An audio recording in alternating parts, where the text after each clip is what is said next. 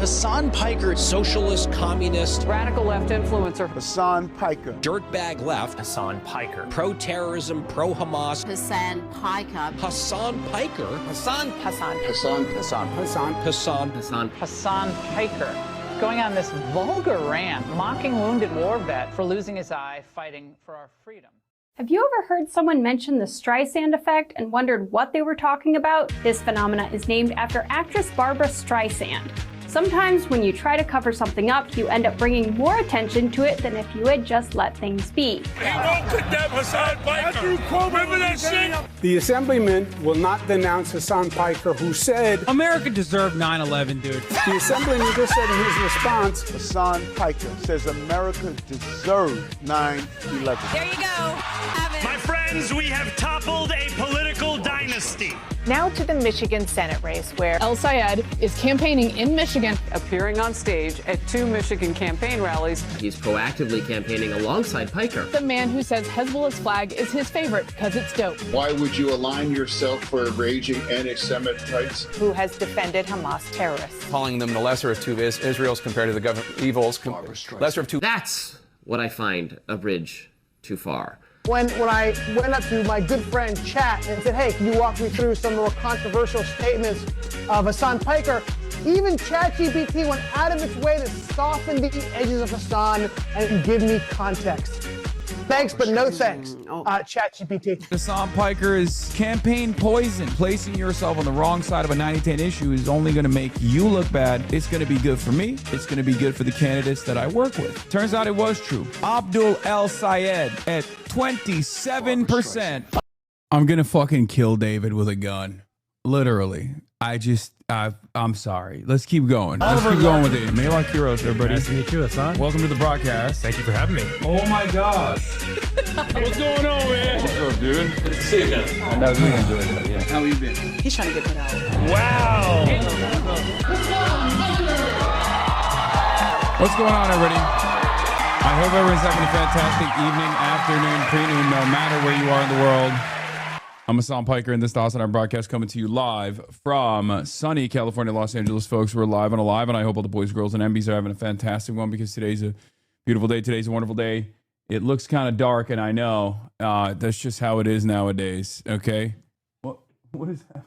I don't even know what's going on. Anyway, we're live. We're alive, and it's not a new camera. It's the old camera, but I ended abruptly yesterday, and of course, we had to, make a minor tweak, which then turned into a major tweak, which then turned into a major operation, and I have a lot going on. I'll tell you all about it right now. This is part of the broadcast where I tell you about my personal news about what's going on in the world of HasanAbi Piker in the time period where I press the stop streaming button, press the start streaming button. So help me God, that's what I'm gonna do.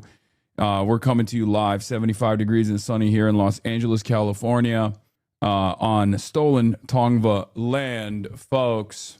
A lot going on in the world, and I'm going to get into everything, okay? Maureen Galindo used to be a based anti-Zionist before the playoff calls on Wemby drove her crazy. That's wild. That's a theory. That's a theory. Anyway, yeah. Learn how to do a full Windsor, not that BS long project. Okay, shut up. I don't know how to do a full Windsor, and I will never learn, and I don't really care. Anyway, it's 75 degrees and sunny here, and yeah, I ended the broadcast yesterday early. Because I abruptly ended it because, well, there was a power outage, I believe, caused by a power outage born out of the wildfires. Okay, a power outage born out of the wildfires, and then that actually kicked me off. That tripped my entire energy, my entire electricity in the house, and I apparently was not real. I didn't even realize this, but like my whole setup here, including my internet, is on batteries. Okay, which is why. What the hell is this? I'm on the front page of a Danish newspaper. Hell yeah! For 0 kroner, I can try to read the Danish newspaper. Okay, very nice. So yeah, I had multiple UPS, multiple battery systems. Okay, and it turns out I was literally on the battery, and the battery ran out abruptly in the middle of the day. Boom, everything is gone, knocked out. Everything is gone, knocked out, totally cooked. And yeah. Also, IDF ball took place yesterday. Oklahoma City is Israel. It's true. I didn't realize that it was the case when I first encountered it. But honestly, Oklahoma City Thunder is the most Israeli team in the league, down to strange religious displays that take place right before the game starts. Okay. Netanyahu trying to step on Wembanyama's ankle. I saw that. And I thought to myself, no, not today, Israel. Not today, Israel. Yeah. Oklahoma City, tiny. It's tiny market. It's small market team. Why can't Oklahoma City have small market team? All of these other teams, they're such big market teams. Anyway, another atrocity took shape in Oklahoma last night. Terrorism. Oklahoma, a state known for atrocities, committed one last night. This time on the game of basketball. Okay. Yes, we're gonna look at this is the basketball coverage power hour. I don't know why I do this, but we still do it. Okay, let's take a look at the atrocities that took place. First of all, it was so bad. This compilation was so bad that someone came out, and I think it was SGA himself, that someone came out and was like, well, you guys don't understand, like SGA does that to land better. Like there's a new meta. It's actually not foul baiting. He's not a flop merchant. He's not a foul merchant. He's actually landing like that so he doesn't injure himself because his vert is too good. Hands again. Becomes to get it back over Wemby. I mean, look, they will run this for generations, dude. Look at this. Becomes to get it back over Wemby. Took the bump. Hartenstein had a body on him. SGA got inside with a bump in the bumpers for the Thunder. SGA got bumped. He'll come to the line. Lucas Alexander smoothly gets to the elbow. Got McCain. SGA got it back. I mean, dude, really?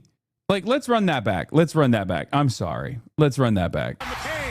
Complete, like, basically not even really contested, right? Got it back.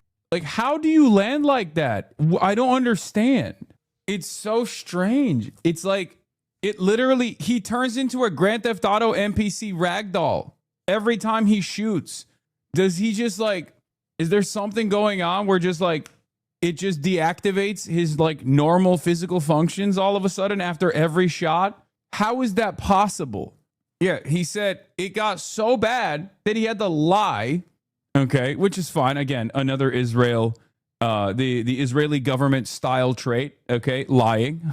It got so bad that he had to do hasbara, okay, and say, "Oh, I have to fall like a fainting goat after every shot, not because I'm trying to draw a foul, but because it's easier for me to land like that to avoid injury."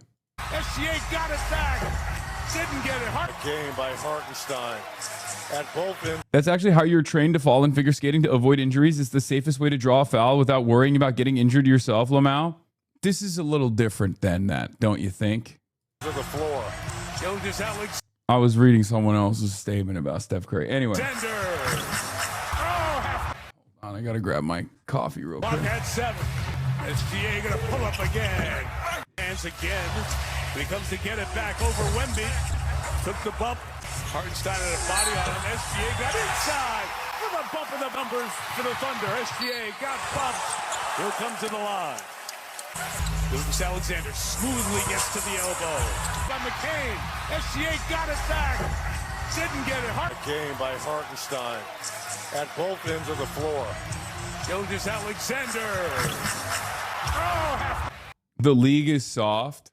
I mean, it's not. I'm not one of those guys. I'm not going to sit here and be like, oh, the league is so soft. It's like, these guys are incredible athletes, right? These guys are incredible athletes. What is this? Epidemic of anti-Semitism. ADL-CEO warns against assault against Jewish Americans at record levels, and then says my name by, I assume Jonathan Greenblatt brought me up again on this conversation.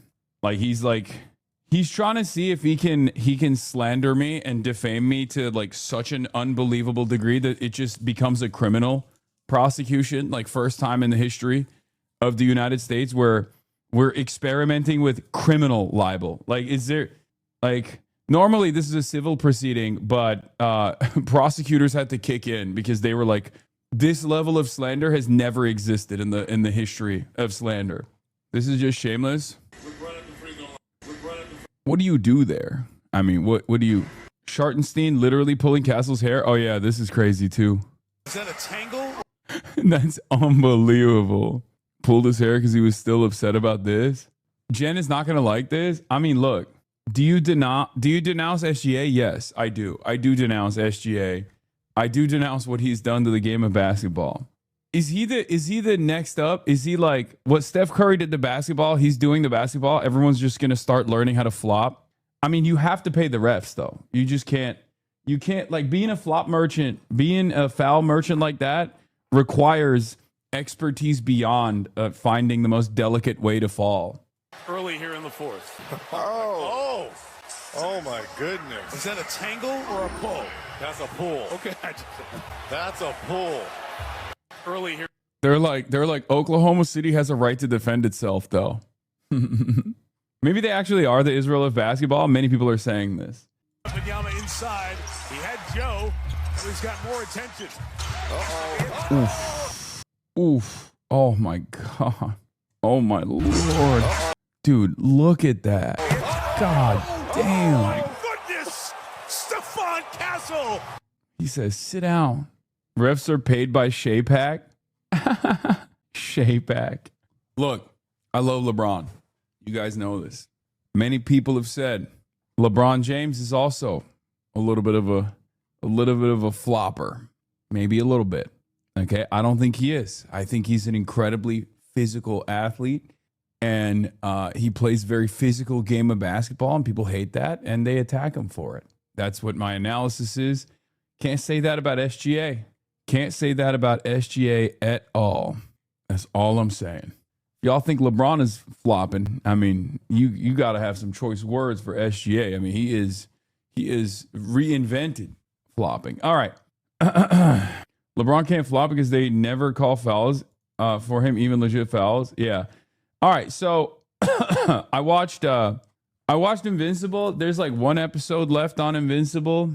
And I'll be honest, guys, this is the show is falling apart a little bit. I mean, I personally still love it, but there are some strange things going on. Like the last two episodes, I'm not going to give you like a spoiler or anything like that, but like this last season, they just gave up on drawing the show. It kind of feels like there are just straight up Blue Lock season 2 style PowerPoint PNGs. And it kind of sucks because like I like the show. I really like the show, but it was a little disappointing. Don't know why they show so much Omni-Man feet. I don't know what happened there. Okay. I don't want to see Nolan feet like that. I don't want to be acquainted with his piggies. It's just crazy. Did no one else find that strange? Am I wrong? Like I already find it odd that he had this like ugly ass change of clothing. Like his new fit is kind of ass. Can you be Thrag for Halloween? No, I will not be Thrag for Halloween. If anything, I'm Omni-Man. Thrag has a fuck ass haircut, bro. Straight up. His hair, he has like all the Viltrumites look sick except for Thrag. Thrag looks like a fuckboy for some reason, and he's just so out of place. I just don't get it. I don't understand it. Your white is jumping out, Unc. Why? Yeah, Thrag does have the light skin trim. It's true, and then in the front, there's like a weird thing going on. The 1 point with Conquest goes on for far too long. Can I say that? Is that allowed? It's just. Why are they not breeding with that younger Viltrumite woman? Is this is a fascist shit? Why is she excluded from the Space Aryan Project? Okay, that's crazy. That went on for too long. I have never I'll tell you this much. The one conquest moment with the guts, I have never genuinely felt uncomfortable watching an animated sequence before because it went on for so long. I mean, it was good that it went on for so long. It really drove home the point of what was going on, but I kind of fucking hated watching it. It was uncomfortable. Can I say that it was uncomfortable without people yelling at me? Because it was. It was too much. He was all up in his guts. He was all up in his guts and pulling his guts out, all this shit. It was pretty fucking gnarly.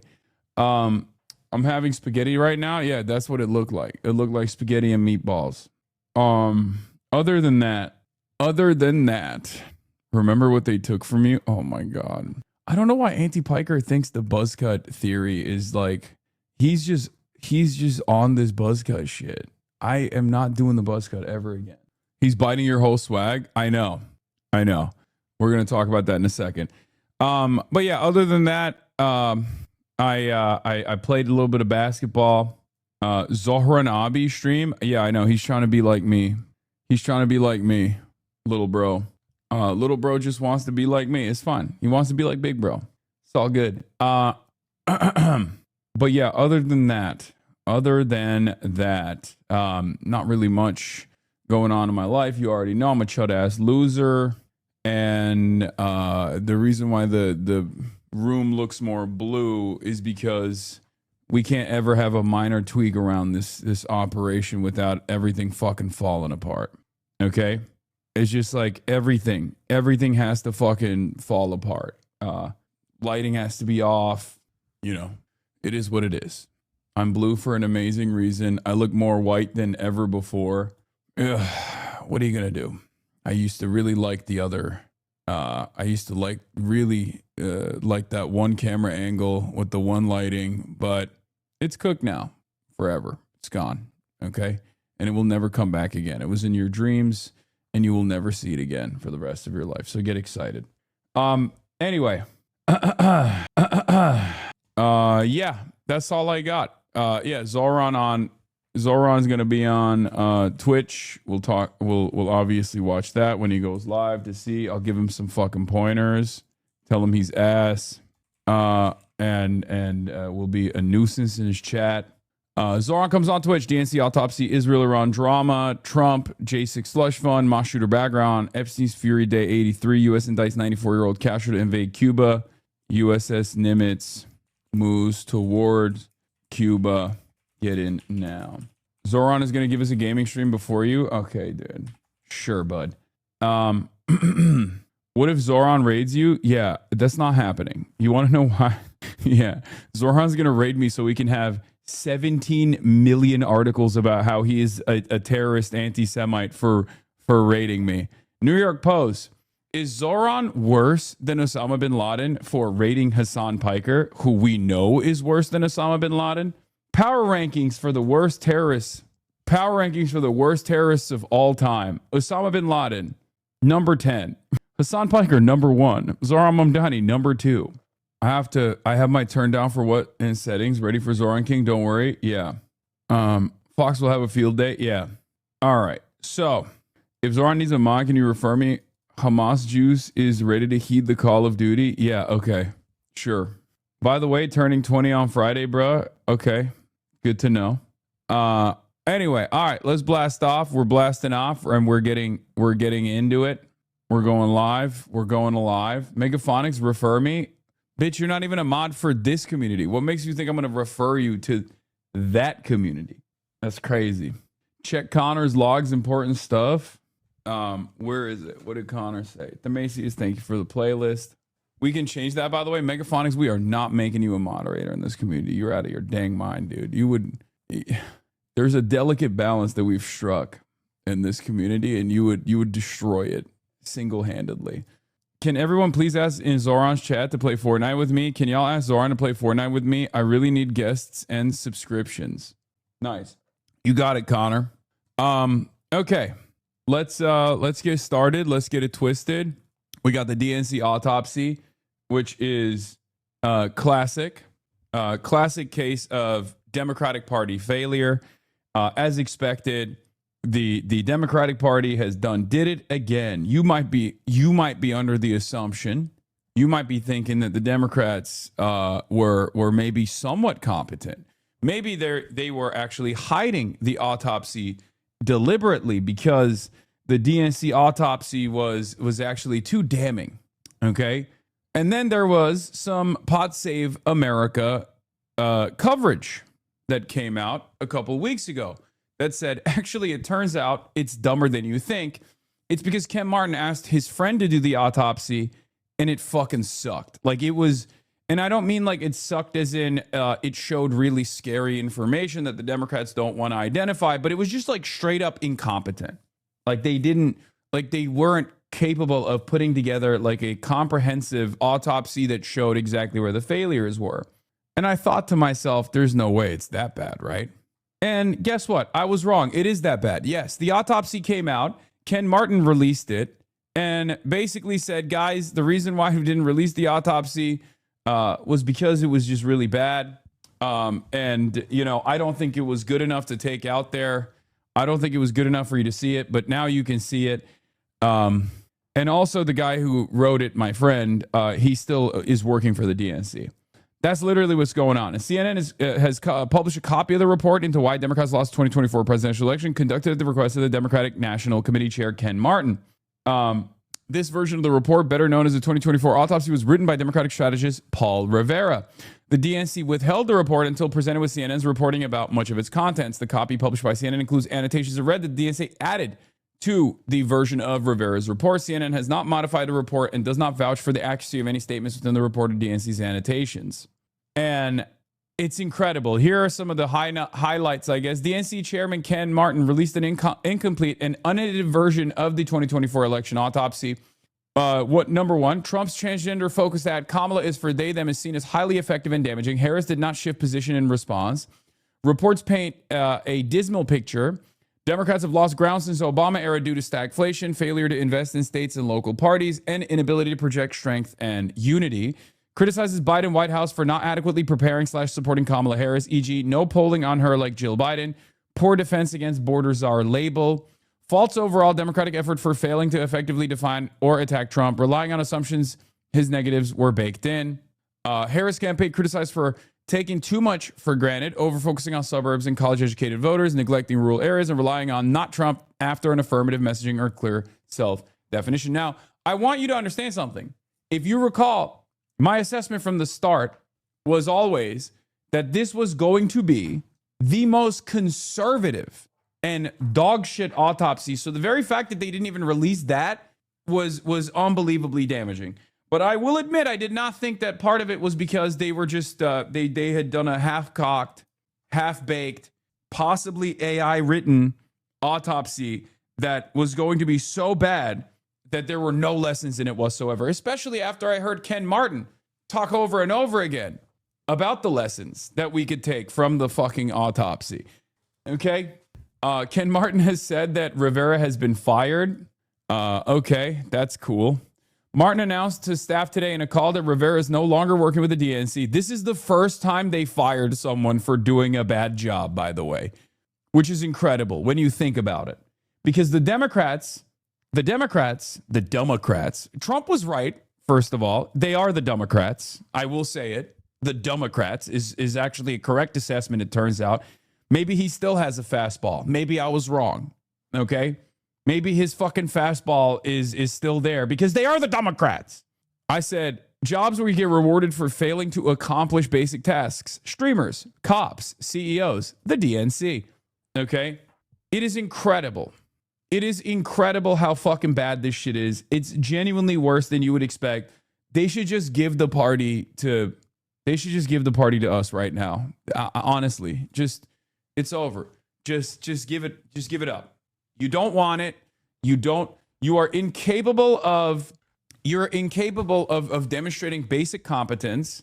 You can't do this fucking job. Make Fast Shaker the DNC chair, probably one of the most successful operatives within the realm of Democrats. Just give it to him right now. Let's just retool the party in its entirety. You're done. You guys can go and play with the Republicans. Okay? Let's just do that. Now, of course, within the autopsy, or at least the final released version of the autopsy, as Prem Taker points, there are no mentions of Gaza or Israel or Palestine. Now, of course, if you're a wannabe DNC operative, as many people are on the internet, this means it wasn't relevant at all. Like, they are unironically saying, oh, dude, there's no mentions of it because it wasn't relevant. Now you guys are just mad because you want it to be relevant. Oh, guess what? Now, there's two leading schools of thought here. They're competing schools of thoughts. Well, one is the idea that it actually was in the autopsy and then they took it out. And the other one is, yeah, of course it's not in there because these guys are fucking morons. Okay? I think it could be either. They could have omitted this because when you look at the actual final takeaway from the autopsy, it's basically everything that the third way neoliberals have been saying, right? And that seems a little crazy. And if that's the final takeaway from the autopsy itself, well, then, yeah, it was a bad one. It didn't, like, they didn't actually do a fully fleshed out autopsy. Now, having said that, Edinger Mentum says whoever they got to write the DNC autopsy might have legitimately used ChatGPT. Like, look at this. There are many errors. This is from the CNN report. To Martin's point about this document not being ready for primetime, it contains a lot of errors and curious inclusions, even some that are puzzling to have in a draft. For instance, it lists two separate vote percentages for North Carolina GOP gubernatorial candidate Mark Robinson, 45% and 42.7%, neither of which was his actual share, which was 40.1%. That you only arrive at these numbers if the AI is hallucinating. It, at one point, lifts up Washington Governor Bob Ferguson as an example of a candidate who did right things before later noting that he actually underperformed Harris. It misspells the names of politicians like Republican former Governor Matt Bevin as Brevin and Democratic former New Jersey Governor John Corzine. So, DNC autopsy author Paul Rivera met with the pro-Palestinian group IMEU Policy Project in July 2025 and told them the war in Gaza hurt Democrats in the 2024 election, according to people familiar with the meeting. But the final report makes no mention of Israel or Gaza. Dave Weigel says DNC's position, they've published what Rivera gave them in December. Nothing was taken out. And all the DNC did was add the notes, the box about how stuff is wrong or missing. So if Gaza is not in there, it's because Rivera's report didn't include it.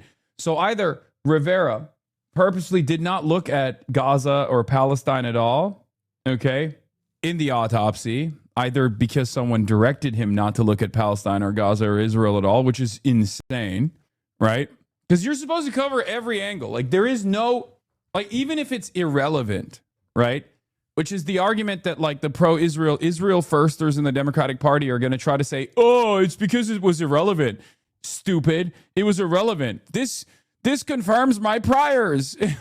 They didn't factor in Gaza because it was irrelevant. See? All you guys are obsessed with Israel.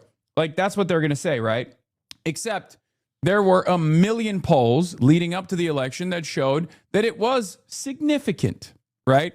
And even if it was insignificant, the autopsy should show that it was insignificant.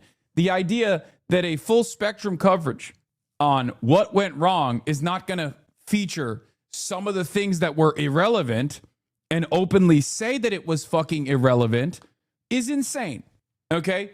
If it's irrelevant, it should be in the autopsy, as Gaza was not relevant to the equation at all. In any case, centrists, of course, have welcomed this revelation. It's just crazy because the Democrats always find a way to make the centrists look good somehow. Well, internally. Externally, centrists are despised, reviled. Everybody hates them. But internally within the party, they're always right. It's just so crazy.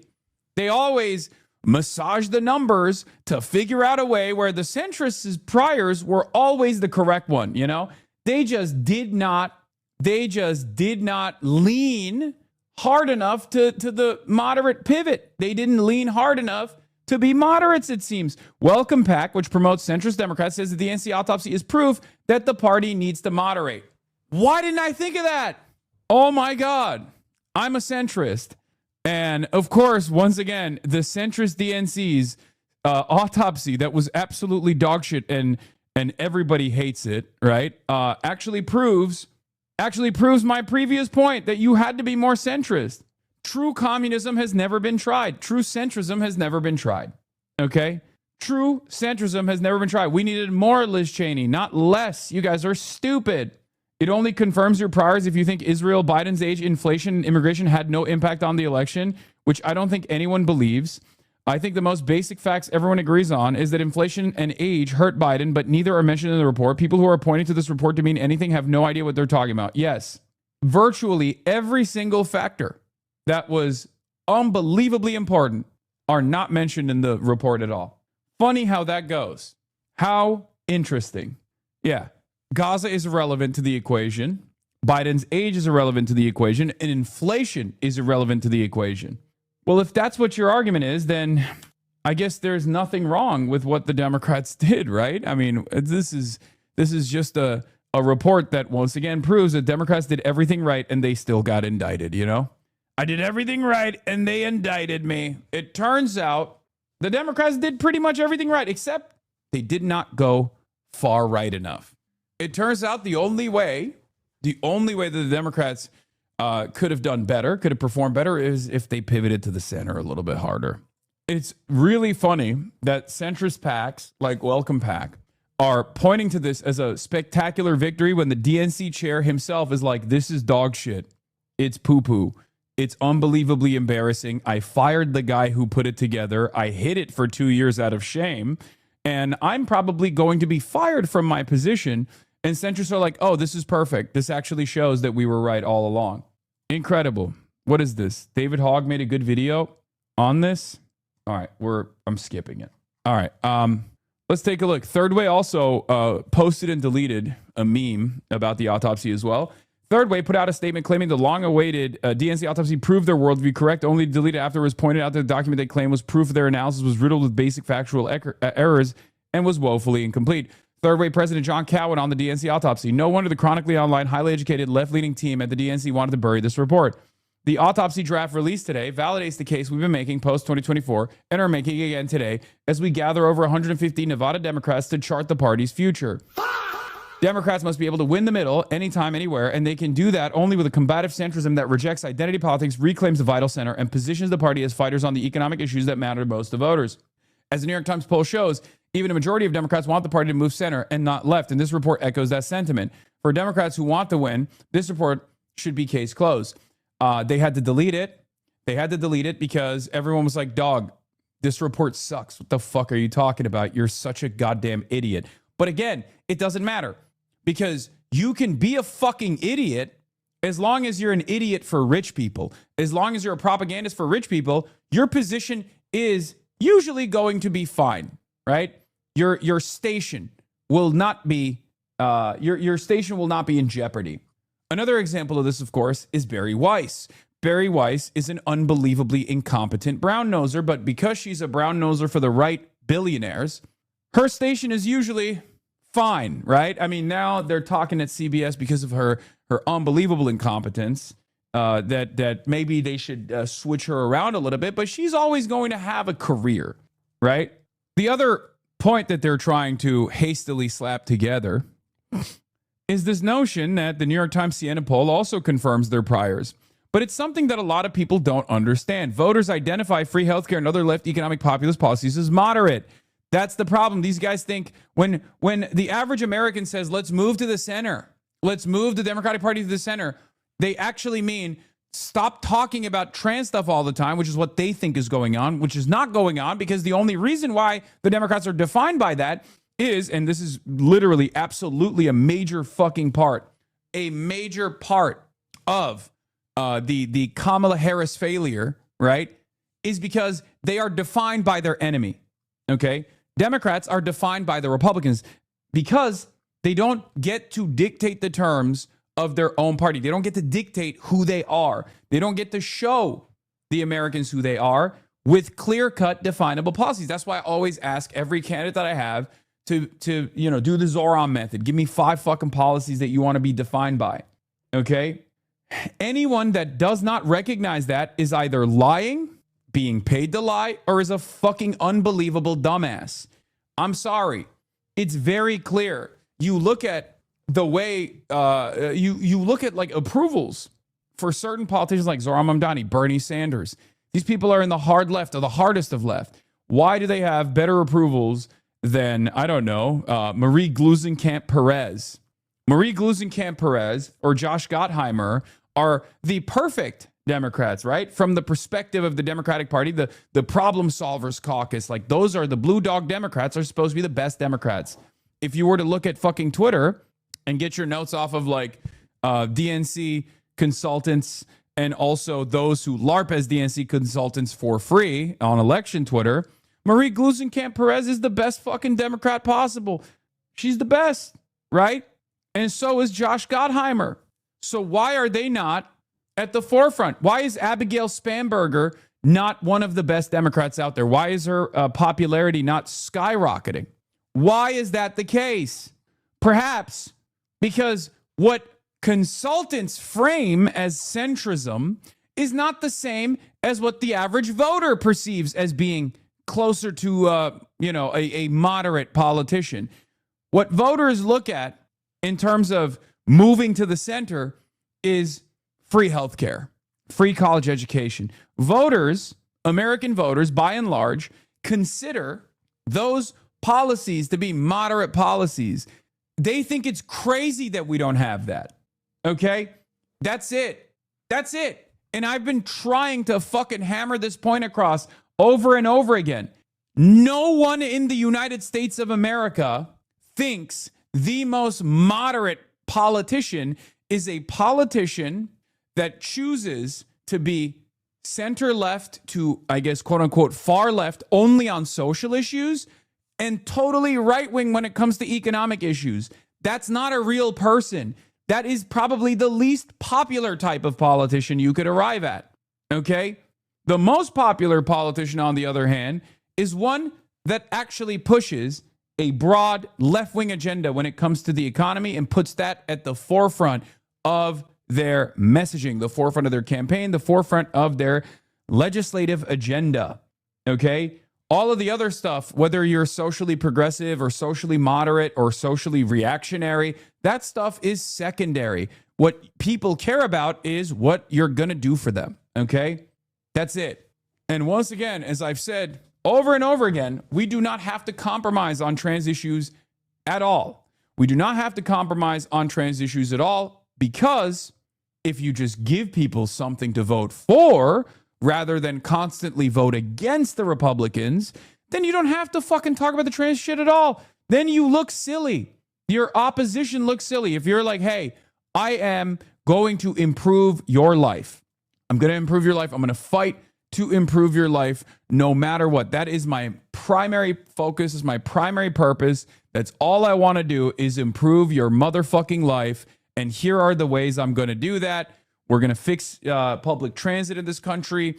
We're going to do high-speed rail in this country. We're going to do, jobs guarantee, federal jobs guarantee. We're going to do social housing. We're going to do free healthcare, free college education. When you say stuff like that, when you put that at the forefront of your campaign, and then your opposition turns around and goes, but what about trans people?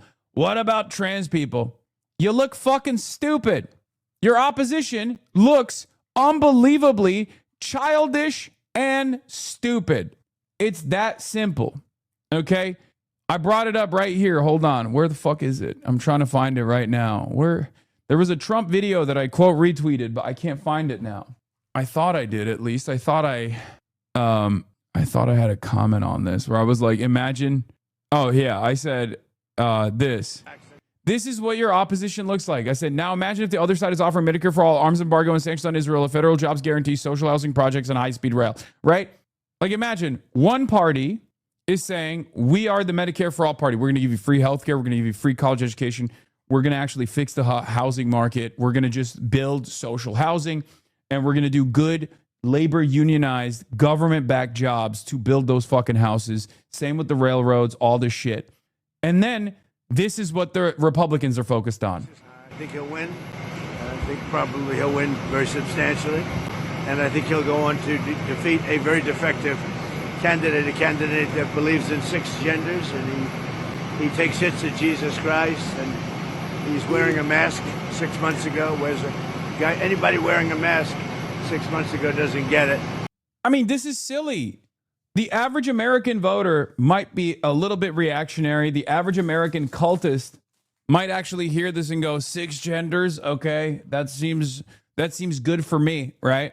But there is a much smaller market for people who demand this, as opposed to people who demand material improvements in their lives. I feel like nothing I'm saying is shocking. I don't think anything I'm saying is even ideological. I don't think anything I'm saying is like reinventing the wheel in any way, shape, or form. I'm literally saying, if you promise to fix people's immediate material problems, okay, that plague them on a daily basis, okay, with clear-cut, well-defined policies, universal policies that are easy to understand, easy to identify, and your opposition is talking about how you want 35 genders and to snip people's penises or whatever, they're going to look gross and weird and strange. You're going to look competent. But the Democrats will never do that. The Democrats will never do that because they know that if they do that, then corporations that benefit from both parties' inability to address these issues and corporations that make money off of the economic struggles that plague your life, corporations in the private healthcare industry, for example, right? Those guys will lose profits and they'll stop giving money to the Democrats. They'll stop hiring the children of elected representatives in the Democratic Party into high-paying jobs. That's it. It's not that confusing. It's not that complicating, okay? It's not that complicated. Paxton is just Diet Trump nicknames. Okay, whatever. We're not going to get into Ken Paxton right now. We're still on the autopsy. The guy that Martin hired to do the autopsy fucked up so bad and was still working for the DNC months later. He just got fired. Okay? For the record, the guy that was hired to do the autopsy was so spectacularly bad, and yet he was still working at the DNC. Because this is another thing that I always talk about. Democrats love rewarding failure. Jamie Harrison, great example. Diligent fundraiser, fundraised a shit ton of money against Lindsey Graham, failed spectacularly. And the DNC was like, you're our guy. You should head it. And it turns out Ken Martin is also kind of a fucking, kind of a failure too, a little bit. Now that Amy McGrath, 3-time loser in Kentucky, is free because she lost the primaries to Charles Booker in Kentucky, maybe we'll put fucking Amy McGrath in charge. Maybe we'll put Amy McGrath in charge. Fuck it, dude. Anyway, it's just ridiculous. Let's take a look at MS Now and the way they're covering it. Democrats just released a report about the 2024 election and their loss. This is that autopsy report, and it is incomplete, but it does paint a dismal picture for Democrats. It says the party has gone between stagnation and retrogression since Barack Obama's win in 2008, and that Democratic candidates have proven incapable of projecting strength, unity, and leadership. And oh, by the way, this was awesome. Conclusions. Perfect metaphor. Ben Rhodes says, perfect metaphor for an institutional Democratic Party that seems unwilling to even face the moment. Disclaimer, this document reflects the views of the author. Conclusion. This section was not provided by the author. Not too many people here on Al Gore's internet are also the lead author of a sprawling 2024 autopsy-like report. Since the good Lord blessed me with this opportunity, she has also chosen to bless me with this. The funniest fucking thing I've ever seen in my life. Actual ruffling. Oh my God. I don't even know why people on Blue Sky have just a like 2016 way of speaking still. Like they haven't, it's the most faillennial. Oh, it's just irrelevant. I don't want to get bogged down with that. All right, let's continue. Voters have drifted away. Let's bring back MS Now Capitol Hill reporter Kevin Fry. And Kevin, I know you just are getting an initial look at this. It's 192 pages. I know you haven't had a chance to read through all of it, but based on what you're seeing so far, what are the big takeaways? What do we know about this report? Yeah, about 20 pages in. I will say, look, one of the things that has stood out to me is one of the things they have in, quite frankly, the opening, which is that they argue that the reduction in support for and training for state parties has contributed to a shift in voter registration issues, organizing capacity for the state at the state level, and persistent problems with their candidates to listen to voters.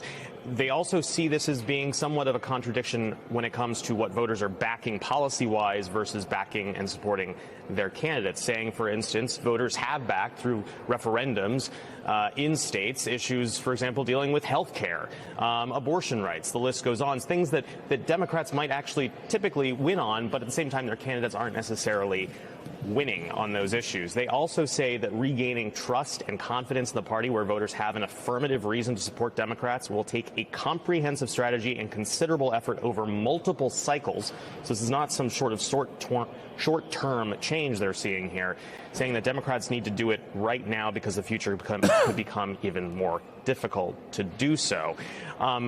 Still pouring through some of the kind of the contradictions they see between how Senate candidates did versus the presidential candidates did, where they see that Kamala Harris, for example, failed to get across the finish line compared to other candidates.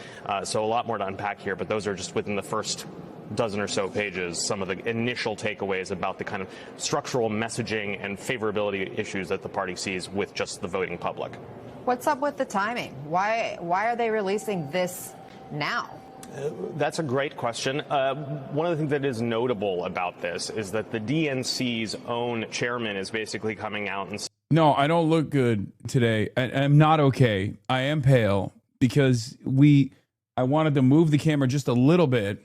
And of course, in the process of doing so, everything got fucking reset. I don't want to get into it. Saying that, one, that there was essentially pressure on them to go ahead with I'm this. both pink and pale at the same time. I don't even know how. I don't even know how this is fucking possible. I look like shit. He said that he wanted to be honest and transparent with actionable and specific takeaways for the future of the Democratic Party. He says that when he initially received this report, it was not ready for prime time. And as you look through it, it's notable that there is, one, no executive summary, and two, there are lots of sections where you see comments from the DNC, from Ken Martin, basically saying, this data doesn't add up, this number is wrong, where is the calculation to back up this claim? So not necessarily everyone on the same page, it seems, as to what the takeaways are here. Yeah, you look at, as I'm scrolling through, I went right to where it was supposed to have the executive summary, and it's completely blank. One thing that we are finding, though, in this report is that they're noting a rural miscalculation that, quote, Harris wrote off rural America, assuming urban-suburban margins would compensate, and, quote, the math doesn't work. Kevin, 2028 isn't that far off.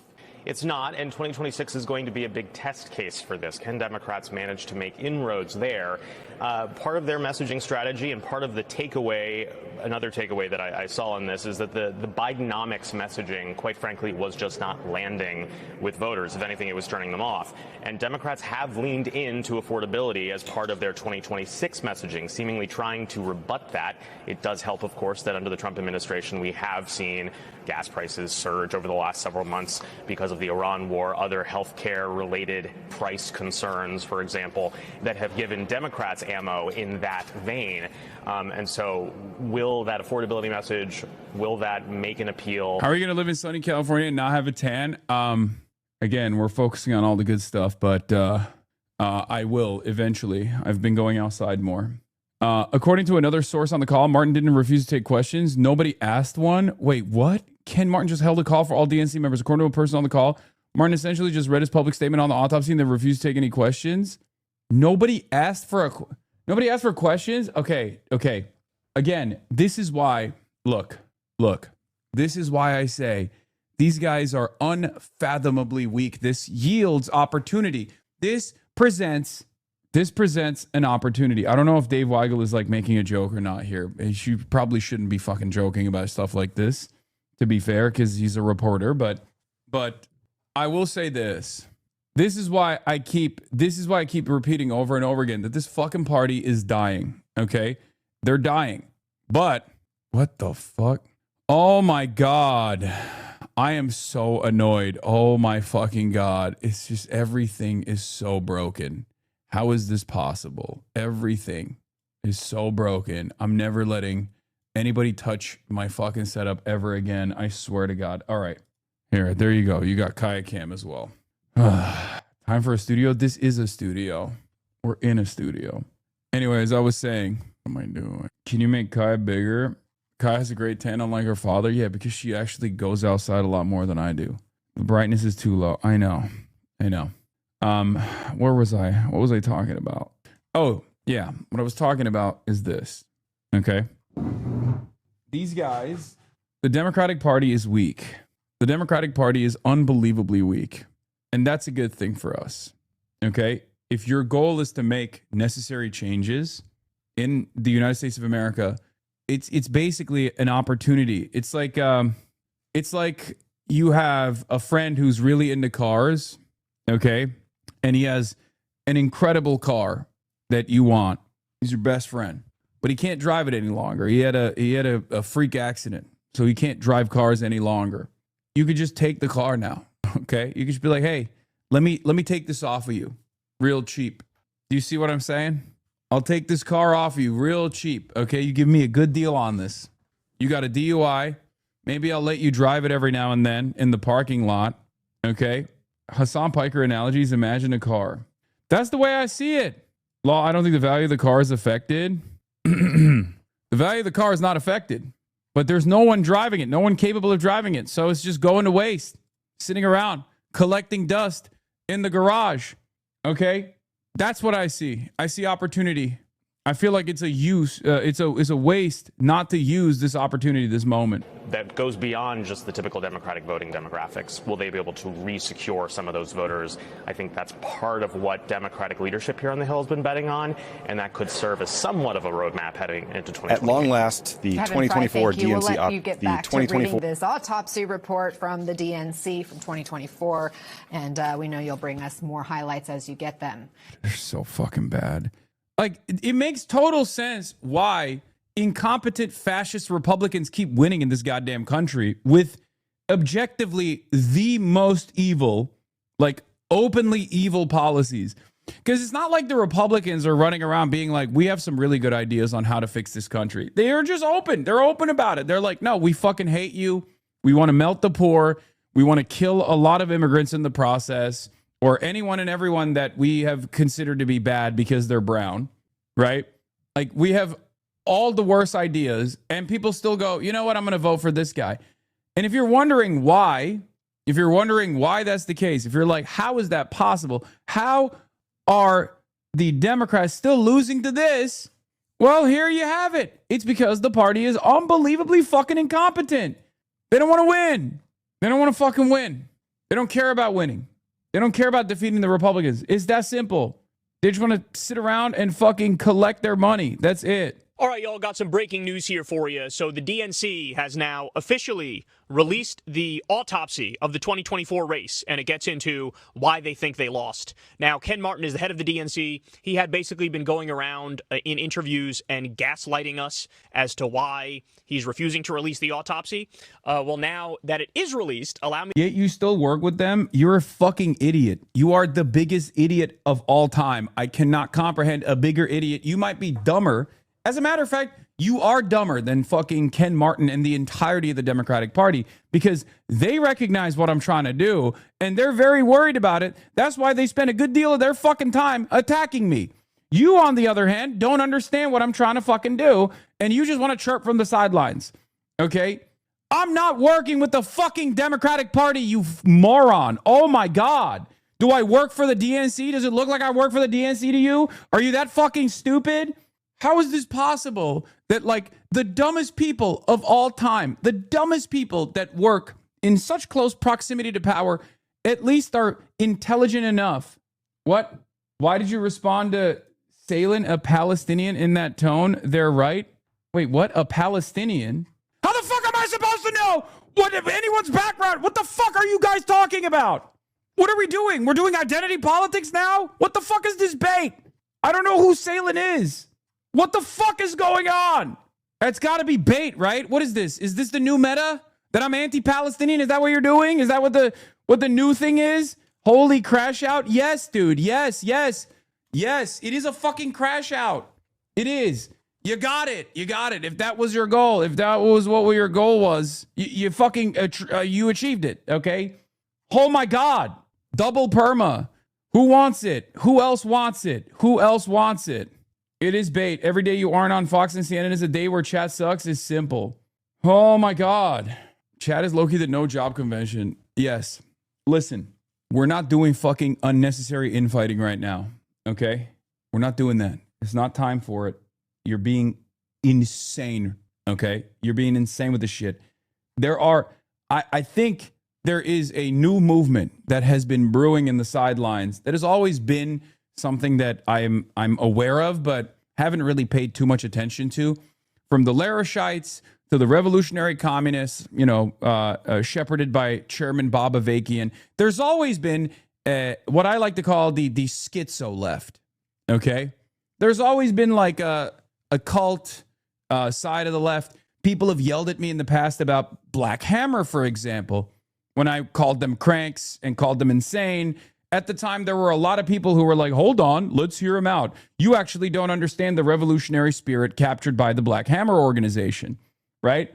There are always people who see the most batshit fucking crazy person and go, that's my guy. I'm an insane person, and I feel perfectly represented by this also insane person, okay?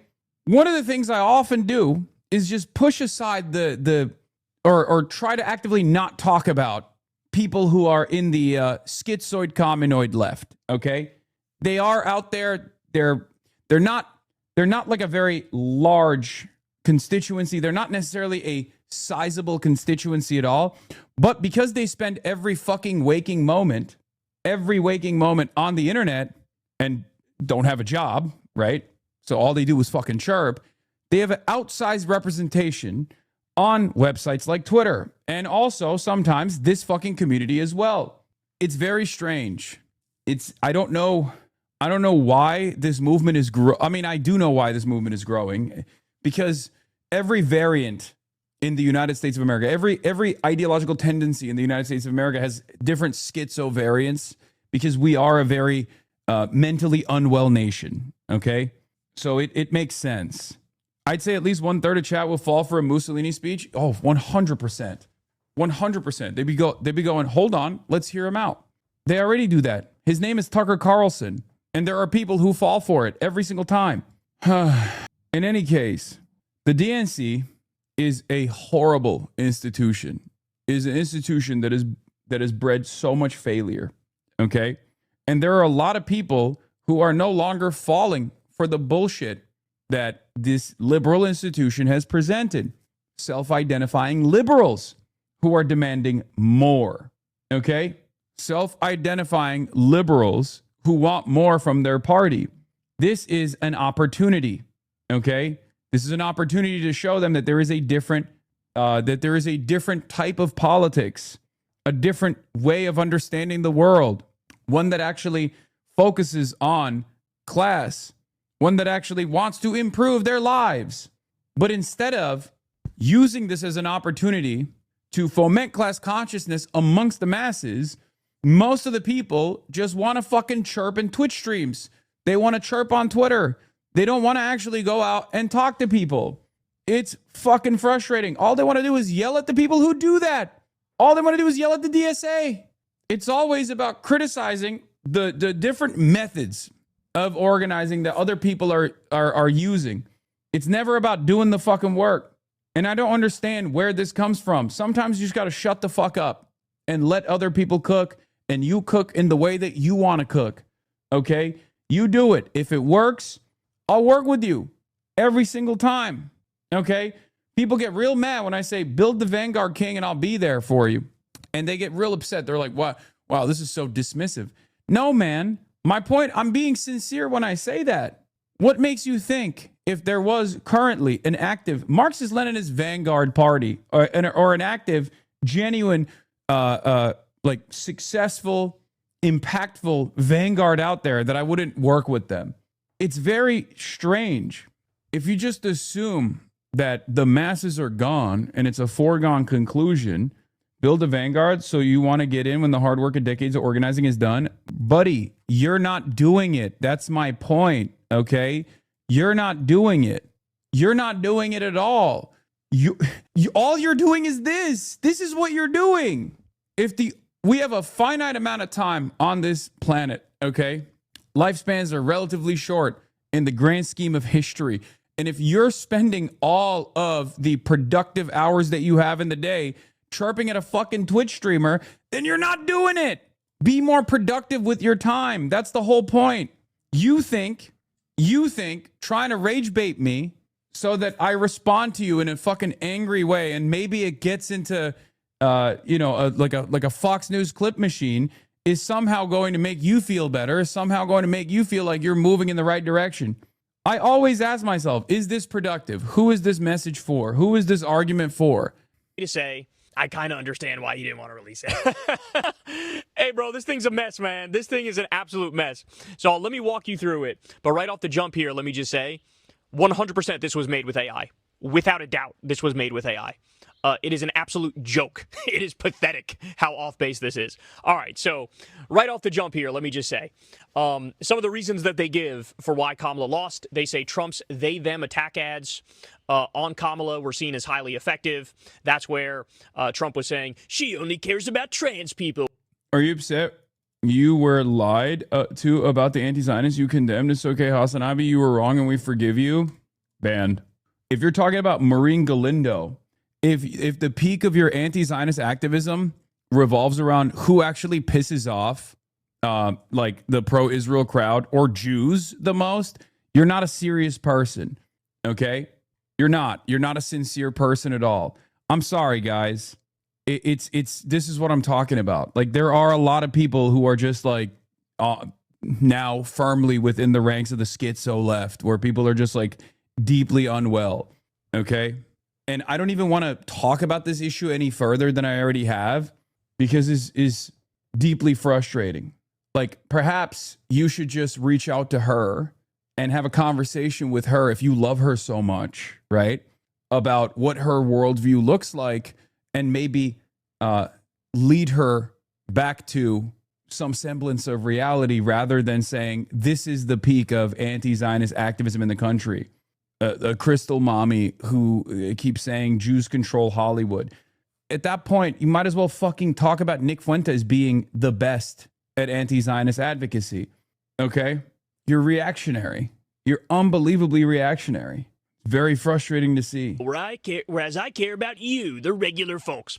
To me, I think that's kind of stupid and dumb, because Kamala wasn't talking about trans people. She never mentioned trans people. So to try to tar her with that, it rings very hollow, in my opinion.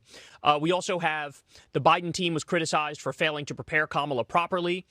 They say that the Democrats were neglecting rural voters. And they also say that Democrats relied too much on saying we're not Trump. Hey, we're not this guy. We're anything but this guy. Okay, so that's some of the conclusions. We also have Kamala Harris on the ballot helped down ballot Democrats more than Biden would have if he was on the ballot. In the report, they urge a shift away from identity politics and toward middle class and kitchen table issues like the economy and affordability. They also say that Republicans were more effective at messaging and data use, and they learned messages from the past better, including from Obama's campaign. Now, having said all that, you ready for this? So, mentions of Gaza, Palestine, or Israel in the 192-page report. Zero. None. Not at all. It didn't bring it up at all. Okay? The only reason why that attack ad, the Kamala is for they, them, worked, quote unquote worked, and its impact could absolutely be discussed. Dude, I mean, this is so fucking annoying. I can't stand these motherfuckers so much. I try not to fucking left bash at all, but the motherfuckers that constantly complain about like any Democrat, the motherfuckers that just hate the Democratic Party, sometimes more than they hate the Republican Party. As a matter of fact, most of the time, more than the Republican Party, are so frustrating. Like I'll literally be like, oh look, Chris Rapp, he's like a genuinely radical person, right? Genuinely radical politician who spent a lifetime doing activism, working inside of his own state, within the confines of like state governance, obviously, but still tried to do his very best. What a wonderful moment that he got elected. What a wonderful moment that he's now in a position of power to make some changes. And people will be like, no, because he's a Democrat, of course he's fucking pro-Israel. He's a Zionist because he's a Democrat. everyone is a Zionist. Everyone is a Zionist. Unlike me. Okay, guy who fucking chirps on Twitter. I'm doing the most anti-Zionism. I'm doing maximum anti-Zionism. Electing anti-Zionists into office is not anti-Zionism. Tweeting about how those guys are actually Zionists is anti-Zionism. Like, it's so frustrating. And then, like, I'll be like, dude, what are you doing? You're not doing anything. You're just fucking posting on Twitter. Like, you're not trying anything. All you're doing is posting on Twitter. And people go, wow, you sound like ContraPoints. Wow, you are so fucking, you're completely captive. You're completely captive to the pro-Israel Democratic Party. I hate having to have these stupid conversations with people who I previously thought were at least somewhat empathetic and somewhat intelligent. It turns out you can be an empathetic person. You can be on the right side. You can be on the right side of an issue and still be a fucking moron. Reactionary and parasocialists created the most unhealthy online combo I've seen in a long time. There's so many of them now, bro. I don't know what's going on. The last 2 weeks have been a nightmare. AOC bad, Plattner bad, Bernie bad, Galindo good. Yeah, where is this coming from? I genuinely don't get it. I don't understand it. I don't understand where this is coming from. Where they're like, yeah, no, Chris Rabb is a Zionist because he's a Democrat, whereas Maureen Galindo is anti-Zionist because Democrats hate her. Okay, there are plenty of people that the Democrats hate. Well, they hate me too, for the record, but of course that never factors into the equation. I'm a Zionist too. I'm literally pro-Israel. You should talk about this with the Chapo boys. No, because Seamus was on. Seamus and Dylan are people that I know very well. Okay, and Seamus had a very thoughtful opinion on this, where he's like, the reason why a lot of people, like, he even catches himself while he's talking about it. I was listening to their latest episode where he literally says, I might be a little too critical of AOC because, like, I just have personal enmity and personal resentment against her. But the reality of the matter is, like, Tucker Carlson is not a fucking real anti-imperialist. Like, I'm never going to shit on him for doing the right thing on the issue of Israel, which is literally my take. I agree with Seamus on this issue. I didn't hear the rest of what they were talking about, but he was straight up saying, like, look, I don't think, he just straight up was saying, like, I don't think that we should just cast aside any aid like Marjorie Taylor Greene or Tucker Carlson. But also, at the same time, the idea that these guys are like even he recognizes that there are some people on the left who sincerely make it seem as though Tucker Carlson is like an anti-imperialist, and that's not the case at all. Maybe I haven't gotten to the other part of the story. They criticize your material change you try to achieve, but do nothing. Very cynical, zero optimism. Not about casting aside. It's about them useful. They don't seem to be that useful. No, I think that there is utility to anyone with a large platform that speaks out on these issues convincingly. Tucker Carlson certainly has a large platform and speaks on the issue of Israel convincingly. But to assume that Tucker Carlson is like a trusted ally in this fight or an anti-imperialist in any way, shape, or form is unbelievably stupid. Okay? I think too many Groypers on Twitter love that crazy pro-castration lady. I think this is the far-right Carlson Groyper type trying to infiltrate. No, it's not. It's not. It's not. For a lot of people, they're so desperate for anyone to be fucking anti-Zionist that they will literally lean into anyone and everyone. It's the Randy Fine versus Dan Bilzerian equation, where they will just go, yeah, Dan Bilzerian is a better alternative than Randy Fine. Okay? And if your calculation revolves around, like, both of these guys fucking suck dick, but one of them is anti-Israel, one of them is pro-Israel, then yeah, Dan Bilzerian literally etches out against Randy Fine because they believe the same exact fucking bullshit. Randy Fine and Dan Bilzerian believe the same shit. They do. 99% of the way. Same with like Nick Fuentes versus Ben Shapiro. Ben Shapiro and Nick Fuentes believe the exact same bullshit. But one gets recognized as a valid media person, Ben Shapiro does, right? And the other is understandably deplatformed and cast aside and has no place in like polite, civilized conversations in civilized society. Part of that is because you can believe every single thing that Nick Fuentes believes, with one exception, Israel, and you're fine. This is busted. This is broken. This is the problem.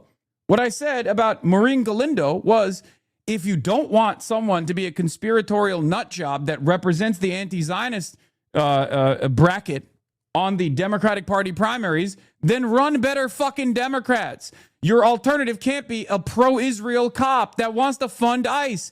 If you run a pro-Israel cop that wants to fund ICE, you're going to funnel people to a crank that says insane shit. It's that simple. That's it. This is the United States of America. People believe in crazy shit, okay? People believe in a lot of violent rhetoric. People have only heard violent rhetoric. So when you actually redirect that violent rhetoric for the first time ever, not towards black people, not towards brown people, but instead to people in positions of power ostensibly, okay, or to a group, perhaps the only group that has any DEI initiatives that people care about, Republicans, right? Republicans that say like DEI is bad across the board, except for Jewish people. Like that is the dynamic that they're trying to present here. And everyone fucking pounces on that person. Most people go crazy. People look at that and go, okay, what the fuck is going on? Not everything is a psyop. Holy fuck, everyone's conspiracy brand is so painful to listen to. I don't even think Maureen Galindo is a psyop. I think she's just crazy. I think she's just like a sincerely crazy person. I think she is not very well read, not very educated, right, on this issue, doesn't understand it, and is just simply reacting to the things that she has seen thus far. And when you're like a little crazy on top of that, or very crazy on top of that, of course, that's going to be your output. Your output's going to be like legitimately insane. She's Marjorie Taylor Blue, okay? When I say Maureen Galindo is not very well educated, I mean on the issue of Israel-Palestine, okay? That's it.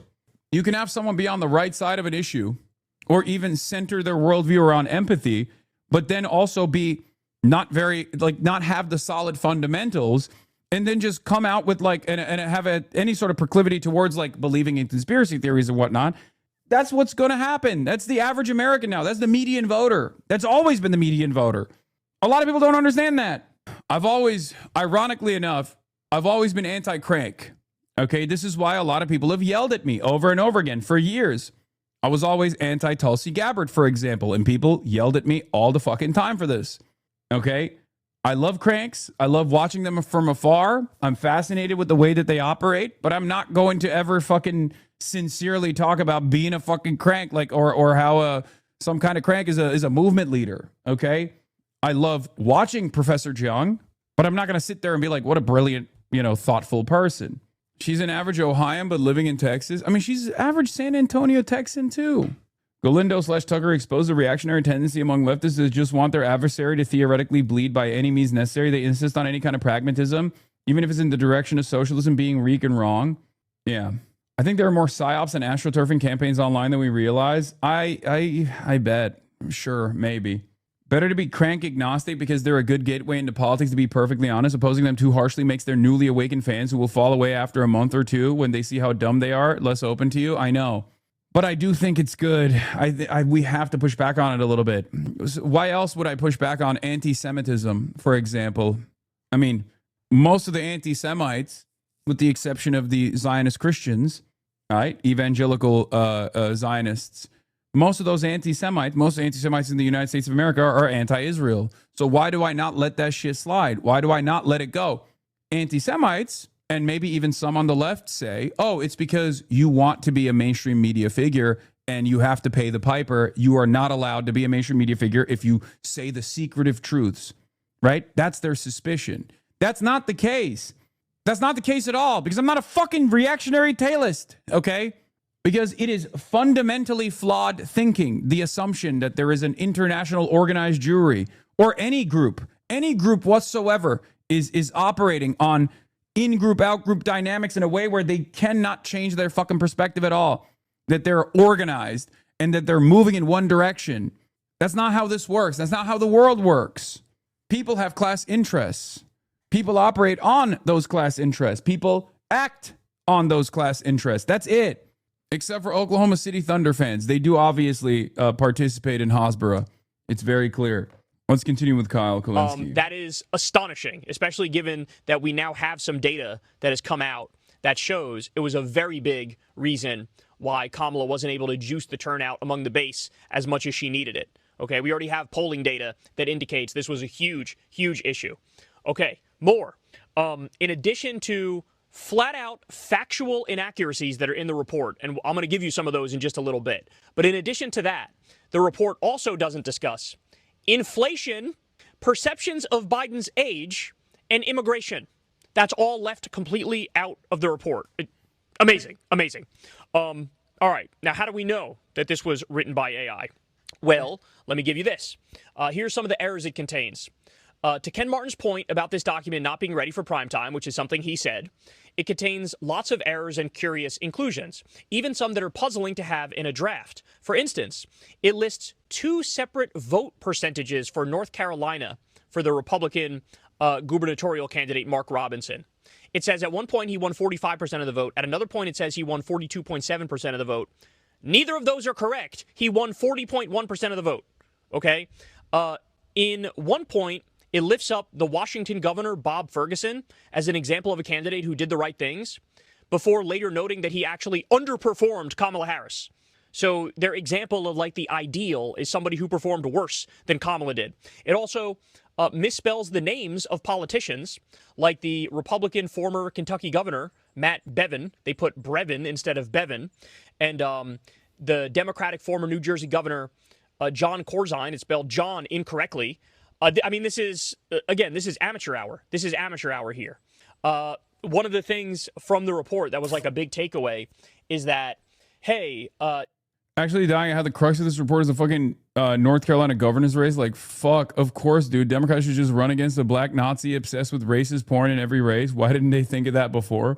This type of analysis would get you laughed off. Even the stupidest parts of election Twitter, they unironically would have been 1,000 times better off hiring an autistic 16-year-old with a PFP of laser eyes and Brad Lander than doing what they did here. No, those guys also don't have good ideas, and I'm not going to give them any fucking credit either, okay? Anyway, but yeah, it's... I guess the Democratic Party never ceases to amaze me with like how bad they are, like how just openly incompetent they are, you know? That's just what it is. Beyond any sort of like ideological tendency, beyond any sort of association, beyond any sort of like higher priority placed upon defending corporations and whatnot, or defending Israel. Like they are just unbelievably bad at their fucking jobs at its root, right? The most basic assessment of the DNC is that they are fucking dog shit at their jobs. And because their jobs are protected by corporate interests, by their defense of corporate interests, ultimately, as long as they keep that shit up, as long as they fight these enemies of corporate interests within their ranks, as long as they actively try to purge their enemies from within their ranks, and they spend most of their time and effort and energy on ensuring that there is no insurgent left that captures any center of power within the party, right? That causes people to second guess their previous reasons for voting for the Democrats in general, and demand more radical Democrats all around the country seeing the success of the likes of Zoran Mamdani and numerous others. As long as that doesn't happen, everyone's happy. That's it. Democrats need to run a race like the governor of North Carolina, the Democratic governor of North Carolina. And of course, the takeaway people are having is like, bro, he was running. Yeah, this is one of the greatest assessments of all time, okay? This is one of the best examples. One of the best examples. Abigail Spanberger, CIA's very own, right? Centrist Democrat, moderate, wins the race in Virginia. All of the fucking centrists get behind her and say, you're talking about Zoran Mamdani, who's in New York. New York is deep blue. His victory was actually irrelevant in the grand scheme of things. Nothing to learn from that victory at all.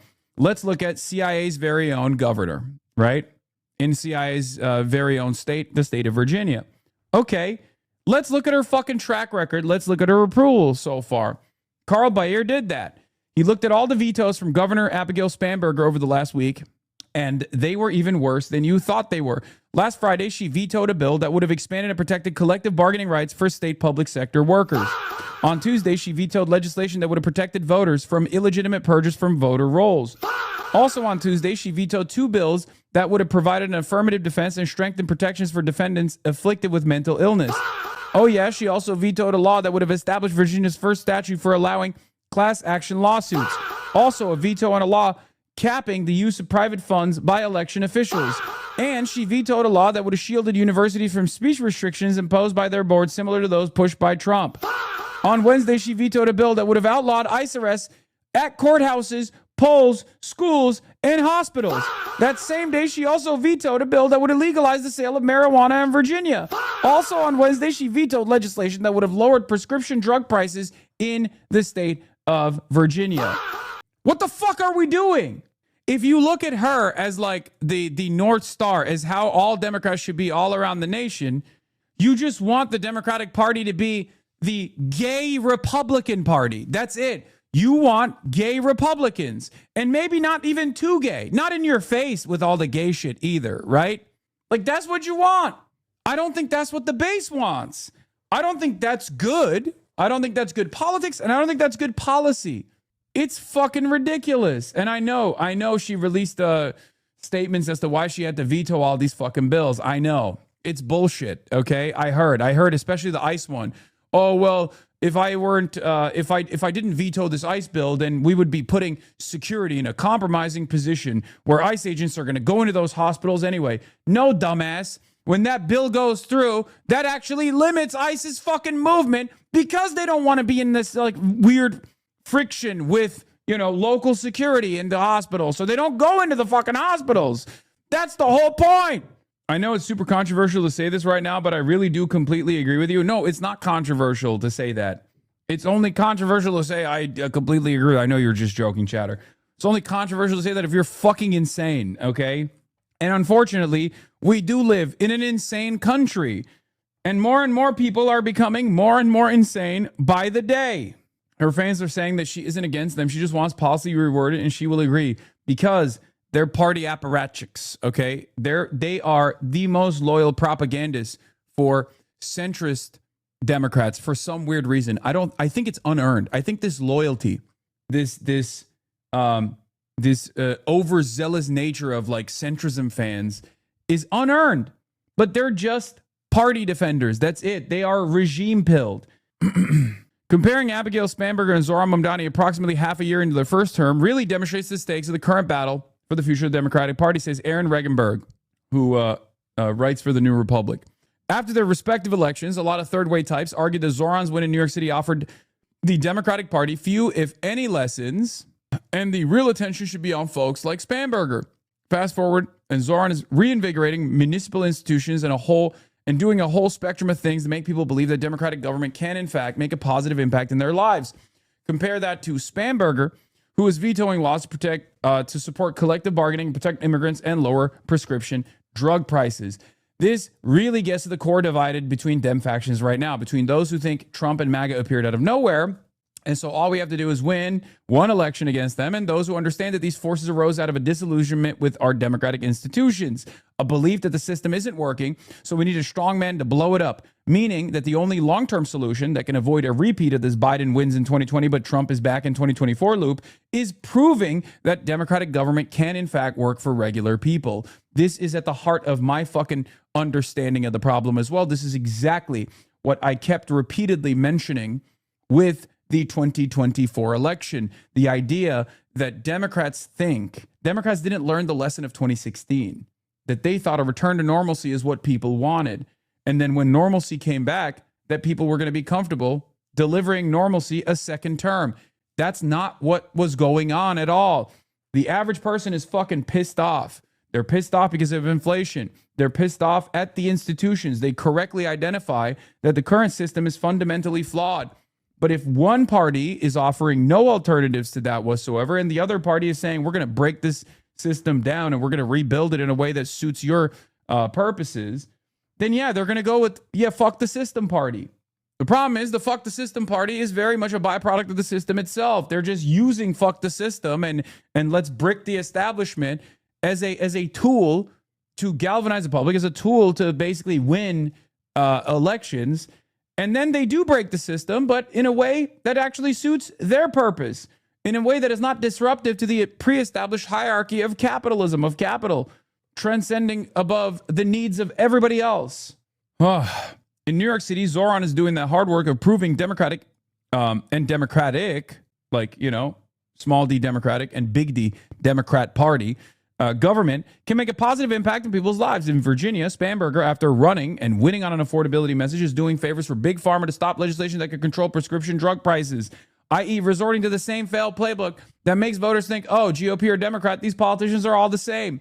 At the state level, this is the kind of trajectory that will lock in a Republican gubernatorial victory in Virginia in 3 years.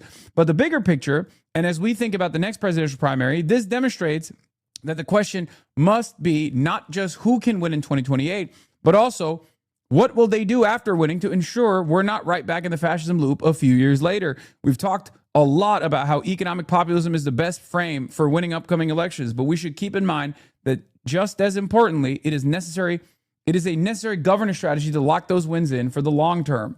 That was a great take from Aaron Regenberg. Izzy Breen, former comms for Ilhan Omar, says, hasn't even been a year and Zoran's governance is having massive impact on my family. Our daycare was able to open a 15-seat 3K program because of the 2,000 extra streets the admin funded. Everyone we know got in somewhere they wanted. This is going to save us almost 50 grand. That's real material changes being delivered to the people after they voted for someone. When is the last time you felt that way? And we obviously don't feel it here because I live in Los Angeles. So I'm on the fucking outside looking in, right? I'm on the outside. They're having a fucking grand old time in New York City, and we're all watching from afar.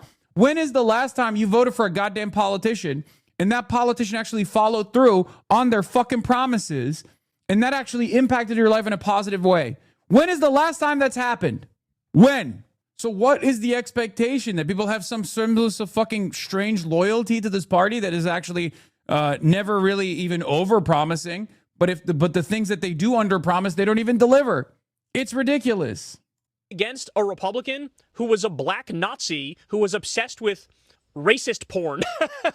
He's like that guy was the worst candidate maybe in U.S. history, and that's the only reason the Democrat won, is because Mark Robinson is a fucking mess. That was the Republican, Mark Robinson. So, I mean, to say that's a dumb conclusion is the understatement of the century. I mean, obviously every Democrat can't run against somebody who's got that long of a track record of being like an atrocious candidate. Duh. So that's... And he also literally did not pay his debts. Like, it's such a funny... He was so funny, dude. What a fucking goated character he was. Where he had porn debt, man. He had motherfucking porn debt, dude. He was so crazy about his porn. He did not play about his porn. That he had debt. I've never seen someone have gooner debt like that. Ridiculous. Also, here's a crazy fact. So the guy who Ken Martin hired to do the report, okay? Obviously, this was an AI job. It was horrible. It was terrible. It's not ready for prime time, as Ken Martin said. But he still was working for the DNC up until, like, today. Like, he just got let go. Ken Martin announced to the staff today that the guy who wrote it, Rivera, is no longer working with the DNC. But, like, he was still on a project after doing this bullshit AI report that was completely fake and horrible. I mean, that is so embarrassing, man. It truly is embarrassing. And then also, I'll point this out for you guys. John Favreau said this from PodSave. He said, step 1, promise to release the autopsy. Step 2, put incompetent friend in charge. Step 3, incompetent friend produces incoherent product. Step 4, announce you're not releasing the autopsy. Step 5, lie about why. Step 6, gaslight people who ask, saying they're the problem. Step 7, face internal revolt. Step 8, release autopsy. Yes, I'm going to fucking watch Zoran stream when he goes live, bro. Come on. Oh, my word. Man, that's crazy, bro. This shit is crazy. So after all that, everybody now on the timeline is basically like, yeah, I kind of get why he didn't release it. I kind of understand now why he didn't release it. Yeah, except for Third Way and except for all the centrist think tanks who looked at this, who looked at this report and was like, well, this confirms all of our priors. So it's a banger. They got so horny. They got so excited to be like, yup, that's it. That's the one. That they released statements that they had to then delete because everyone was like, this report sucks, idiot. But having said that, he could have just told us the truth about this from the beginning, right? He could have just said, look, the guy I hired didn't do a good job. He used AI. It's a bunch of bullshit in there. And so, like, that's why we're not going to release it. But the most important point, and this is what everybody should be stressing, is this. Why haven't you since commissioned a real expert to do a real report? because there's a real report to be made about what happened, right?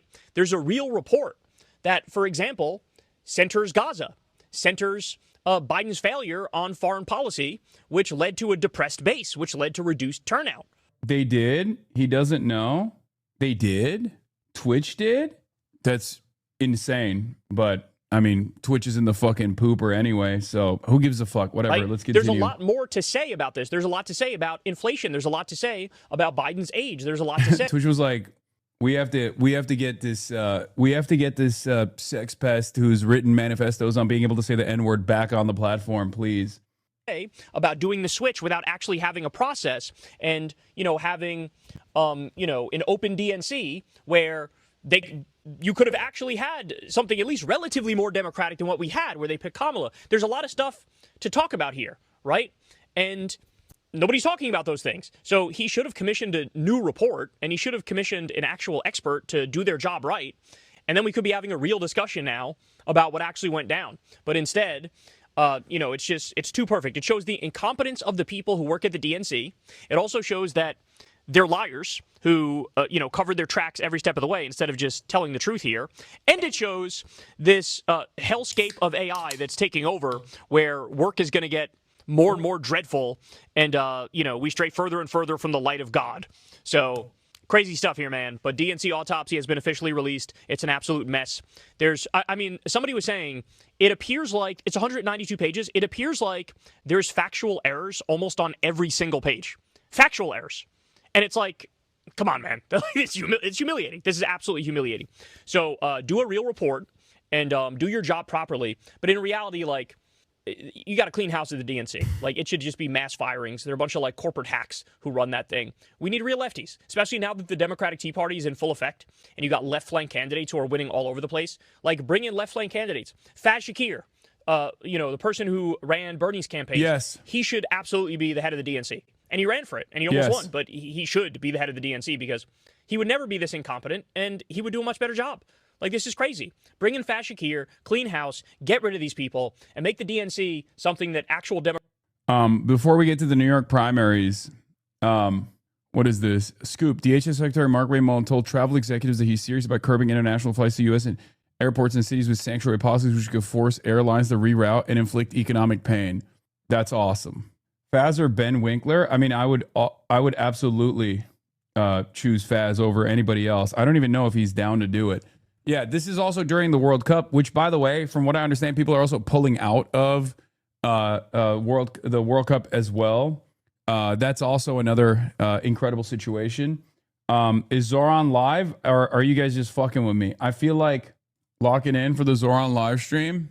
Yeah, this is fire. They always do this shit where it's just like haters always eat the way that. Oh, this is how we used to be with Bernie when he first came on the platform too. Where whenever Bernie went live, people would just be like, dude, you have to watch Bernie. You have to watch Bernie. You have to watch Bernie live. And it's like we will, this is novel. This is interesting. We'll watch it for the first, it's the first time he's doing it. I'm interested in what he will say. He's not actually live yet, by the way. This is fucking, just the intro screen. So I don't know why you guys are like, it's classic case of people being like, he's live already. You have to go watch it right now. For DNC autopsy report has been released, and it is kind of a disaster. As we had discussed on the show, it turns out that Paul Rivera, the person tapped by the DNC, by DNC Chair Ken Martin to produce this report, just kind of shit the bed and turned in. If it's successful, other politicians will do it. Other politicians are not capable of doing it. Most politicians are not capable of coming across as charismatic, empathetic, cool, fun.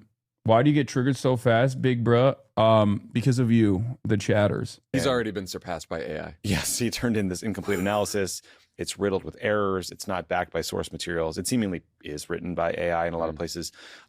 Ken Martin released a statement about the autopsy in conjunction with the report. I'll just read a bit of it. When I received the report late last year, it wasn't ready for prime time, not even close. And because no source... All right, we saw I've always thought that people who sort of admit mistakes and then say, okay, I'm sorry full transparency. Like, we want to incentivize that behavior, because we don't want people to think, why would I tell the truth now and release what I promised I'd release, because then I'm just going to get even more shit and it's going to be worse, because we've had these conversations being in politics. And so, like, Ken Martin gets credit, I think, for doing that. Like, it is belated, but he put it out, he apologized, so that is good. On the other hand, the more I like read his statement and read his Substack and then looked at the report, like, you know, he lied. Like, he promised a report. He put his incompetent friend in charge of it. The incompetent friend created an incoherent product. Then Ken announced that they weren't going to release the report for reasons that had nothing to do with the truth about why they weren't releasing it. Then when anyone asked about it, including me, he decided to not just lie, but gaslight people into being like, you're the problem. You know, it's why don't you want to win? Why are you looking at in the past? And then there's like an internal revolt at the DNC and among donors and DNC members. And so then they release this. Like, it's just not, he says in his Substack, this is one of the lessons that he has learned that he puts in the Substack piece about this, about the autopsy today. The Democratic brand is in trouble and needs repair. We have to restore confidence in our party and show we can really deliver on our campaign promises to the American people. People need to be able to trust the Democratic Party again. Trust is critical. Yeah. So do you think we've resolved that? No. I mean, so look, I'm with you. Like, I'm glad they put it out. I appreciate that they did this. It took way too long, but whatever, we're here. Big picture, I don't think Ken Martin is the right person to be leading the DNC. Oh, I was like, what the fuck? Jasmine Crockett endorsed Wesley Bell? Ugh.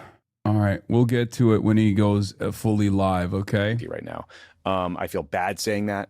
There's a lot of people in the DNC building working really hard who feel demoralized and their job sucks right now. They deserve better leadership. And to your point, this is a totally self-inflicted wound. Like, Ken, if he just said from the beginning, hey, I screwed up, put the wrong guy in charge, report didn't get done, we're starting over, that would have been really bad, right? There would have been a lot of shots at him, questions of his leadership. This is exponentially worse. And you're right, he did lie about it. Like, he just did. And because of that lie, everyone else filled the void with their own theories, right? Like, she lost Kamala. He protected immigrants and uplifted the poor. And he used the most cutting-edge technology of his time to speak directly to the people of New York. In the 30s and 40s, that was radio. But I like to think that if Twitch existed back then, he would have streamed too. Mayor LaGuardia spoke to New Yorkers on the radio on his show called Talk to the People. This is our absolutely shameless homage. Talk with the people. We're live on Twitch, YouTube, Twitter, Blue Sky, Instagram, Facebook, and yes, TikTok. If you're watching this on Twitch, drop your questions in the chat, and I'll answer as many as I can. We'll also be posting these conversations wherever you listen to podcasts, on your commute, washing dishes, pretending to answer emails, because government should be accessible. You should hear directly from your city about what we're doing and why we're doing it. So let's get into it.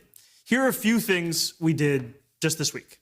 Today, we were so excited to announce that we were going to be delivering 1,000 $50 tickets to the World Cup just for New Yorkers. Now, last year when I was running for this position, I spoke about how New Yorkers deserved to have cheaper tickets to actually make sure we don't need more propaganda. Am I right, Hasan? What do you mean? Yes, we do. Who cares about New York? Today, we announced that thanks to a partnership with the New York, New Jersey host committee, we're doing exactly that. These 1,000 tickets are going to be sold $50 a pop to New York City residents. All you have to be is older than 15 years old and live in our city. And I'm sorry to Philly sports fans, that does not apply to you. Now, the way that you actually enter into this lottery is on Monday, Memorial Day at 10 a.m. We're going to open up this lottery from 10 a.m. to midnight, and it's going to be open every day for the next 5 days. You can enter into the lottery once a day. We're capping it at 50,000 entries per day. And if you win the chance to get a ticket, you'll also get the chance to buy an additional ticket, either for a family or friend or whomever you'd like. And with that ticket is going to come free bus travel from New York City to the stadium. Because we know that just as much as ticket pricing has been a prohibitive part for New Yorkers dreaming about going to the World Cup, so too has transit. And so this is going to be part of our initiative to make it easier for New Yorkers to actually be a part of this incredible tournament. Now, I want to also shout outs to something that we did a few days earlier, which is make an announcement that we are extending 100,000 offers of pre-K and 3K to New Yorkers across the 5 boroughs. This was part of our announcement that we were adding 2,000 new 3K seats. Now, as part of these invitations that we are sending out to children across the city to be a part of this program, to their parents, we were also really proud of the investments we were actually able to make into these systems, which means that this time around, we saw that 85% of families received one of their top 3K choices.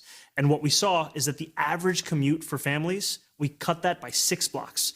Now, 6 blocks may not sound like a lot to you and me, but if you're walking with a toddler, 6 blocks is quite a bit of time. So we're very, very excited about this because we don't just want universal childcare to be something that's remarkable because of the fact that everyone can access it on a technical level.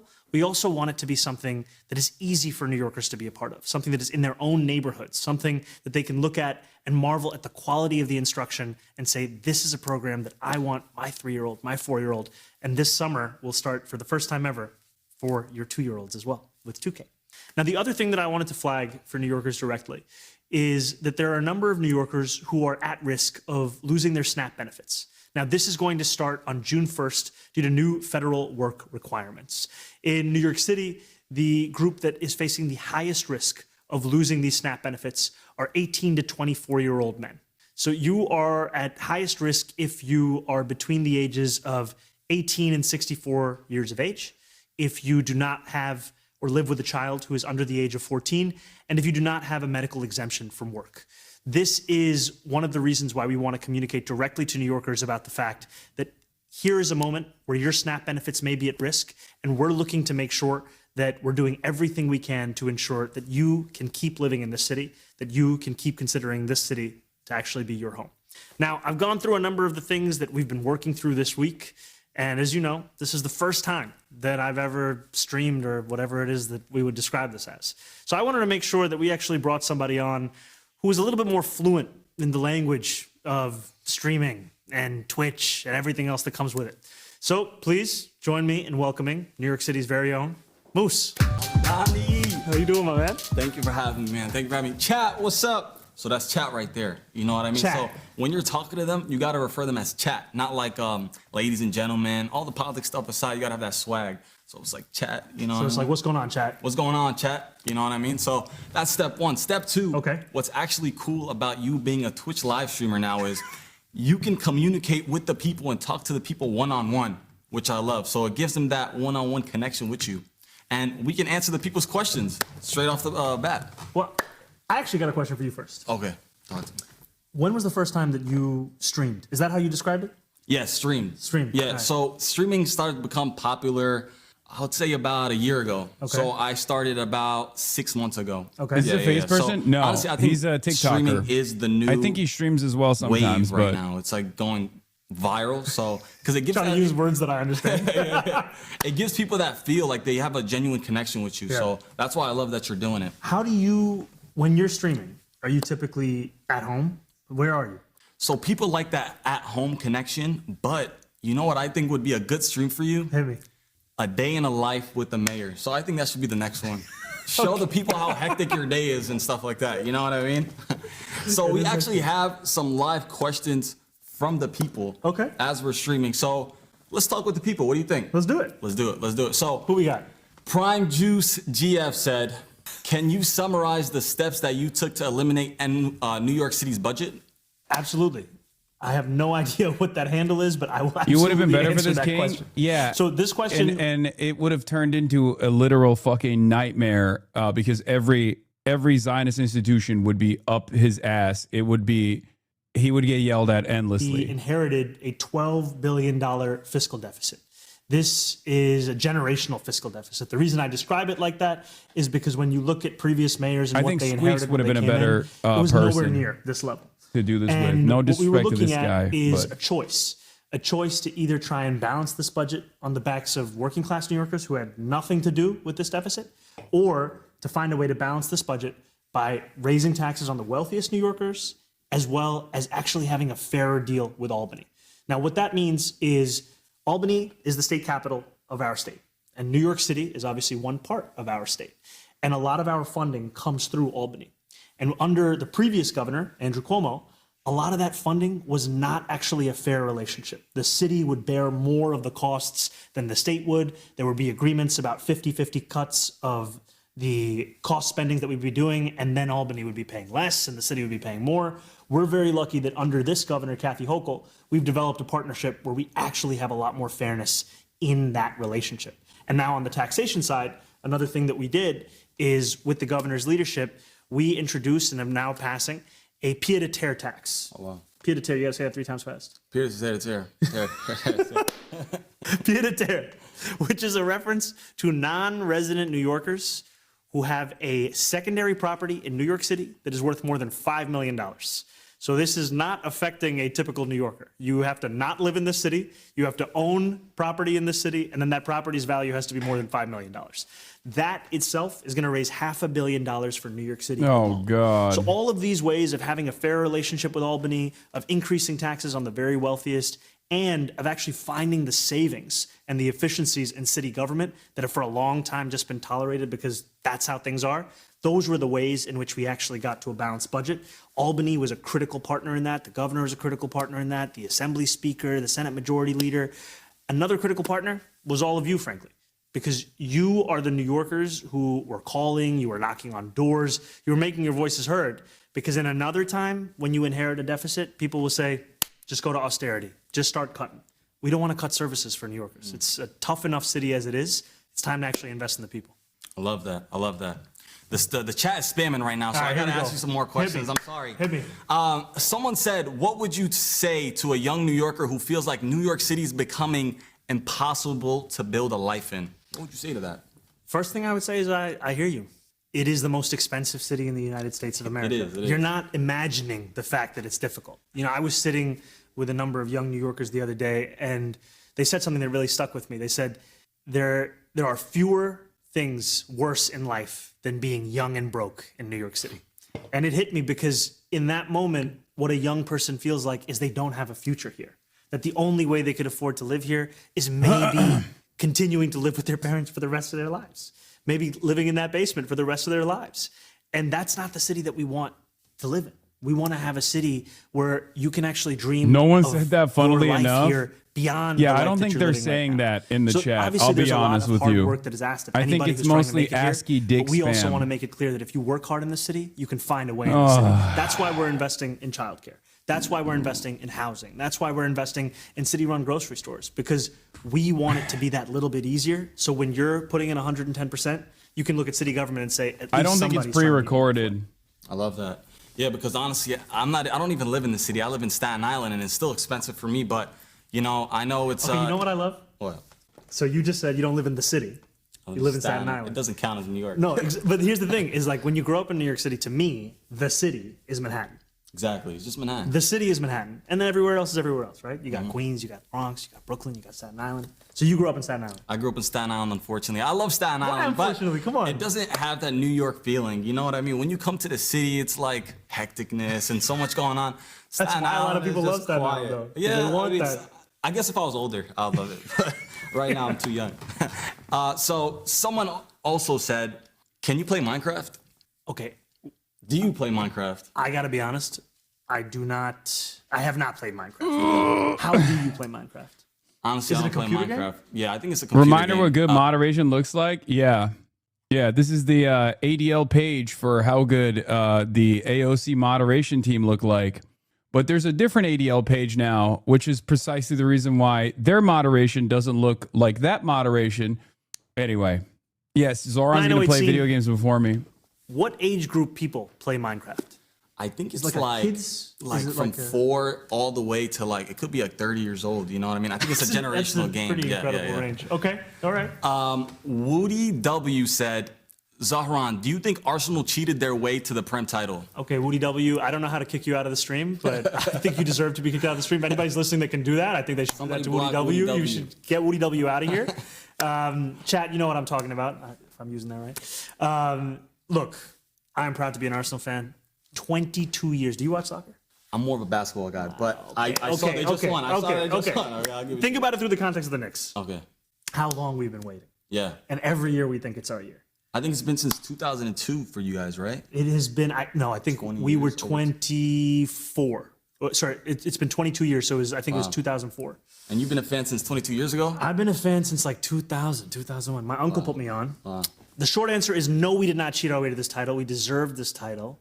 And that's how you know, because we won the title with a game to spare. Shout outs to my man, Woody W., for trying to come at the new Premier League champions of England. And soon, inshallah, champions of Europe. Inshallah. Come on now. I actually have a question for Hit you. me. How do you feel about the Knicks? I'm feeling incredible about the Knicks. Game 2. Game 2 is tonight. Did you watch Game 1? I did watch Game 1. I also have to give a shout out to my friend Nikhil Sharma, because the only reason I could watch Game 1 was because he had YouTube TV and he gave me his login. I have someone's YouTube TV too. Let's go. So that's But that a lot of comeback was people. insane, A lot of people ask, honestly. "What's democratic socialism?" Sharing YouTube TV with your boys. Exactly. That's also a little bit of example of that. We're all living the same life. Come on, just log in. You know, I gotta say, Captain Clutch, Jalen Brunson. incredible. But that run was incredible. Insane. I think there was like 6 minutes left. Yeah. And he made a bucket, then another bucket. I'm like, yo, Biggest, we have a time. biggest we have a comeback chance. in Knicks history. Yes, right? it's insane. I think it was in the playoffs. Yeah, for sure. I think they're gonna win it all this year. What do you think? I'm saying, inshallah. Come on. Inshallah. Come on. Maybe we'll be at the championship game together. I'm just saying, we want to run back 99, get to the finals. Hopefully. I think we got a chance. Come on. We got to have game 2. Let's not get ahead of Let's ourselves. do it tonight. So, Prime Blank Oblivion said, "What's the best tacos in New York City?" Okay. I mean, I think there's only one answer to that. But let's see. Oh God. Las Tacos. Okay, all right. That was worried. We're on the same page. I just wanted to make sure. All right. I didn't want to like offend you. I didn't know if you had a spot. Okay, for me, I think it's tight between, you said Los Tacos, Los Tacos #1, and Taqueria Ramirez. Have you been there? I have not been there. Where is that? There are no good Ramirez, I think, tacos is in New York Greenpoint. City. I'll stand on that too. Fire tacos. Yeah, we don't got that at Staten Island. So I never Come on. Sorry, y'all Los got Tacos pizza, #1, y'all got also subs, fire. you got delis, What's y'all your got taco order? everything. I just like that. I like birria tacos. Birria tacos I like great. birria What is tacos. this? Dipped in that little soup thing. Yeah, it's Especially late at night. fire. Late at night. Yeah. Yeah. Zionist organizations and their followers shall bussin'. throw. You gotta say bussin'. Bussin', bussin'. it means like delicious. It's free bussin'. Yeah, free bussin'. Mark OHHHH said, "Any update on free bus progress?" Speaking of bussin', it's not too far from the topic. Ooh, that was a good one. You know what I'm saying? Trying to link it up. Okay, so few things on this. This continues to be a priority for us because 1 in 5 New Yorkers can't afford the cost of public transit in New York City. And that was when it was $2.90. Now it's $3. So this is something that we're going to keep fighting for. And this is something we're going to deliver by the time that I'm done being mayor. We want to make buses free across the city. When I ran for mayor, I talked about making them fast and free. So what we focused on first is the fast part. Right now, there's some buses that travel at around 5 miles an hour. So we're doing everything we can. Reading chatter to get more than a usernames out million loud, New Ricky Yorkers Mistake. bus Yeah, I rides don't think sped up this guy's by not a up to streamer 6 either. minutes. He 6 streams, minutes? I think, sometimes A on lot of Twitch, time. but he's And so that bus action plan he's, is right now our focus. a We're TikToker. going to keep working with Albany on how to actually make buses free across New York City while we also make them fast. Want to give one shout out though. There is one free bus in New York City today, Q70. You can take that in Queens. It's a great place to be. And we just opened up a little bit of a busway for the World Cup for the Q70, so it's going to move a little quicker. Who you got for the World Cup though? Brother, I feel like I would be a fool if I made a prediction. Do you have? Who do you think? Yeah, I got What you got? Portugal. Shooey! Portugal has a stacked squad. They do. They have a stacked squad. They do. We got to be, first of all, host nation, there's always a little bit of magic, right? So I'm praying for the U.S. men's national team today. I was standing next to 2 of our incredible players. We're rooting for them. And then also, I was born in Uganda, in East Africa. You were. So we have never qualified for the World Cup, which meant I grew up rooting for African teams across the continent. Where's your family from? My family's from Palestine. Oh, let's go. Yeah. Not in the World Cup. Not in the World Cup. But it's all good. Maybe soon. Maybe soon. You never know. We still rooting for everybody out there. Exactly. And I think Senegal and Morocco also looking very good. Morocco did amazing last year. Not last year. It's 4 years ago. Yeah. Where did you watch the games last time, Ryan? At home with my mom. Yeah, That but I'm is actually excited that it's in America this What year. a beautiful, sweet story. You need to dab your guests I was, up more. I was in Yeah, Aladdin you guys on would be Steinway. freaking out You're about the on audio Aladdin on spiking Steinway? if I dabbed up my guest. guest. Astoria. What is your love with Astoria? Why do you love Astoria so much? I mean, have you been to Astoria? Yeah, I mean, it speaks for itself. Oh, I have a story. okay. I don't know. It is vibes. It's good vibes. You know, you go During there. Ramadan? Yeah, during Ramadan. It's amazing. All the people are there. Everybody's happy. So I see it, but I mean, it's okay for me. It's the sense of community. That's one thing I love, especially during Ramadan when you're walking on Steinway at 2 a.m. People are just sitting outside drinking coffee. Yeah. Uncles are just chain smoking and having espressos, right? Gives you that Europe vibe. Very much.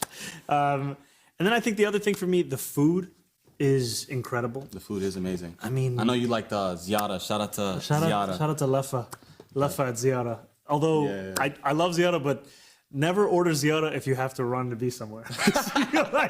like it's never 30 minutes. With all due respect to ziyara.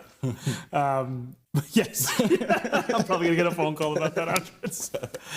Okay. Jocelyn, New York, sorry, I'm not the best at reading, said, can you describe how DOT is responding to clearing out storms, drains prior to storms? Yes, so this is actually a very pertinent question because yesterday we had a significant amount of rainfall across New York City. Now, in most parts of New York City, this was, 2 to 2.5 inches maybe. And our storm system is built for 2 inches of rainwater. As we know now with the climate crisis, that amount is increasing. Olivia Reingold looking up this guy's playlist right now? No, I don't think this is going to have that much that equates to impact. 6 inches in an hour. Actually, earlier today, I was meeting with a number of families in Hollis and Queens who it wasn't just that their basements flooded. Ain't no fucking dot question in Twitch chat. Flooded. And there was a woman who came up to me and she had tears in her eyes and she was sharing with me that it wasn't a 2026 problem. It wasn't a 2020 problem. She's been facing this for 34 years. Wow. And that to me is an example of a lot of the roots of the climate crisis that we have been ignoring, especially in terms of flood-prone areas in our city. So when it comes to what the city's doing on the short-term basis, we are making sure that we are clearing out catch basins. We are actually investing in cloudburst technology. Have you heard of cloudburst technology? I have not. I'd be lying. I'm gonna hit you with what it is. Okay. So there's a basketball court in Queens that is an example of cloudburst technology. Okay. How is the YouTube stream looking, chat? Basketball court with a surface. I assume it's even worse than this. Hold it for 24 to 48 hours, so the sewage system is not overwhelmed. Then when the rain does anyone have a link to the YouTube stream? A day later, 2 days later, chat is off on the YouTube stream. That makes sense. And then the system can actually absorb that. So we have invested, I think, close to $300 million over a 10-year period in additional cloud-based technology. And then we're also investing multi-billion dollars on a longer-term scale to actually address some of the longer-term sewage issues. It's on YouTube too, but chat is off. Other parts of New York City. Because the videos that a lot of us have seen, especially that I've seen, I don't know if you saw any videos about the flooding yesterday, right? There's a way in which we've come to accept this as if this is New York City when it rains, and that's unacceptable. And so we're looking at every single thing that we can do to make sure we actually catch up to the climate crisis. Yeah, everybody give a shout out to the motherfucking mods, by the way. Being mayor look cool. ADL endorsed moderation team. You got that aura to you, man. You got that aura to you. So we have another question from Fright Fest 2005. Yeah, it's ASCII getting ass fucked. She said, or he said, what are some additional ways you intend to tax the hyper wealthy? What would you use the funds to improve? This is a great question. So 2 ideas that we've put forward is increasing personal income taxes on New Yorkers who make more than $1 million a year by just 2%. So if you made $1 million a year, this would be just an extra $20,000 in taxes. The other thing is to increase taxes on the most profitable corporations. So this isn't like a mom and pop store in your neighborhood that you know. These are the most profitable corporations doing business in New York. And to us, the importance of this, it's not just about fixing a broken tax system. It's also about having this revenue to invest back into the working people of the city, which will reap benefits for everyone who calls the city home. I'll give you one example. Childcare. Childcare right now. Do you have kids? Sorry, but this is boring as fuck. I mean, we're just watching it because it's novel. I'm going to make it easier for your mom to nag you about having kids because we're going to... Okay, this is a novel experience. He's the mayor. He wants to do this like fireside chat shit. Obviously, their first, this is the first time they're doing it. It's not great. It could be better. It'll be better next time. But it's not a bad thing. If it's on turn to stream off, you'd have dozens of chatters spamming to watch it. I know. There's also that too. So when your friend tells you that they're settling down, the next sentence doesn't include they're moving to Long Island, or they're going to the suburbs, or they're going to Jersey, or they're going to Connecticut, because they can actually envision living in New York City. That's beautiful, man. So when you have kids, you got to stay here. When I have kids, I'm going to hit you up. I got to start dabbing people up. Pinky promise. Guys, to everyone spamming the chat, let's try to be a little respectful, you know, keep it family friendly. Appreciate it. Thank So we all know you used to be a rapper. Yes. Nah, I'm just playing. Who is legend US Fair 5 _ said, who's your favorite underground rapper? That's not good. Okay, what counts as underground? Like that low key, like not Drake. You know Drake just dropped his album, by the way. Did you listen to it or no? I'm listening to that Janice song. Yeah, there we go. It's pretty fire. But like not on Drake level, kind of like, you know, up and coming. Okay, up and coming. Sure. Oh, God. Up and coming. Okay, I feel like I'm a little bit washed now in terms of the rap that I listen to. I feel like I've reached the age where most of the rap I listen to is the rap that I used to listen to. Okay. But I can tell you when I was in high school in New York City, you know who I would actually listen to a lot? Okay, he's not quite underground, but I feel like he never really broke through into the mainstream in New York City. There was a Canadian rapper named Chaos. Chaos. K-O-S. Shout out to Chaos. I never heard of you, but 4321, Zamboni, great songs. Also, now you know the song "Waving Flag" by Kanon. Yeah. When I get up, you know, right? Yep.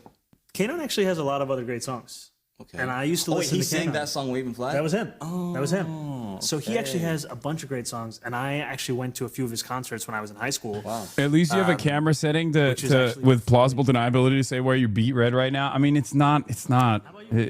Me, man. It's I just like Drake, man. Look, it's awkward. He's not a rapper, you know, but growing Michael pains. Jackson Growing was really pains. good, so I just Okay, started listening growing to him. pains. So shout out to Michael Jackson. That's the opposite of an underground rapper. I know. I'm just making. You're naming the most famous people in the world. I get Okay, so fanboying for Orion's Zoran, but Newsom online proved said- this should not be done. It just doesn't work. No, I think if there's one politician who could actually do this, it would be Zoran Mamdani. It's just that it has to be done. It has to be done in a way that is more organic, and they just kind of. Councilmember Colarosa, Dyckman Street. It's his first ever stream. He's not doing a very good job with it. Obviously, like AMLO and them, they do a much better job with it. But I'm sure that AMLO and Claudio Sheinbaum's first ever stream was probably ass too. Yeah, it's like Stein, But much better Mofongo.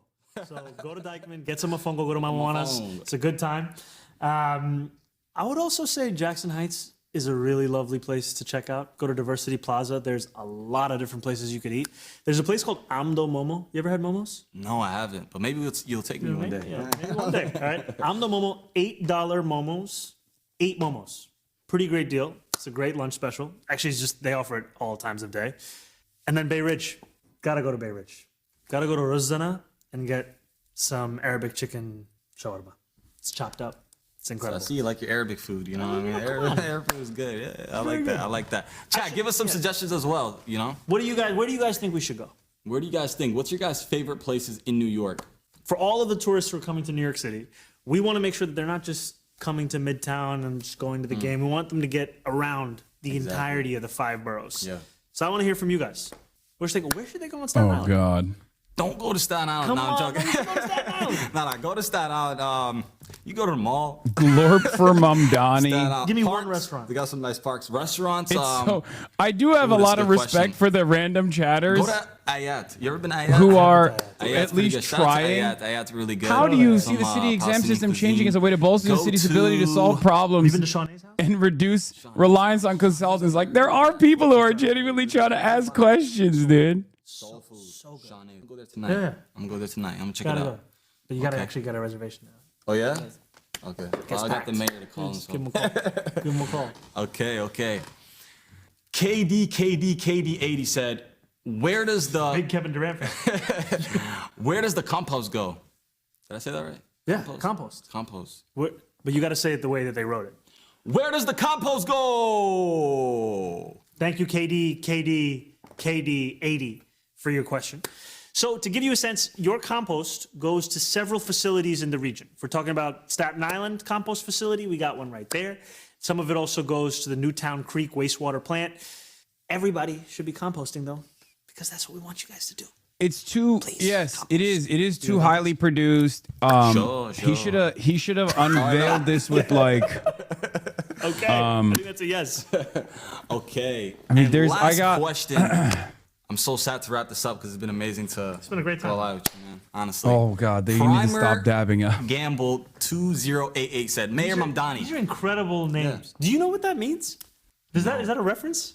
I have no idea what that means. All right. Well, anyway, let's get the Don't read the usernames, Mayor man. Mamdani, Don't read. What's one decision that you've made recently that you feel most people misunderstand, and what would you want them to make about it? I actually really appreciate that question. You know, are you one backseating? decision I mean, this is literally the thing that I know made that I best, feel like better than people- anybody else. Here's one.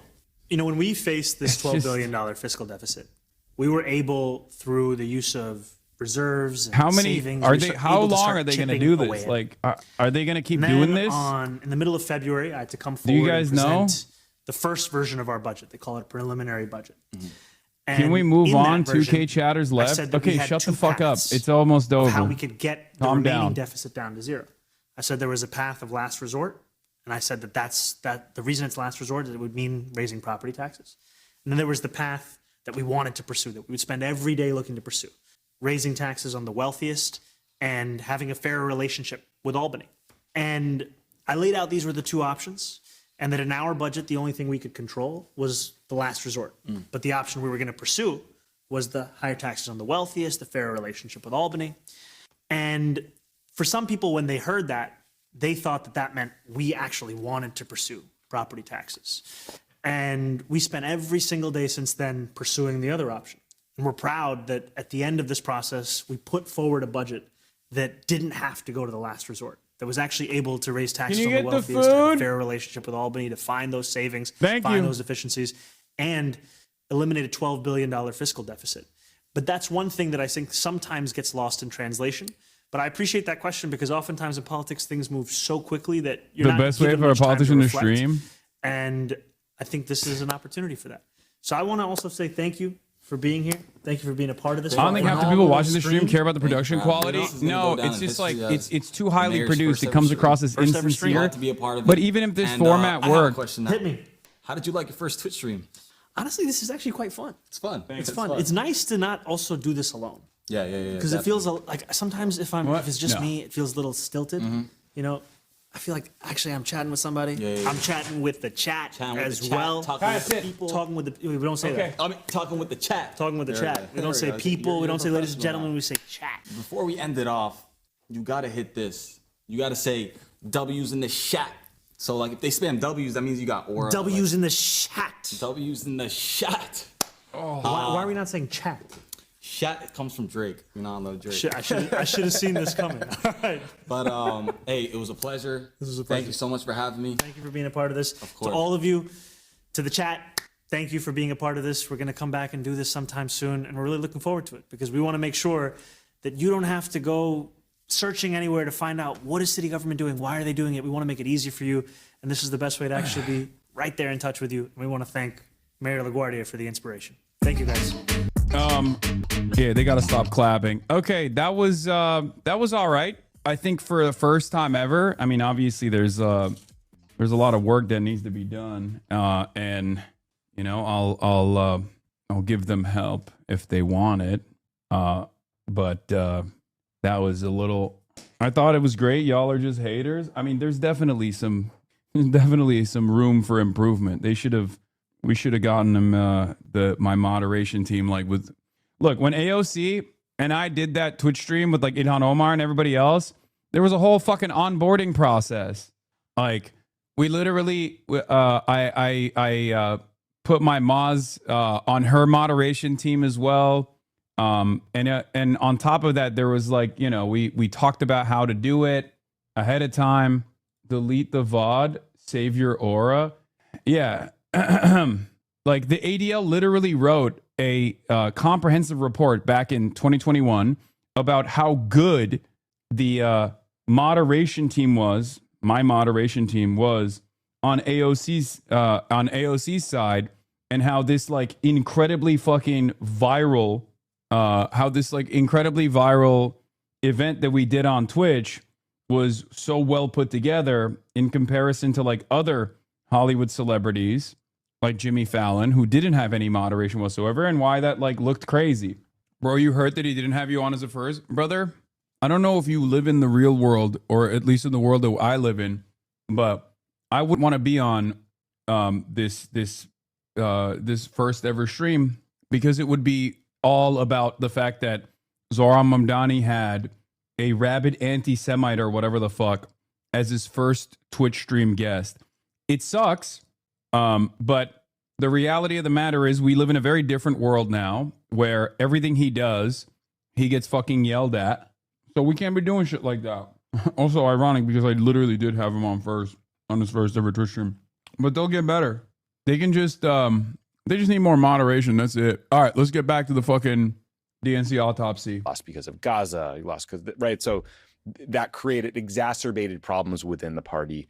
It didn't fix them. So he has a huge candor and credibility problem right now. There's also the fundraising problem that you guys discussed in that interview. There's some numbers out this week. The DNC has 14.4 million on hand. The RNC has 123.9 million on hand. And really the DNC has -3 million because that's the cash they have on hand. If you then take away the debt, then it's -3. Yeah, and also the DNC is...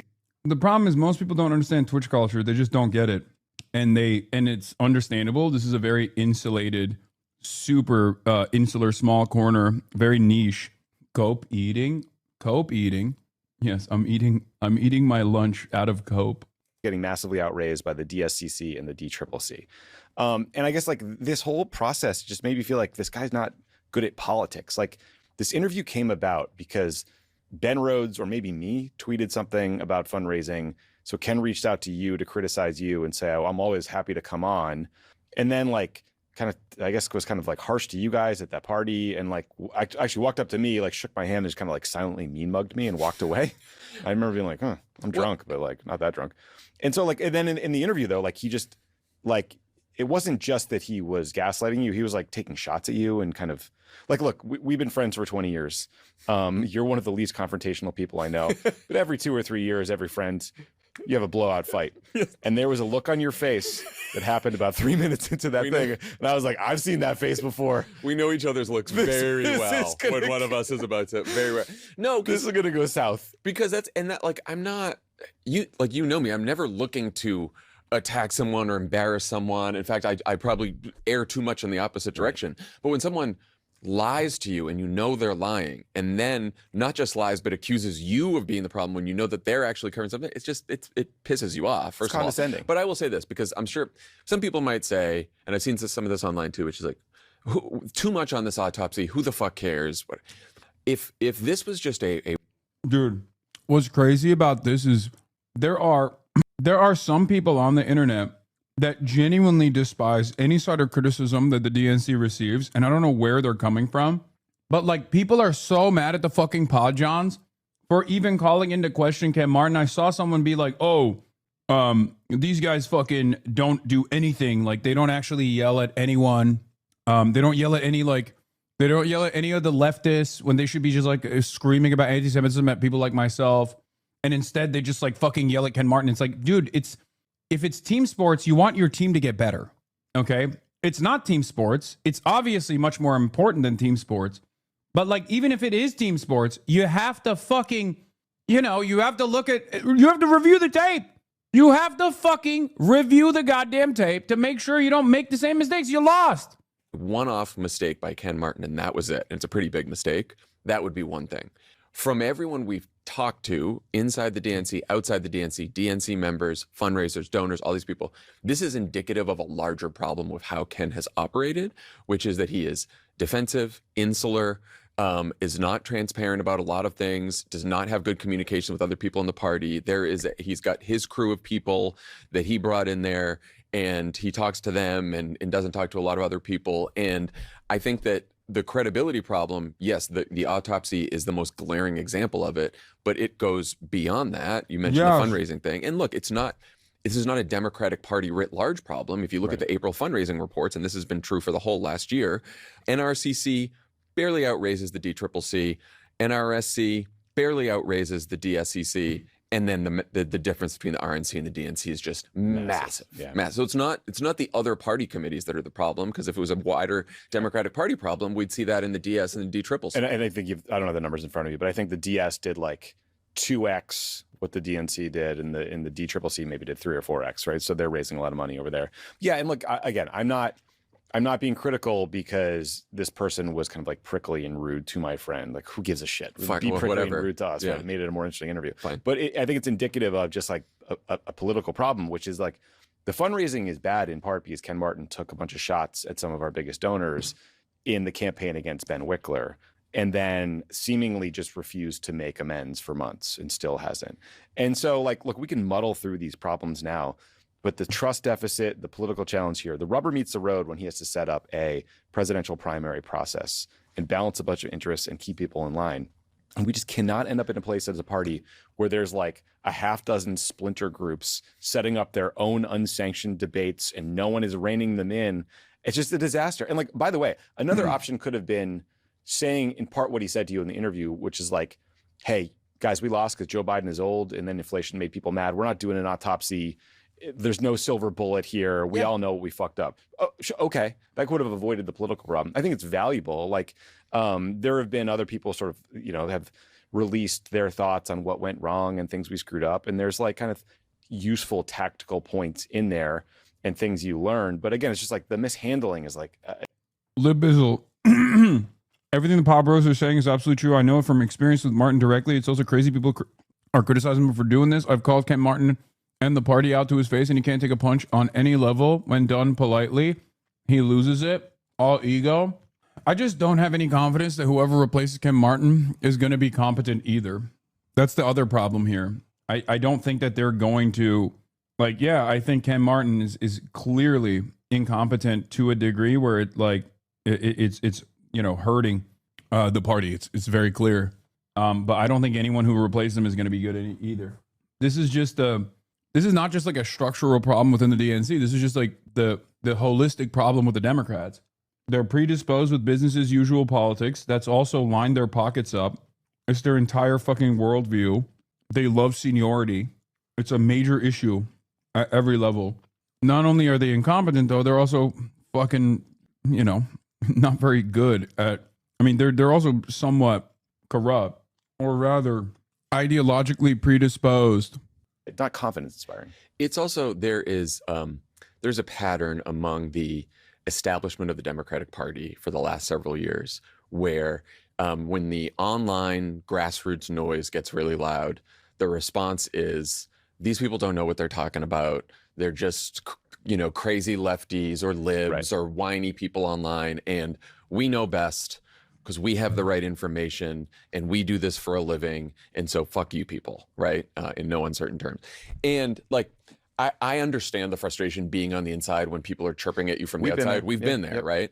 But when you're on the outside, you realize like, yeah, some of the carping on the online is really fucking annoying and not correct. But your job, if you're in the party and you're in leadership and you're part of the establishment, is to at least like listen to those voices, welcome them in, be transparent, be honest about what you know. I'm just thinking about this. Like, obviously, we've criticized the Biden administration and Joe Biden quite a bit, but I remember when Ron Klain became chief of staff, and the way that the Bernie folks and the Biden folks after that primary worked together, and Ron made sure he was listening to all parts of the party and wanted ideas from all them.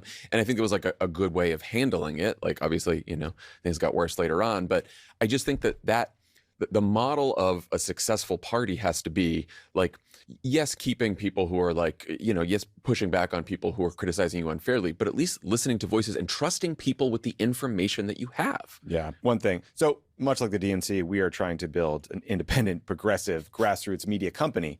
So please subscribe to Pod Save America here on YouTube. It really helps us push back on the right-wing crap out of the RNC and Republicans and Fox News and everybody else. So subscribe to Pod Save America. We'd appreciate it. Just to go at the report again.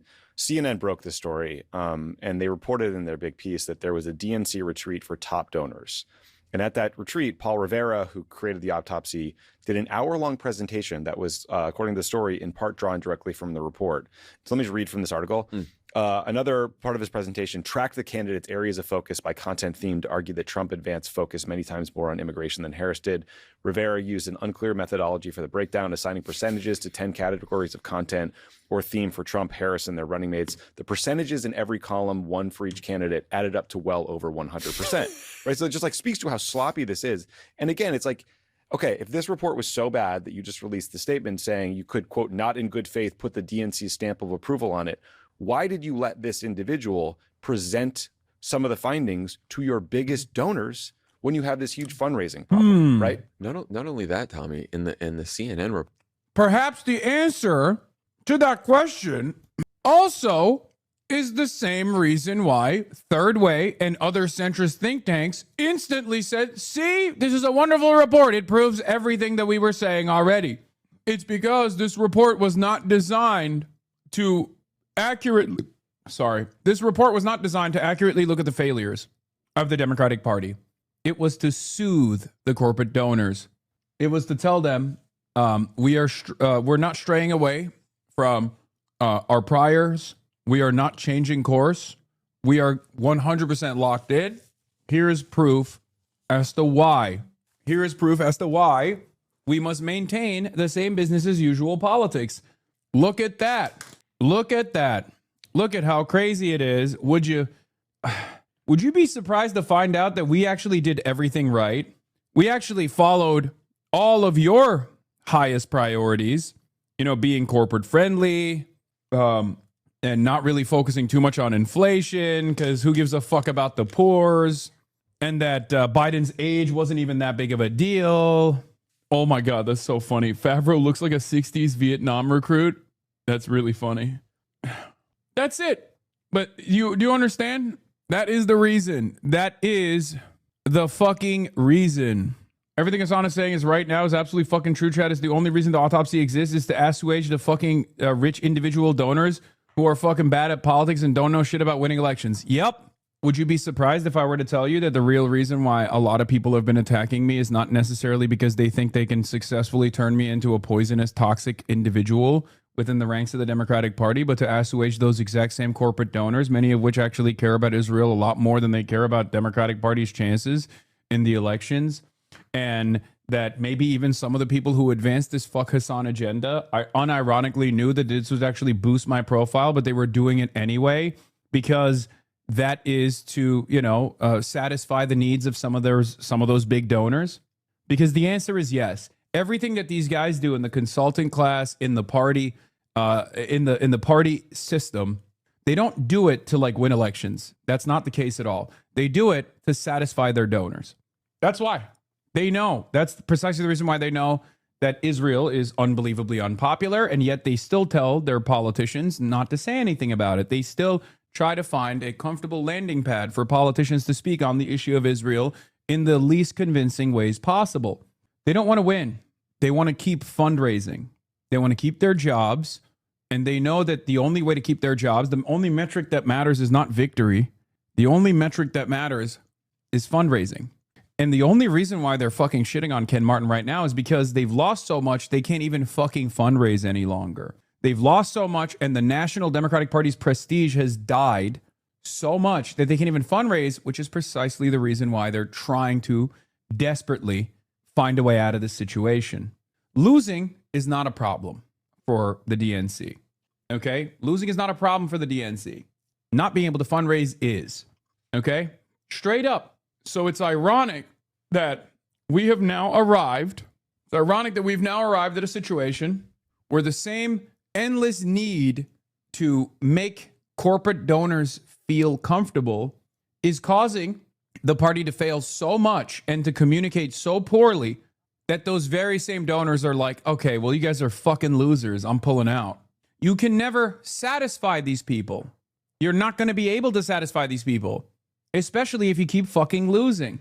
But because we don't have a performance-based meritocratic approach to the consultant side of things, to the advisors, and the only metric they care about is not winning elections necessarily, but fundraising. And Jamie Harrison is one of the greatest examples of this, as I talked about, right? Great fundraiser, lost his fucking election to Lindsey Graham. Doesn't matter. He was a great fundraiser, right? So obviously, we have to put him as DNC chair. Anyway. It says that Paul Rivera has been seen recently still hanging around the DNC, which has demoralized the staffers because they know that he was the guy who fucked up the whole autopsy. Right. So not only did you put this friend in charge of this, he's still there. And he hadn't worked on a presidential campaign since John Kerry in 2004. It's like, look, honestly, I'm washed. I haven't worked on a presidential campaign since 2008. Don't put me in charge of the autopsy. Right. And what really says it all is the conclusion. If you go through all the 152 pages of the report, which I have not, but you go to the end and it says conclusion, and then it's blank. And then the DNC annotation is, this section was not provided by the author. TK. Yeah, it's not great. And there's like, I don't want to go belabor this too much, but the list of people they didn't talk to is just crazy. It's like top Biden administration officials.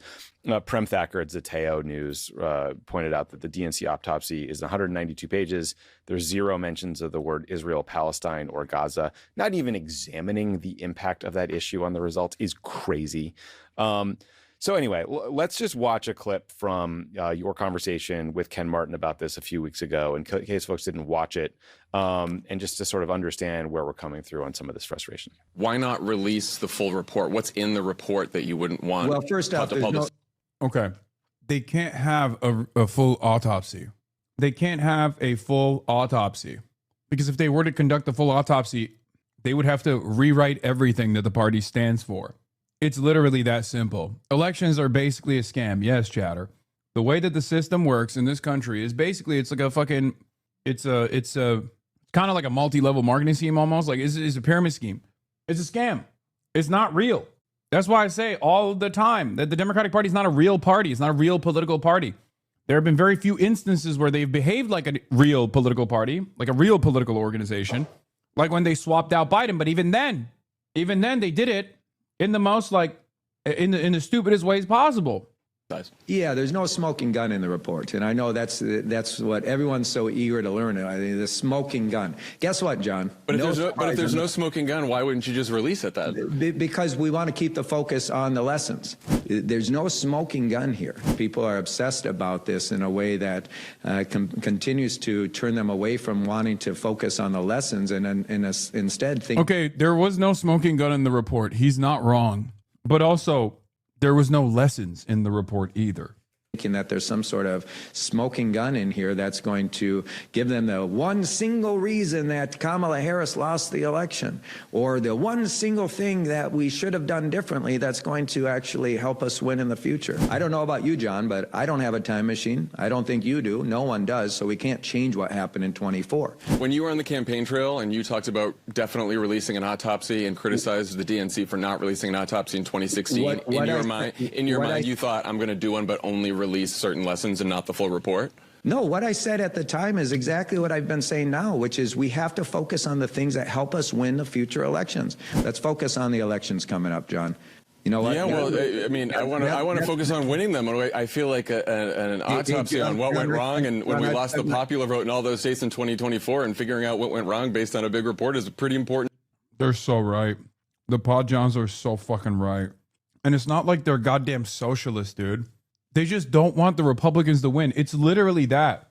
So in a way, their voice, their voice of concern is the voice of reason. And it also happens to be where the base is. Like, that's literally what's going on here. Where they're like, dude, we don't want Republicans to win, man. So we have to figure out why it happened. I can tell you why. It's because these guys only care about maintaining corporate donors, maintaining the interests of corporate donors, and they have to constantly lie to the corporate donors and be like, no, you guys don't understand. It's actually a really solid approach. Our approach is the best approach. Everyone is looking for, $50,000 in tax credits for underserved neighborhoods. That was a banger policy. Couldn't have written a better policy myself if I tried, you know? My mother was a small business. That's what people want desperately from their party. Everybody is self-interested. And if you're this self-interested in a system that requires you to be subservient to the needs of corporations and the super wealthy, then yeah, you're only looking for ways to run the clock every single time you do one of these things. You might luck into a victory every now and then because the Republicans are dog shit and so unbearably violent and so incompetent that like the people say, okay, I will vote for anything, just anything but this, right? And that's the Democratic Party's approach to winning elections. Wait it out. It's ridiculous. And for everyone to know. Yeah. This conversation doesn't help us actually win elections. All it does is continue to turn people inward. So that's a frustrating watch. again, like he pitched the conversation. Like he did pitch the conversation. He didn't just pitch the conversation. You mentioned when he reached out to me, he said, like, if you're going to criticize me, let me have a chance to respond. Which of course I said, please come on the pod. We'd love to have you respond. And I'm like 100% sure this would have just gone away. Yeah. If he hadn't done this interview. For sure. I'm almost positive of it. Yeah, which is just enough. Yeah. So he did tell the truth there in saying that there was no smoking gun. Yeah. There was not much of anything. No gun at there all. Was no, there was no gun. There was no smoke. No ammo. Yeah. There was barely anything in that report. It was just Chat GPT. Okay. So the question is, what now? I think Ken's term goes through February of 2029. He's elected to a 4-year term. I was talking to someone today about what would be required to make a change. Basically, he has to resign. Yeah. The person thought the way that could happen is, the money gets so bad that Ken can't make the payments to the state parties that are an important part of his political support, and his support just erodes. 2, it's, members could, read about what just happened here, watch back that interview, and go public with calls on him to resign or push him out. The party's elected leaders, Chuck Schumer, Hakeem Jeffries in particular, could decide that this is too big of a distraction and there needs to be a change. And then there's a separate question that we should talk about in a minute about who comes next. But I don't know. It's just like I fear that the status quo ante could hold here because you have all these state party chairs who are getting checks. And it's like, is that money worth it, guys? Like, money is so tight right now for the party. Can't we think about the greater good for the party if you're like not in a swing state but still want your 20 grand a month or whatever? Yeah, I think you're right that the story now moves to the money, because I think that I don't imagine him resigning over this autopsy kerfuffle. I think it could be an inciting incident. Yeah. But if after that interview, what most people in the know told me, and I know told you, is that the real problem has been the money, and not just the raising the money, but the management of the money at the DNC.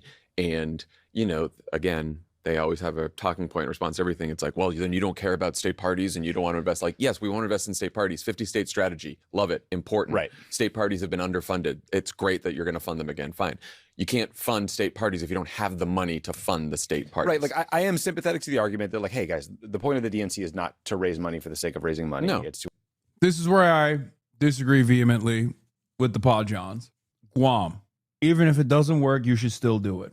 Just because I think it's funny. Okay? That's my assessment. The American Mao will come from Guam. And Ken Martin is the true revolutionary visionary who understands that. And he's working tirelessly for a ceasefire between the Pod Johns and Guam. I'm just saying, these guys don't get it. These guys don't understand it. The American Mao is right now living in Guam, but he hasn't been unlocked yet. Invested and win elections. Absolutely right. But it's up but you can't spend recklessly when you're in debt. Like, what's going to happen? What happens when we can't pay for stuff in Pennsylvania in the next cycle? They asked Brian, CNN asked Brian Schatz about what he thought about this in the DNC, how it was handled. He said poorly. Keeping it private gave the implication that they were hiding something. Yeah, it sure did. So I think there's kind of two, if he does resign, I think there are two options for the kind of person that could step in. Basically, it'd be a 6-month job, right? Like this, you are a placeholder. You're trying to get the thing back on track, get the fundraising back until there is a presidential nominee who will install their own person. I think the first bucket is kind of like a big name. Names that have been floated to me this morning include Terry McAuliffe, Governor Gretchen Whitmer, John Tester. And then there's like a separate bucket that's like more of an operative type behind the scenes. Some names like Roger Lau, our buddy Adisu Demisi, Faz Shakir. I'm sure all of them will hate me for floating their names here. Plouffe. David Plouffe. You do need, and it's tough because you need Rahm Emanuel. Yeah, right. You need someone who knows donors, can raise money, understands DC without looking like too much of an insider. Yeah. Right? So it's hard to have an outsider insider. Like, you don't want someone who's going to walk in there just because everyone's like, well, we needed this fresh voice outsider, and then have no idea, don't have the relationships with the donors and everything. Right. So you need someone who can straddle. You are literally a party boss. Like, we are a party boss. Which is why, like, Faz is a great. I mean, yeah, Faz would be a great solution. Adisu as well. And you still, like, also one thing you don't want to do is just kick up the intra-party left versus moderate That's fights in the which in is the problem that distrust Rom comes from gets to. 2016. Yeah, exactly. Okay, well, anything else on this? I mean, it's just, it is it's kind of shocking. It's not much like what Trump does every day. It is not surprising, but it is a shocking level of incompetence. Yeah, it was really quite poorly handled. It really sucks for all the people who work at the DNC who are just doing their best and trying to help us build a grassroots movement, help us win elections. And we say this about politics all the time. For Axios, they made a revision and deleted it. Super secret DNC autopsy. We listened to Longwell, bro. Ain't no way. It's true. Why did you slander Galindo? Oh my God. We literally unironically have Galindo heads in this fucking chat, dude. Brother, you are defending a person who's saying Jews control the fucking media and shit. Please. What is going on, man? What is going on? Okay, I'm done. I'm done with the fucking schizo left, dude. Stop. We got Plattner heads. That's worse. No, they're the same people. It's the same people. It's the same people that are like, no, Maureen Galindo is the true anti-Zionism candidate, whereas Graham Plattner's anti-Israel sentiment is actually insincere. He's a fucking war criminal, and therefore, God. Did Plattner say Jews control the media? No. If he had, these guys would probably like him. What's really fucking annoying about this is I'm beginning to sound like these goddamn fucking liberal Zionists who are like, oh my God, you're anti-Semitic. Bro, chill. Can you fucking stop, please? Oh my God. I'm literally turning. You cannot, under any circumstance, unironically lean into, no, it is all Jews as a fucking true marker for anti-Zionism. What's also really fucked up about this is you just keep causing me, because I'm so fucking stubborn and so goddamn annoying that I can't stop myself. Whenever you bring this up, I have to literally respond instead of just ignoring it. I can't fucking ignore it because it's my own community. I have to fucking hopefully pull people back, because my assessment from the start has been that she's a kook, right? She's crazy. She's a kook. But if you don't want people to vote for a fucking kook, which, by the way, her kooky attitude might unironically be more in fashion in San Antonio, Texas, than like a straight ticket person, right? My argument is that she's not a serious person and she's crazy, okay? But my statement to the Democrats is this: if you don't want a crazy person who's saying all this unhinged shit be the only anti-Zionist voice, run fucking actual valid anti-Israel people, okay? Don't run a pro-Israel cop who wants to fund ICE. If you run a pro-Israel cop who wants to fund ICE, on the one hand, in San Antonio, Texas, that's an establishment Democrat. And then on the other hand, you got a crystal mommy who's saying legitimately insane things, but also is sincerely anti-Israel. You're basically forcing people to bracket themselves into that situation, into that choice. You're forcing people to go, you know what? For me, this is very important. It's a very important issue, so I don't really care. The craziest part of Maureen Galindo's saga is it's barely being reported locally in Texas 35. It's like the SA Current and TPR, and that's it. Worse, a lot of folks see? This is precisely what I'm saying. She didn't say anything about Jews. This performative Pearl Cushing's getting old, hoping she wins. I'm all in for Maureen. I fucking called it. I called it from day one. I told you. I fucking told you. Now, you want to know the real truth? You want to know the real scary truth, if you consider that to be a truth nuke at all? I think even if you ran a regular anti-Zionist against her, she might have a better chance. Because I think that the broader electorate is a lot closer to her fucking insane worldview than they are to someone who's like, well, I'm a sincere anti-imperialist, and I'm an anti-fascist, and I'm an anti-Zionist. I've been talking about this for 3 years now at this point. The median voter is much more persuadable on the boundaries of anti-Semitism as opposed to anti-Zionism, anti-fascism, anti-genocide, and also anti-imperialism.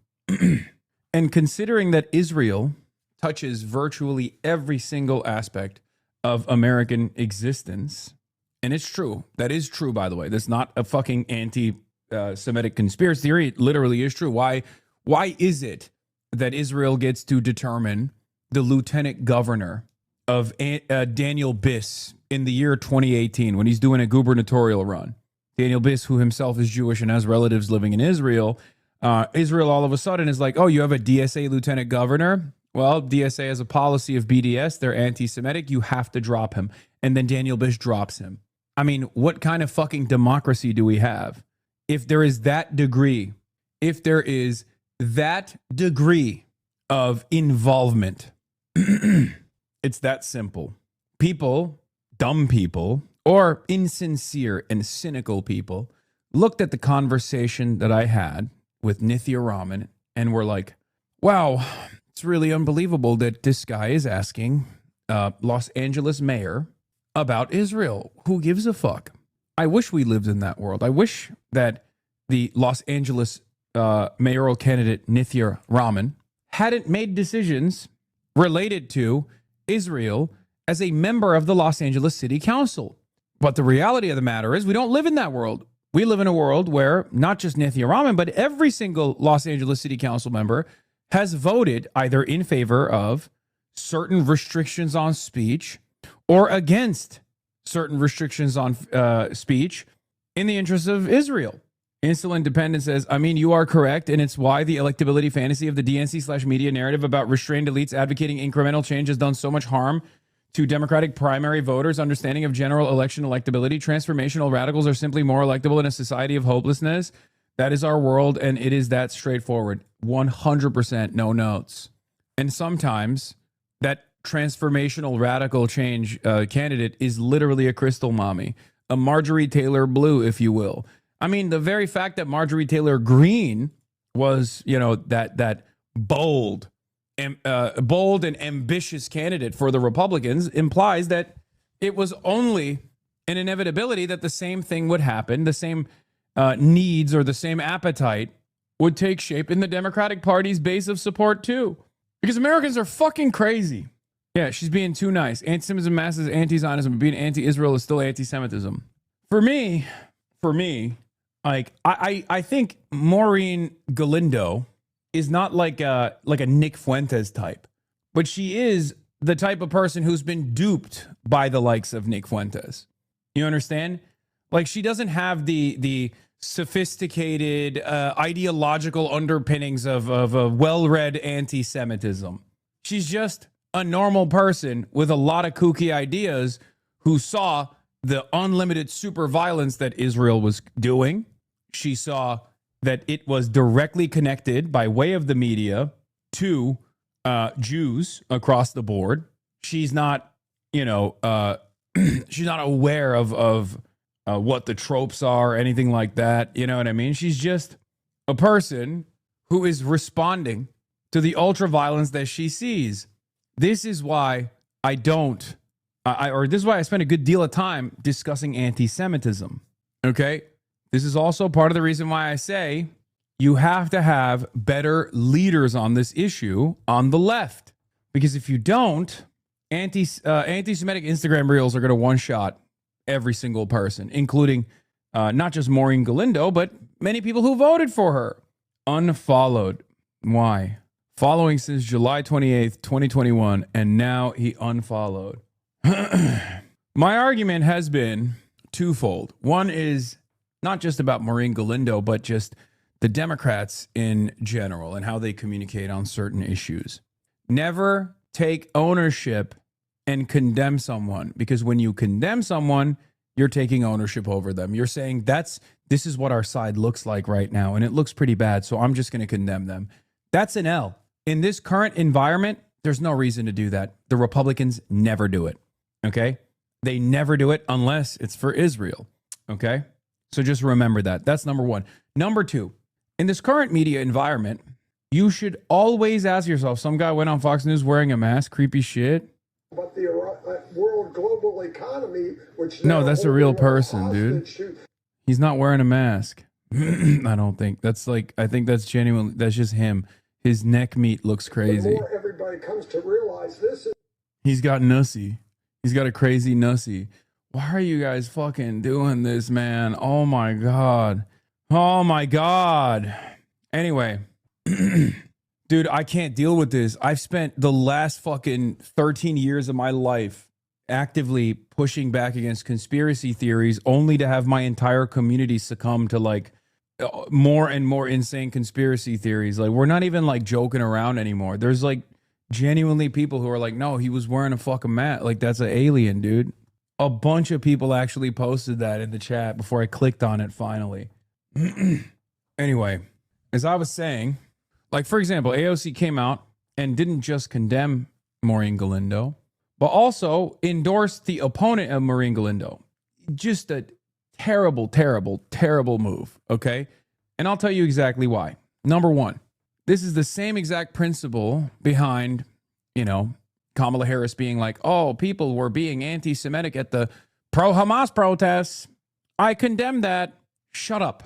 Shut the fuck up. You don't have to say that, okay? You don't have to say that. You can just literally defend the principle of free speech. That's it, okay? You can defend it insincerely or you can defend it sincerely. It doesn't matter. There is no reason for you to literally turn around and be like, oh, I hate these anti-Semitic pro-Palestine protesters. Who is this for? No one on the other side thinks you're you know, pro-Israel, okay? And people on your side hate that you're pro-Israel. So who is it fucking for? Nobody, okay? And I'm going to go through it. I'm going to go through the AOC statement piece by piece and explain to you why it was an unforced error, okay? Hold on. Does anyone have the link to the AOC statement with Maureen Galindo? So people are going crazy. They're like, oh my God, Maureen Galindo, she's fucking crazy. She's anti-Semitic. It's true, she is. But even if that's the case, you're not supposed to fucking take ownership over it, okay? Republicans never do. And if you were to actually take ownership over it,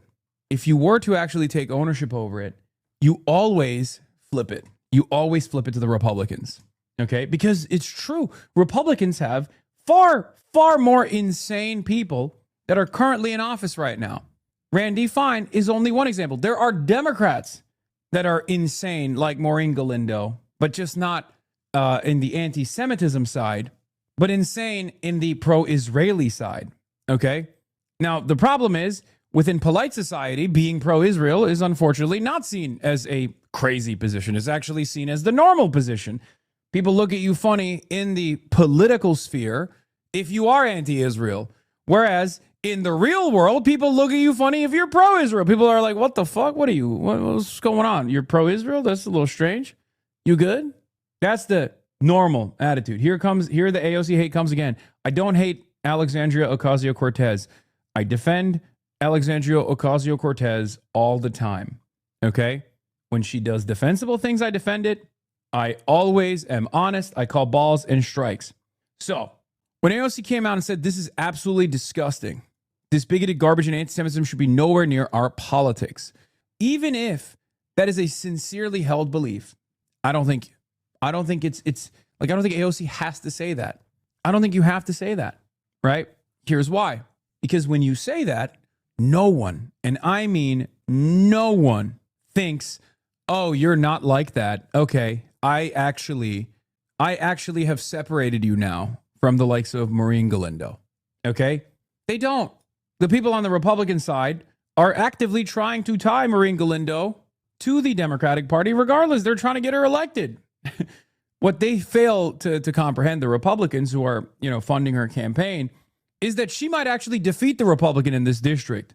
But they're stupid as well, because they're also in this echo chamber when it comes to Israel. They haven't figured out that anti-Israel politics is unbelievably popular.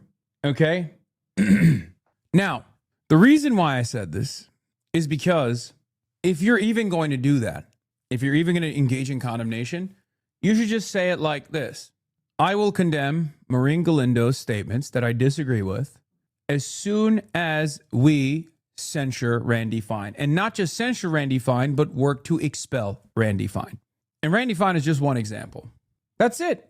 Play ball. Play politics. What are we doing? Why is it that on the one hand, Randy Fine, Andy Ogles, and all these other fucking freaks can say whatever the fuck they want about Muslims, about Islam, and get away with it?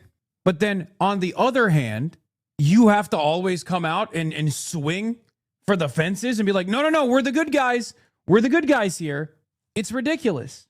And the biggest error, in my opinion, was for her to then turn around and endorse Johnny Garcia. Okay? If you're in Texas 35, go vote for Johnny Garcia. Okay? That's ridiculous. You are under no obligation at all to endorse and push for a fucking sheriff that is pro-ICE and also pro-Israel. That's crazy. Like, even if he somehow wins and is a part of this coalition, then that's fine. You're kind of pissing me off. Anti-Semitism is not a negotiation tactic for the cause. We should be principled in general. Man, shut the fuck up. What are you fucking talking about? What the fuck are you talking about, dude? Get the fuck out of here. We're talking about politics, man. We're not talking about you and your friends. We're not talking about how I manage my community. We're talking about people who are movement leaders, people who are political figures, and people who are actively supposed to be defending our rights, defending our interests against a fucking objectively fascist Republican Party. This is not a fucking classroom where Maureen Galindo comes out and says unhinged shit, and you're, of course, going to be like, dude, that's insane. Shut the fuck up, or we're going to expel you, right? That's not the same situation at all, okay? And for the record, I'm not even endorsing her or her statements. I have been very critical of her statements regardless, okay?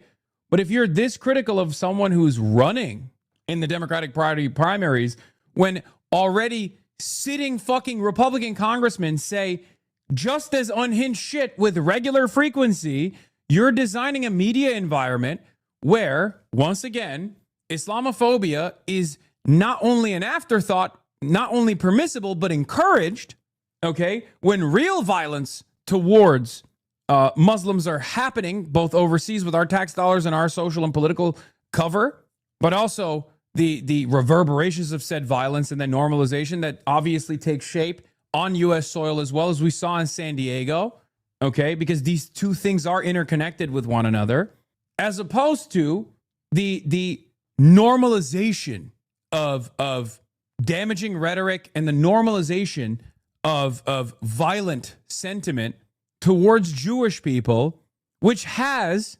institutional stigma. Neither should exist. Okay? Neither. But one currently does, and the other is not allowed. So if you're gonna go out of bat, you're gonna get out of your own way. You're gonna go out on a limb here and openly fucking talk about how bad some random fucking kook is in San Antonio. There should be a broader point. Okay? Tactically speaking, this is what you should do in every single circumstance, not just for anti-Semitism, okay?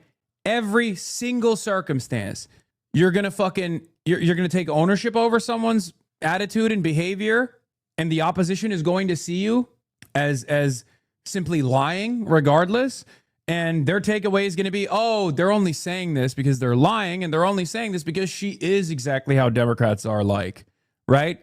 If that's what the opposition's framing is going to look like in this situation, the least you can do is showcase the hypocrisy. Do politics, please. That's it. If you're going to condemn, because here's the thing.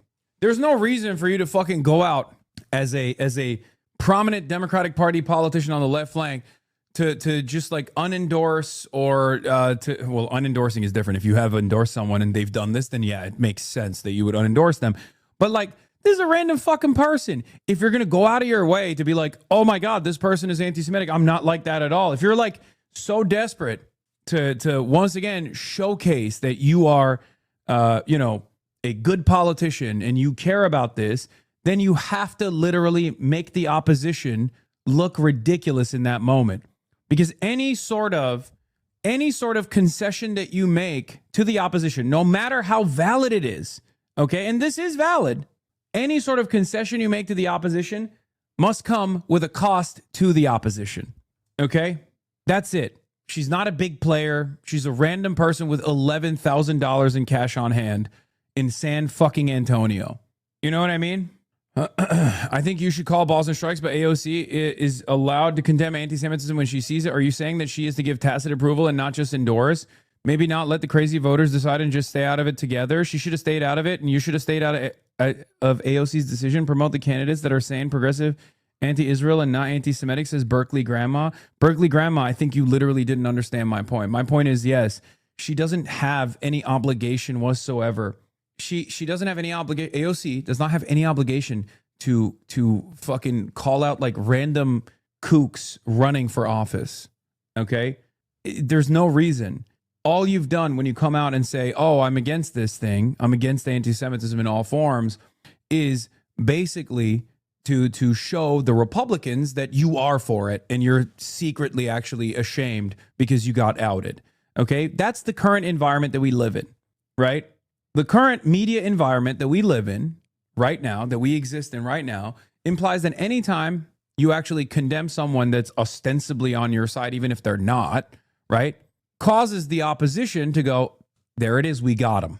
We live in a post-Trump universe, okay? We have to play ball. We have to stop pointing to the rule book and going, they're breaking the rules. They're not abiding by the rules, okay? And if you are going to do that, you definitely should be like, look, there's condemnable behavior here, and I'm willing to entertain it after we expel Randy Fine, or at the very least, censure Randy Fine. I think that is good politics. Do you see what I mean? Do you understand? This is the same as like the condom Hamas shit over and over again. Anyway, maybe you guys will disagree with me on this, but this should not be allowed, and our party's fucking dumb. Just disavow it on its basis, not attaching yourself to the hip while distancing is a cell phone. Exactly. Because, look, you might disagree with what I'm about to say, but I think in this day and age, I'm of the mindset that condemnations serve as ownership. Okay? If your opposition's framing is what matters in the circumstance because you think you're reaching across the aisle, you're showing them, you're showing your own fans and the broader public in general that like you're not for this, right? If that's your goal, you're not going to serve that purpose at all when you engage in these sorts of condemnations, okay? Because condemnations imply ownership. It sounds really silly to say it like this, but it's true, okay? When you turn around and condemn someone, for most people, the way that they see it, because most people are very cynical and they're, ideologically polarized against you, they go, she got outed. Condemnation implies responsibility. You have no responsibility over this person. You have no ownership over this person whatsoever. There's no reason, right? This is not your staffer. This is not your ally. This is not a person that you've endorsed at all. You don't even live in the same state. You're in New York City. No reason to do this, okay? And especially because the people who are demanding the condemnation are oftentimes the people who despise you anyway, okay? It's not coming from your actual support, your actual base. So that's one. Number two, any kind of recognition or any kind of ownership that you take over someone that is ostensibly on your side or any kind of apology is perceived as weakness in this rugged terrain, okay? It's seen as weakness. It's an unforced error every single time you do it. You should only be accountable to your base. You should only be accountable to the people who are riding with you and riding for you, people who might get confused in the process maybe, who might go, wait a minute, I don't really understand like what you're doing here. But you should also never have to concede to your opposition's framing. Kamala Harris did this quite a bit. Democrats do this all the time. And that's part of the reason why Trump is appealing or very successful. He never apologizes. He never condemns. And when people ask him to condemn, he turns around and says, why would I? Democrats are pedophilic monsters. Okay? And last but not least, endorsing the Democratic primary opponent, who is a pro-ICE, pro-Israel sheriff. I mean, that's totally ridiculous. Totally ridiculous. Because then you're signaling to people that you would rather, you don't have a problem endorsing people who are pro-Israel. And I think that's totally unacceptable. Condemnation is not just taking ownership, it's accepting the terms that the enemy wants the public debate to be held in. Yes, and we know damn well that these terms are used to justify real atrocities. Libs don't realize that these terms are not only dynamic, but must be forced in our own favor. Yes. Hasan, is Dan Bilzerian a good guy? Fuck no. What are you, insane? Of course not. AOC didn't endorse him? No, she did. She did. So, some principles to always follow through on. If you're, someone who wants to run for politics in the future or whatever, new rules will Bill Maher style rules for you. Always think before you make a statement, who is this message for? Is there an audience for this message? Will this reach a broad enough constituency? Will people be charitable to what I'm saying? Okay? Before you come out and, make statements. Those are the calculations that you should be making. Because let's be real, that's what Republicans are doing every single time. And that's precisely the reason why they never do any of those things. So sometimes you got to think like a woke and act like a chud. Okay? Republicans are very good at doing politics. Their policies are horrible, but for the most part, their politics are pretty solid. They have to win elections with an objectively shitty and oftentimes objectively violent agenda. And they do. So play by their rules. Don't play by their framing, because they never play by your framing. People correctly call out Republicans for being unbelievably racist all the time. When has any Republican turned around and been like, you know what? I'm so sorry. This other Republican is racist. Never. They don't do that. You know what they do instead? They have token figures that they prop up just to say, look, how could we be racist? Here is a black Republican that says I'm not racist. That's how they play politics. And people fucking believe it. It's stupid, but people believe it nonetheless. And then they constantly flip the script and attack the Democrats. I mean, this is the party. This is the party that on the one hand says, oh, I'll have you know the Republicans abolished slavery, excuse me. And then also in the same breath, defend the Confederacy. These are the people who say, oh, you can't delete Confederate generals. That's our history. That's our heritage. How dare you? And then they say the Democratic Party is the party of the Klan. And it's half the time it's fucking Klansmen that are saying that, Or at the very least, like Klan adjacent politicians, I think a much better response from AOC would be to turn it back around on a higher level like you do, which is, yes, Maureen Galindo is detestable. And yes, exactly what you get when you constantly push anti-Zionism, anti-Semitism is equal, unacceptable, unlike Islamophobia in the body politique. Use it to pivot, reinforcing good takeaways, not just this is bad and I refuse to explain. Yeah, no, 100%. There are many takeaways from this story. One is, hey, if you don't want some fucking kooky ass person who's saying, Jews control Hollywood or the banking system to be a viable candidate in the Democratic primaries, run better fucking Democrats who are the actual anti-Israel Democrats. Because clearly people want that. People want someone to say fuck Israel. Okay? People want someone to say fuck Israel. So the Democrats have an option. Either they actually become the anti-Israel party, or they just constantly try to find the perfect messenger for it that still is saying pro-Israel things, but also still kind of trying to gain legitimacy as an Israel critic. There's also one other thing that happened. I mean, being evil IRL prepare you to play politics because you have to navigate the world while hiding your beliefs. But look, this is what it is, though. For people that really love AOC and don't understand why people criticize her all the time, it's this type of counter signaling that she does that cause people to think oh, she's not, she's not with it. She's not with the cause. And yes, this kind of stuff actually is far more consequential in the media environment than her actual legislative actions. I don't agree with that idea, and I will always correct the record, and I will always show her legislative performance that is cut above the overwhelming majority of Congress, right? And even the times when she is actually leading the pack with her comms as well on this issue, right? Calling what Israel's doing a genocide far before, three other, with the exception of 2 or 3 other congresspersons, AOC called Israel a genocide far before any congressperson ever did, and many still don't, right? But this, to me, is another problem with bad instincts. This is called the friend-enemy distinction, and this is how politics begins to look during a fascist epoch. Yeah, because we are in that. We are fighting against fascists. Okay? We're fighting against the forces of fascism in this country right now. So we have to be a little bit more vicious. Oh no, Dave Weigel saw it. Haven't seen anyone else point this out and criticize this. AOC endorsed a police officer who, if he gets to Congress, will likely vote more with Cuellar than her. Oh no, now I've also gotten into the, anti-AOC media cycle. Why are we glossing over the fact that AOC conflated Zionism with Judaism to make this statement? Guys, come on, man. Come on. Stop with this fucking bullshit, okay? Stop with this bullshit. Maureen Galindo said she wants to castrate Zionist billionaires, okay? That's fine. That statement in and of itself doesn't just imply fucking, Zionists, okay? What are we doing?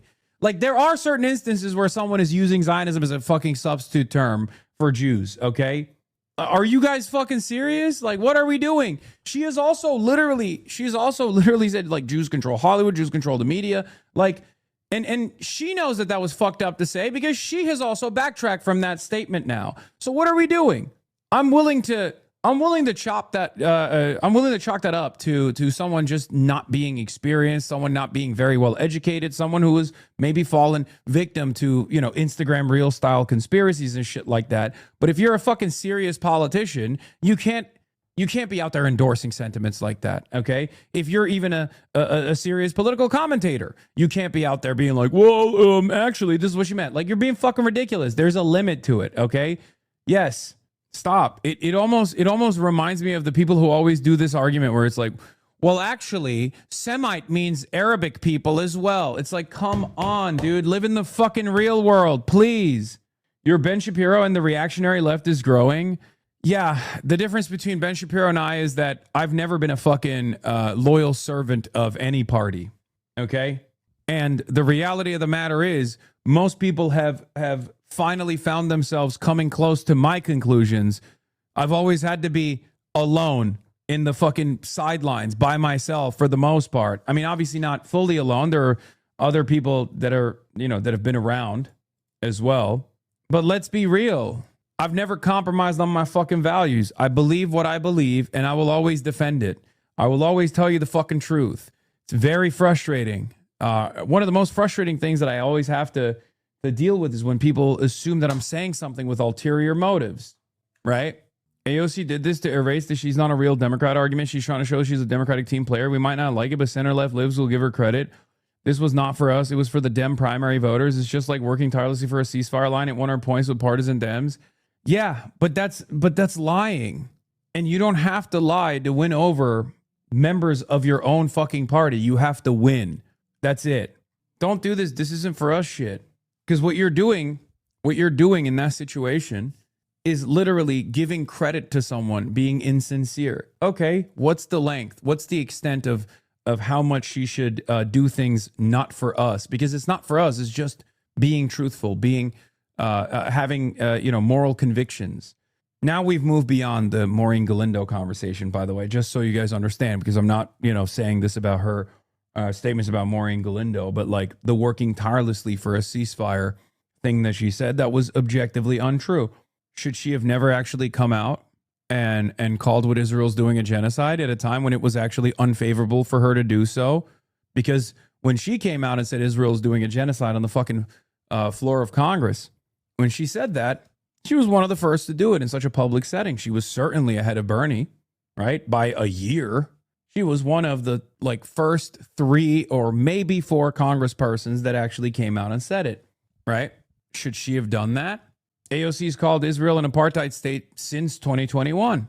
Should she have done that? She shouldn't have done that if she's only making these political calculations. It's moments like that that I actually pay attention to and actually give AOC credit for. Sometimes you have to be alone, and you're never fully alone regardless. You have your base.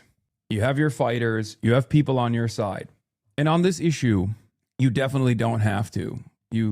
Yeah, I know. Greenblatt went on MS Now to cry about me again. I got it right here. Let's take a look. There is an epidemic of anti-Semitism that has overtaken this country.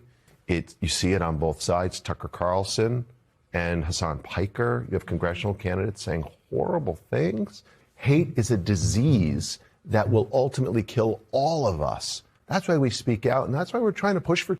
Dude, everything he does is hateful. He defends Israel. That's the most hateful thing you can do. God, what an asshole. Change. So I should just point out, we're pushing for something called, that was proposed just this week in Congress by Senators Langford and Rosen, the Jewish American Security Act, that would increase funding to provide security grants to all houses of worship, whether you're a synagogue or a mosque or a church.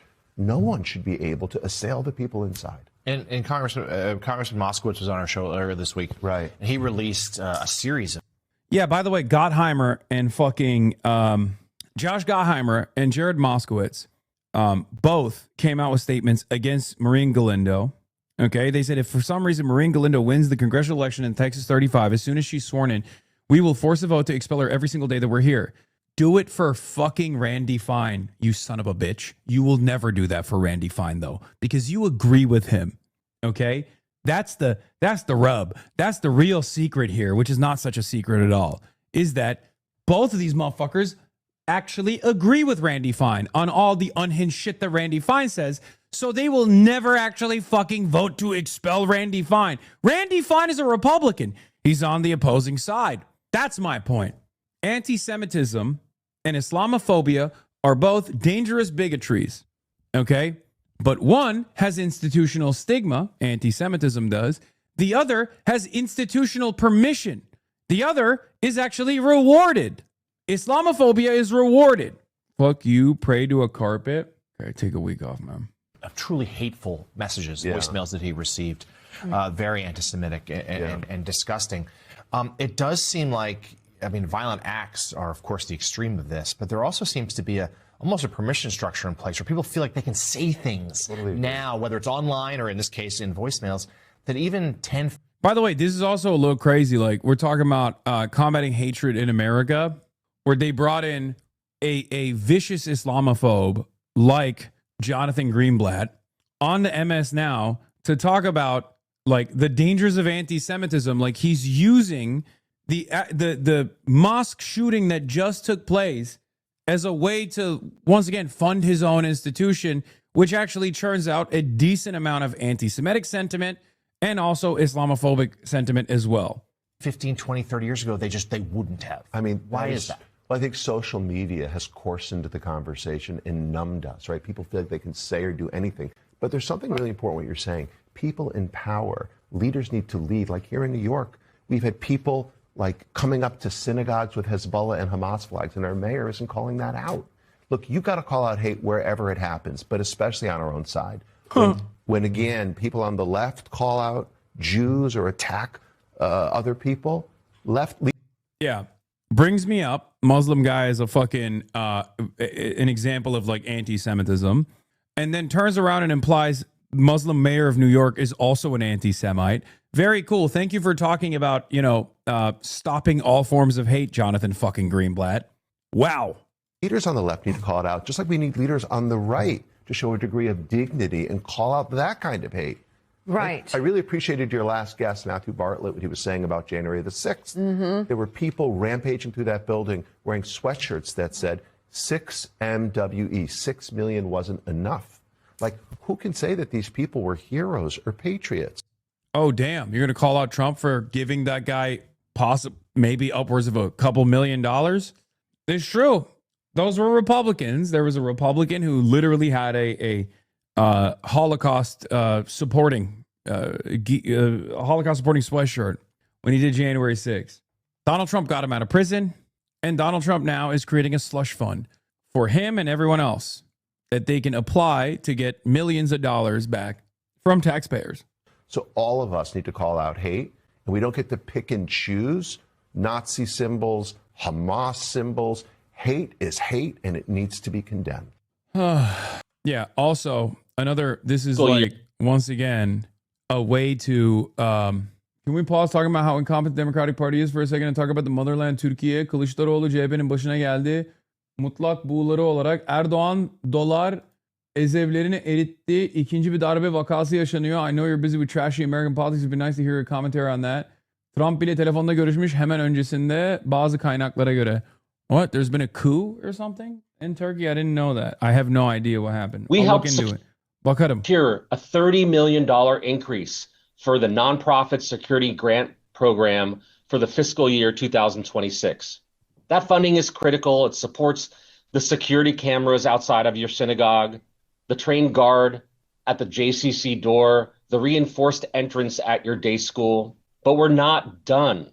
Right now, we are calling on Congress to fund the program at $1 billion because demand continues to outpace the funding, leaving thousands of applicants without the support that they need.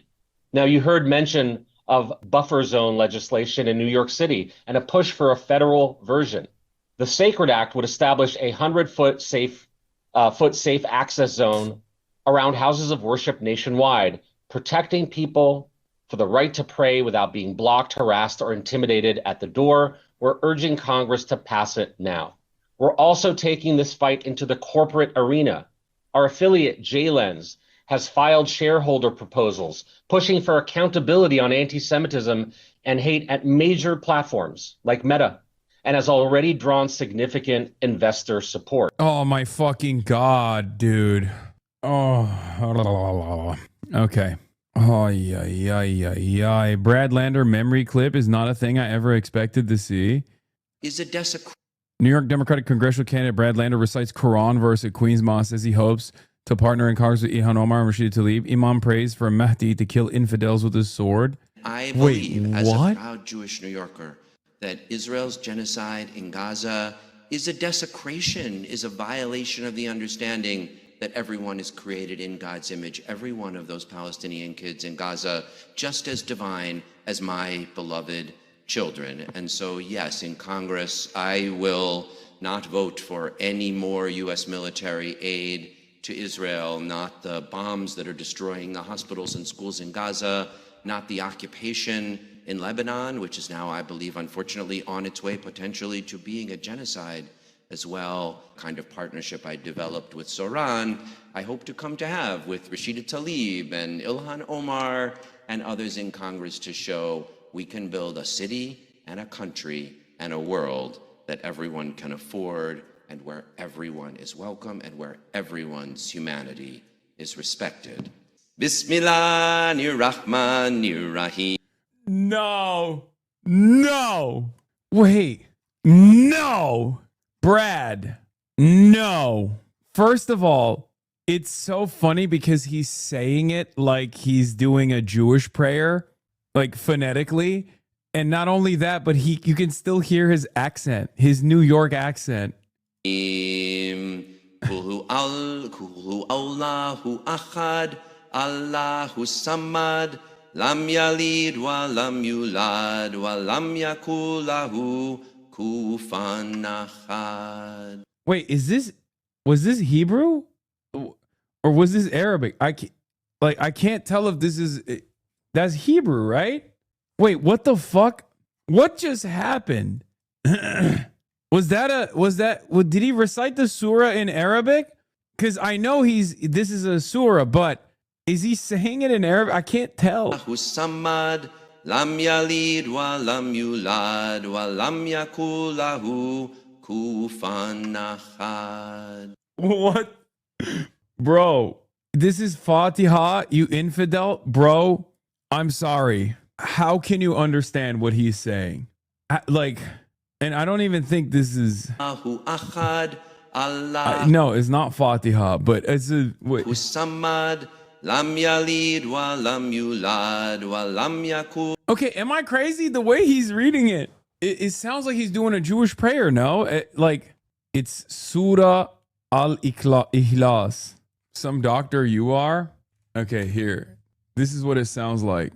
الرحمن الرحيم قل هو الله أحد الله الصمد لم يلد ولم يولد ولم يكن له كفوا أحد بسم الله الرحمن الرحيم قل هو الله أحد. I like Brad's more. Yeah, he had turned it into like like almost like a Jewish prayer. Yeah, I saw this. The American professor Richard Mortal, after learning Arabic, I firmly believe that the Arabic language is superior to any other language, and I do not accept debate on this matter. نحن مسلمون. الله سبحانه وتعالى قال في أكثر من آية كريمة قرآنا عربيا. Wait, what? Dude. Okay, this is kind of interesting because I've never, like, obviously I don't speak Arabic, right? And all the chatters who do always make fun of me when I say certain religious verses in my understanding, in the way that I learned it, because it has a Turkish accent to it. And it's really funny because chatters will always make fun of me for saying, like, you know, Arabic surahs or whatever, but with a Turkish accent. And now I'm picking up on it when other people have accents and they try to speak Arabic. I'm hearing it. Thank you very much for welcoming me today. Yes, it's broken Arabic with Jewish style of recitation, I guess. Is cute, but Brad doesn't need to go that far, lol. I mean, he went there. This is our favorite reading of that. قل هو الله أحد الله الصمد لم يلد ولم يولد. Dude, we've reached new lengths now. We've actually, he should have just said the Shahada. Someone should have duped him into reciting the Shahada. That would have been funny. Imagine. Oh man. Brad saw this poll and said anything goes. Yeah. I've never seen someone, by the way, yeah, Emerson came out with a bunch of New York polls. We're going to talk about that. I've never seen someone who's an incumbent get this fucking cumstered and dumpstered. Okay? It's actually insane. Jewish Voters Resource Center, Jewish Voters Survey. Which of the following statements better describes why you could not support a candidate if they disagree with you on Israel? Israel is not a deal breaker, 83%. I could not support a candidate who I cannot support a candidate who I view as insufficiently supportive of Israel, 13%. I cannot support a candidate who I view as supporting bad conduct by the Netanyahu government, 4%. Israel is not a deal breaker issue. Wow. All I'm going to say is HasanAbi thought vindicated. Okay? HasanAbi thought vindicated. That is the worst poll question I've ever read. It doesn't matter.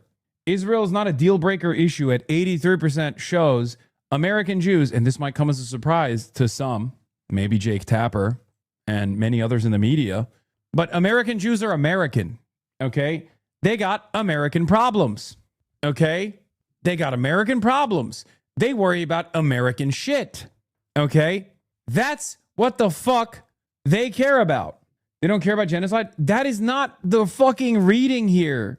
No, you're wrong. The point is, only 13% of Jews, when asked, say Israel is a deal breaker. It's like a high priority. This was literally my fucking argument about Zohran Mamdani. Okay? My argument for why many American Jews voted for Zohran Mamdani was, even if some of them actually cared about Israel quite a bit, they still are American Jews who care about American shit. Isn't a deal breaker something they cannot support? There's an oft-repeated truism that most American Jews are pro-Israel, anti-Netanyahu. Today's poll shows that nearly 1 out of 4 American Jews do not support Israel as a Jewish state. In other words, are not recognizably Zionist. It's well past time to rethink our assumptions. It's very frustrating for someone like myself because not only am I combating the forces, the ultra-Zionist forces in America, and Jewish institutions that specifically try to desperately tie back Judaism and Zionism and will say all Jews care about is Israel. How dare you fucking criticize Israel? You're criticizing Jews. But I'm also combating the forces on the anti-Zionist side at times that have also taken that framing hook, line, and sinker that go, you know what? They've said this too many times, so I'm choosing to believe it. So fuck it. Okay? No charity from either side, mind you. The anti-Zionist side goes, why the fuck do you care about this shit so much? They keep saying over and over again, and this is true, virtually every single Jewish institution, with the exceptions that are either like Yiddish institutions of learning or anti-Zionist Jewish institutions like JVP and whatnot, are openly saying they're pro-Israel all the fucking time in broad daylight, non-fucking stop. And it goes beyond that, where they not only do that, but then they also say if you actually fucking criticize Israel, if you protest a settler fair that's taking place, that's an illegal act, it's an illegal land sale that is illegally stolen land in occupied Palestinian territory, and people protest that, you're being anti-Semitic. 83% of Jews, whether they're pro-Israel or anti-Israel, say, as an American Jew, I care about American shit. That's what this means. Okay? That's what this means. It's literally something I've said over and over again. This is, once again, proof of the same thing that I keep repeating. And I don't say this to be like, oh, I'm only saying this because, like, I have to be a loyal lapdog of Zionism or whatever. I'm saying this because it's true. Even people who are fucking pro-Israel, why are you defending Israel again? See, this is what I mean. I have to deal with this shit all the time, dude. Some of you have unironically become Nick Fuentes enjoyers, man. This is crazy. I understand how important of an issue this is, and I understand how impactful of an issue this is, and how emotional of an issue this is, that, like, you see all this death, you see all this destruction, and then you see institutions, places of worship, openly defend this kind of atrocity, and it breaks your fucking brain. But just please, dude, snap the fuck out of it. Combating anti-Semitism is not defending Israel. Fuck. Amongst Jews that were asked, in this 83%, there are pro-Israel Jews. Bro, admit you're deep state Mossad, CIA, Islamist, commie, sheepdog with a billionaire dad. Yes, it's true. All of it. Amongst this 83%, okay, there are, of course, Jews that are pro-Israel. But even Jews that are pro-Israel are like, I'm an American Jew. I care about American shit. It's not a fucking deal breaker. I will still, I will still support a politician if they're fucking, anti-Israel. It doesn't matter to me. If they got a bunch of other shit that I care about, if they're defending a bunch of other shit that I care about, then I'll support them. I will just never fucking agree with Jonathan Greenblatt, man. That's it. That's it. Because Jonathan Greenblatt and Nick Fuentes agree with one another. They agree with one another. All Jews care about is Israel. That's what they both say. So why the fuck are you, an anti-Zionist, agreeing with both a Zionist who is the number one dick rider of Israel and a Nazi who always uses anti-Zionism as a way to fucking keep fomenting anti-Semitism? These are some of the worst fucking people in American society, and you find yourself in agreement with them. I am not going to do that. This doesn't mean I don't factor in the reality that, of course, people are going to hear what Jewish institutions are saying and learn the wrong lessons out of that. But even in a moment where there's like very clear evidence that even pro-Israel Jews don't give a fuck, it's not a deal breaker for them if someone is an anti-Zionist or anti-Israel, and they will still vote for someone who's anti-Zionist or anti-Israel. It's not a fucking deal breaker for them at all. 83% of them say this. You're still going, nah, they're actually faking it? Like, what's the argument? They're faking it? They came up with this so they can fool you? Do you see where that goes? Do you understand? Do you understand how many leaps of faith you need to take to justify, to confirm your previous biases? And at some point, you have to realize, like, you're literally implying that they're doing fucking takia. Let me tell you something, okay? If there's one group of people that don't have to fucking hide their opinion on Israel and how much they love Israel, it's American Jews, okay? They certainly don't. The ones who love Israel and make it their top priority never shut the fuck up. So what leads you to believe that American Jews who aren't constantly hysterically fucking foaming out of their mouths about how, like, Israel is under attack and this is anti-Semitism, what makes you think that all Jews actually feel that way?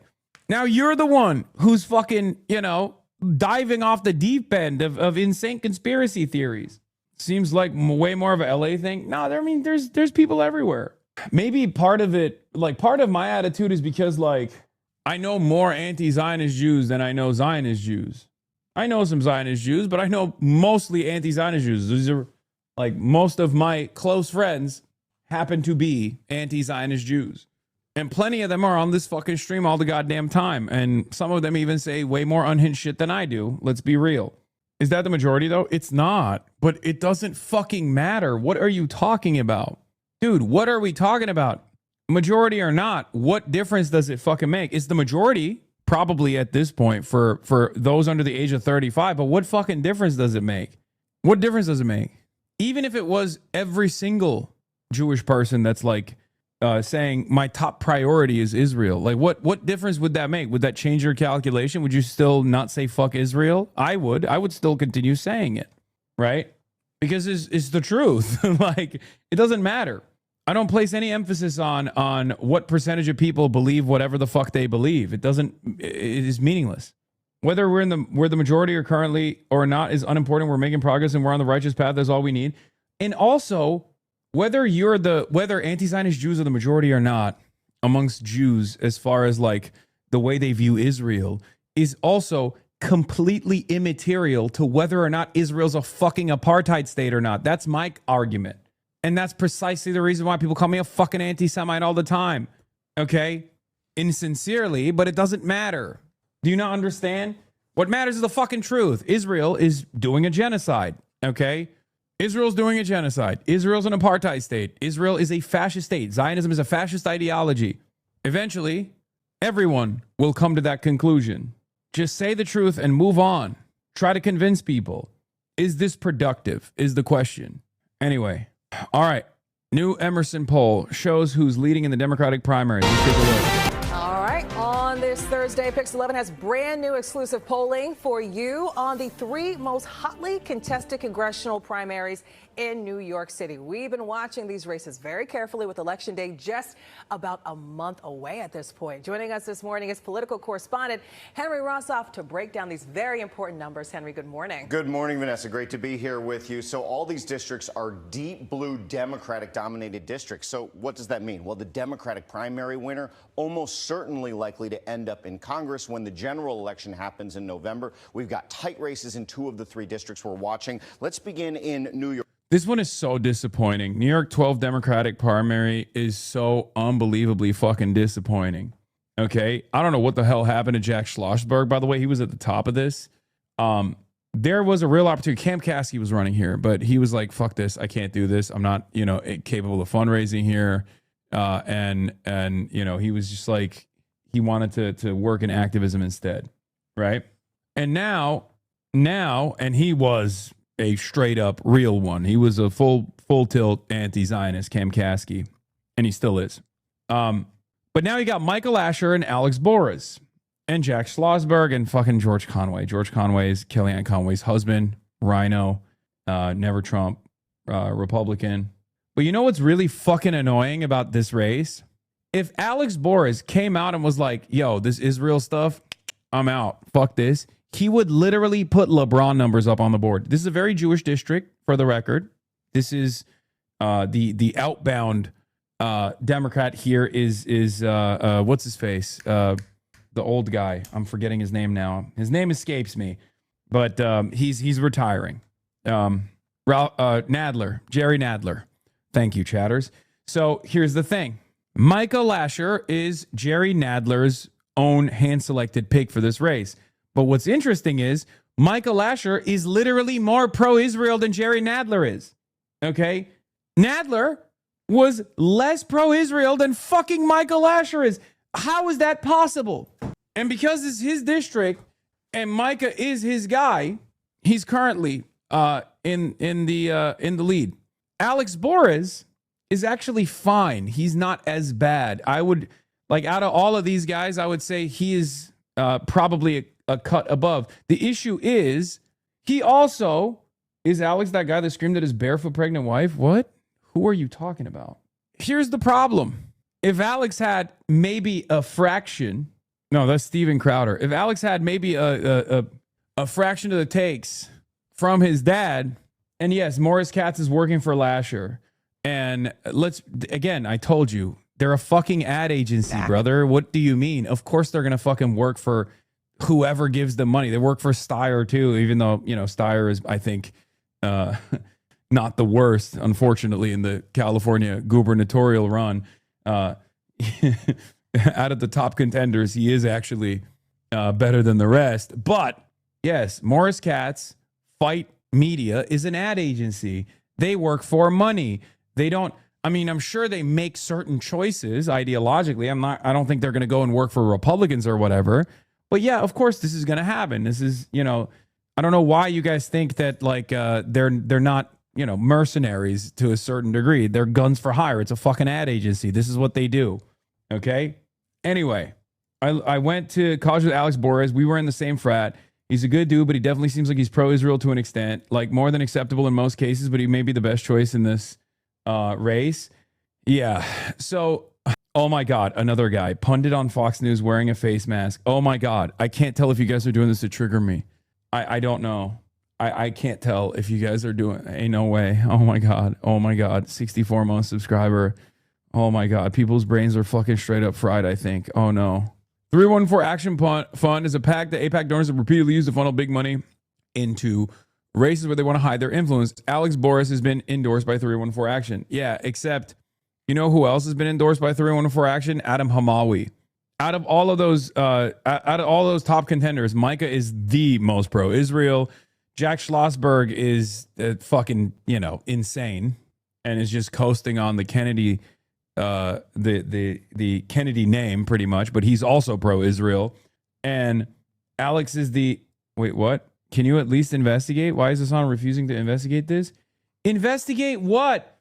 That someone on Fox News was wearing a fucking mask?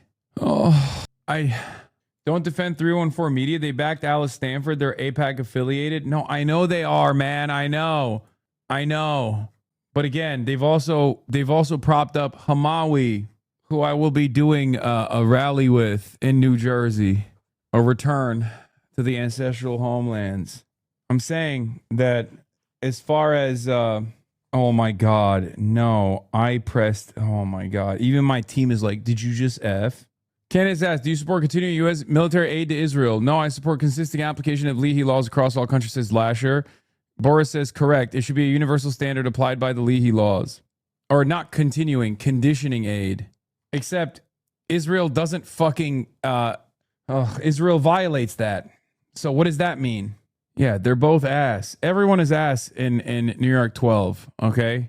York 12. This is the battle for Midtown, Upper East, Upper West Side. Voters really zeroing in on the two established lawmakers here. This is the race to replace Jerry Nadler, and Micah Lasher, who's one of his proteges, is at 22%. Alex Boris, an assemblyman who talks about computer science guy, talks about regulating AI, one of the issues of our times, making inroads with voters at 20%. And you have Jack Schlossberg, the grandson of JFK, president. Of course, New York Post wrote that 34-year-old mayor had touted the show as the next iteration of FDR famous fireside chats, but unmoderated questions quickly devolved from softball questions to hardcore porn imagery.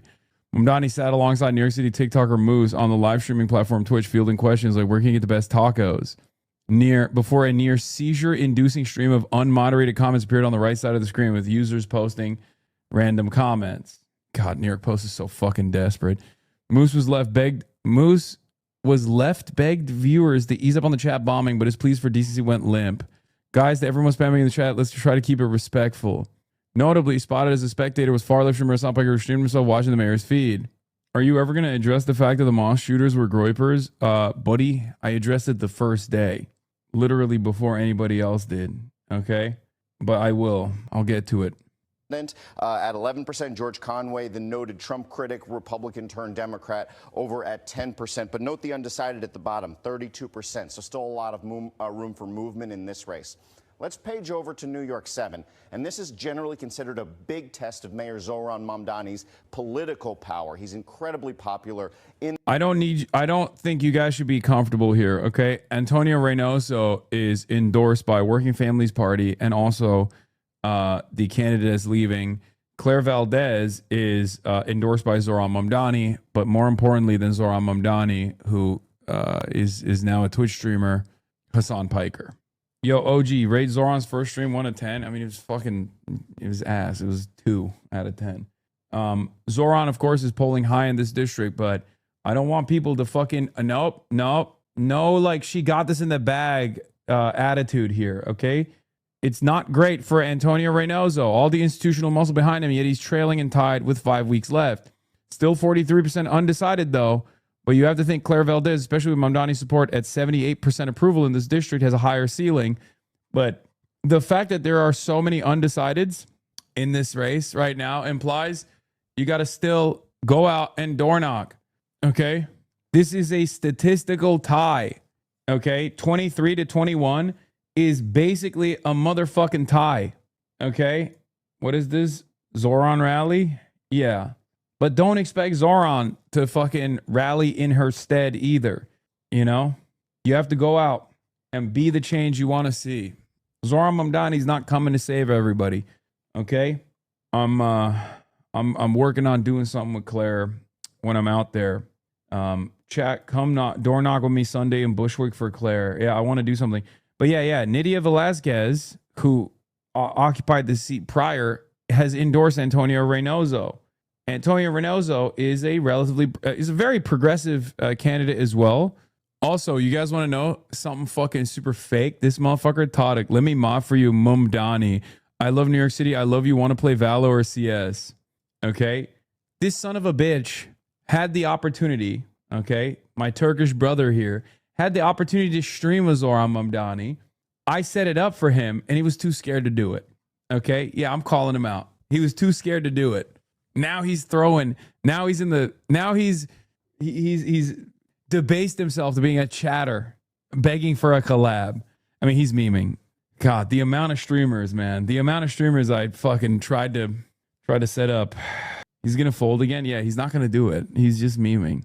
In this district, it's colloquially known as the Commie Corridor in New York City politics. Democratic Socialist Claire Valdez, an assembly member, not very well known until Mr. Mamdani pushed her forward at 23%. Then you have Antonio Reynoso, the popular Brooklyn borough president. He's at 21%. And you have Julie Wan at 13%, the council member. 43% undecided. So this race incredibly unsettled. Where we are seeing a race that truly is a little bit more settled, that would be former comptroller Brad Lander at 57%, 34 points ahead of sitting Congressman Dan Goldman. And in this race in particular, not a lot of undecideds left relative to the other race. If you gave all... Yeah, this one's cooked. If anything, Brad is not DSA any longer anyway, but again, another Zoran endorsement here. Therefore, I'm sure there's like plenty of door knockers working for Lander right now. But if I was in charge of the army of reserve door knockers, which I'm not, does Tadic not support Mamdani? No, he does, man. What the fuck's wrong with you? I'm saying he was just like nervous to do a fucking, oh God. Oh, I can never say anything. Everyone immediately assumes whatever their fucking weird parasocial understanding of the world is. It's normal for a fucking content creator who doesn't know anything about politics to feel a little nervous about doing something with a fucking mayor. Okay, that's it. That's what it was. It was a joke. Okay, my district, not fond of Goldman. Republic formerly known. Yeah, it's not surprising. He sucks. So Dan Goldman is ass. He is incredibly ass, and he is a fairly conservative. He is a fairly conservative candidate. Brad Lander, of course, is a lot better than he is in virtually every aspect. Even if he is not all the way there, he's not an anti-Zionist. Brad Lander is not an anti-Zionist, but he is up there with, especially with the rest of Congress, at least with the current makeup of Congress. He would still be one of the most like anti-Israel congresspersons. But he is definitely like a J Street kind of guy. Anyway, he has a lot of name recognition. He's got this in the bag. Like I was saying, if I was in charge of like commanding the reserve army of door knockers, I would say I would probably focus on Daraliza's race, especially. And also, yeah, I know. They saw you're coming to town and they're boosting Daraliza's opponent. I saw this. Latino Victory Fund announced a $750,000 boost to Representative Adriano Espaillat's reelection. More than half of that is being spent on a TV blitz, according to the group. They're spending this money because Daraliza has motion. Okay, Claire Valdez and Daraliza are, I think, the areas of need right now. 20% undecided points to Mr. Goldman. He still would not catch up to Mr. Lander, according to our... I know you're planning to meet Daraliza again this weekend, but any plans for a New York DSA rally or something? She needs the HasanAbi bump. I mean, I would do it, yes. I would, if the New York DSA wanted to do like a rally or something for the New York slate, okay? Yeah, I would be fucking all over it. I'd fly out for that, for sure. Polling in the 10th Congressional District, that's Lower Manhattan and Brooklyn. Now, the economy. Overwhelmingly the biggest issue in all three of these districts, and almost nobody among Democratic primary voters feels that things are going well. In New York, 80 90% poor, fair. 90, 90, 90. I mean, it's true. It's really 8% ass. say the economy is doing poor or fair, just 12% saying good or excellent. And this trend continues all the way down. So that affordability issue that we saw play out in 24, 25, it looks like it's also playing out in 26, Vanessa. So the economy, the economy, the economy. That's the deal here. Top of everyone's mind right now, Henry. Thank you so much for breaking down those numbers for us as we are once again less than a month away. Good morning, my friends. We've got a poll. The first public and independent poll of this race just dropped, and it has us up by 2 points. But even more important than those 2 points are the 43% of voters who haven't made their mind up yet. This race is wide open, and we know that whoever talks to the most voters is going to win. I am so proud of this campaign and every single person who has joined us so far. We have 33 days left. How this race goes is up to all of us. If you haven't donated to the campaign or haven't signed up for a shift, or hey, maybe if you already have, now is the time to double down. We know exactly how to Yeah, win Aber this race. Kawas as well, We want as obviously. many voters in New York 7 as we can. We know how to win, so let's do it. Go to playvaldezforcongress.com and join us. And this next segment, we should change the name of it to Yes, They're Nuts. But what the Democrats are morphing into is not a joke. It's highly disturbing. Texas Democratic House candidate and sex therapist Maureen Galindo is using rhetoric far more extreme than anything they accuse Republicans of. She posted on Instagram that she will turn an ICE facility into a prison for American Zionists and former ICE officers, even proposing what she called a castration processing center for pedophiles, which will probably be most of the Zionists, she wrote. Now, some Democrats claim to be outraged by her comments, but I bet a lot of them secretly agree with her. And fucking Batum. What did I say? What did I say? Wow. Do I know my fucking hog media or do I not know my fucking hog media? What did I say? You condemn and they still go, oh, I bet they secretly agree with her. That's it. That's it. What the fuck is wrong with people? Just like, this is how it works. This is how it fucking works. So if you're going to go out on a fucking limb and take ownership over Maureen Galindo's statements, then you have to be tactical about it. You have to turn around and be like, really? You want me to fucking condemn? You want me to condemn a person that's across the fucking country on a whole ass different state that has $11,000 cash on hand, that's in the Democratic primaries, but you got Andy Ogles, you got Randy Fine, you got Tommy Tuberville, you got all these fucking Republicans saying they want to denaturalize and deport every Muslim in this country. Why are we so precious about one thing and not the other? What the fuck are we talking about?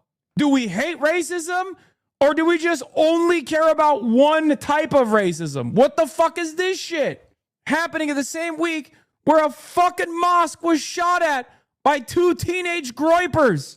3 people killed. What the fuck is this shit? What is this shit?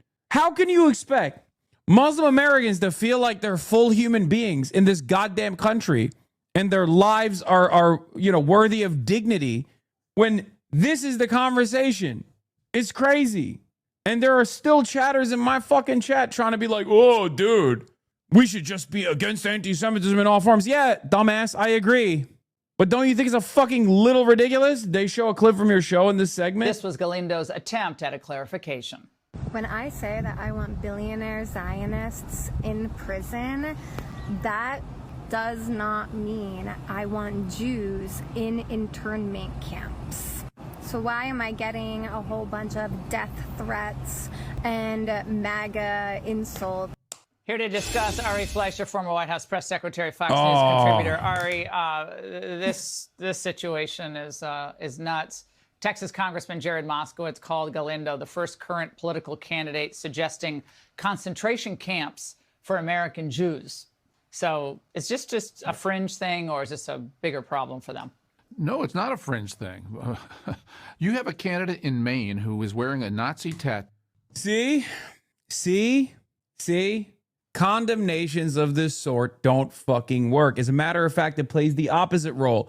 You've now highlighted it. you've now taken ownership over Maureen Galindo. Have fun with that. Have fucking fun with that. 2.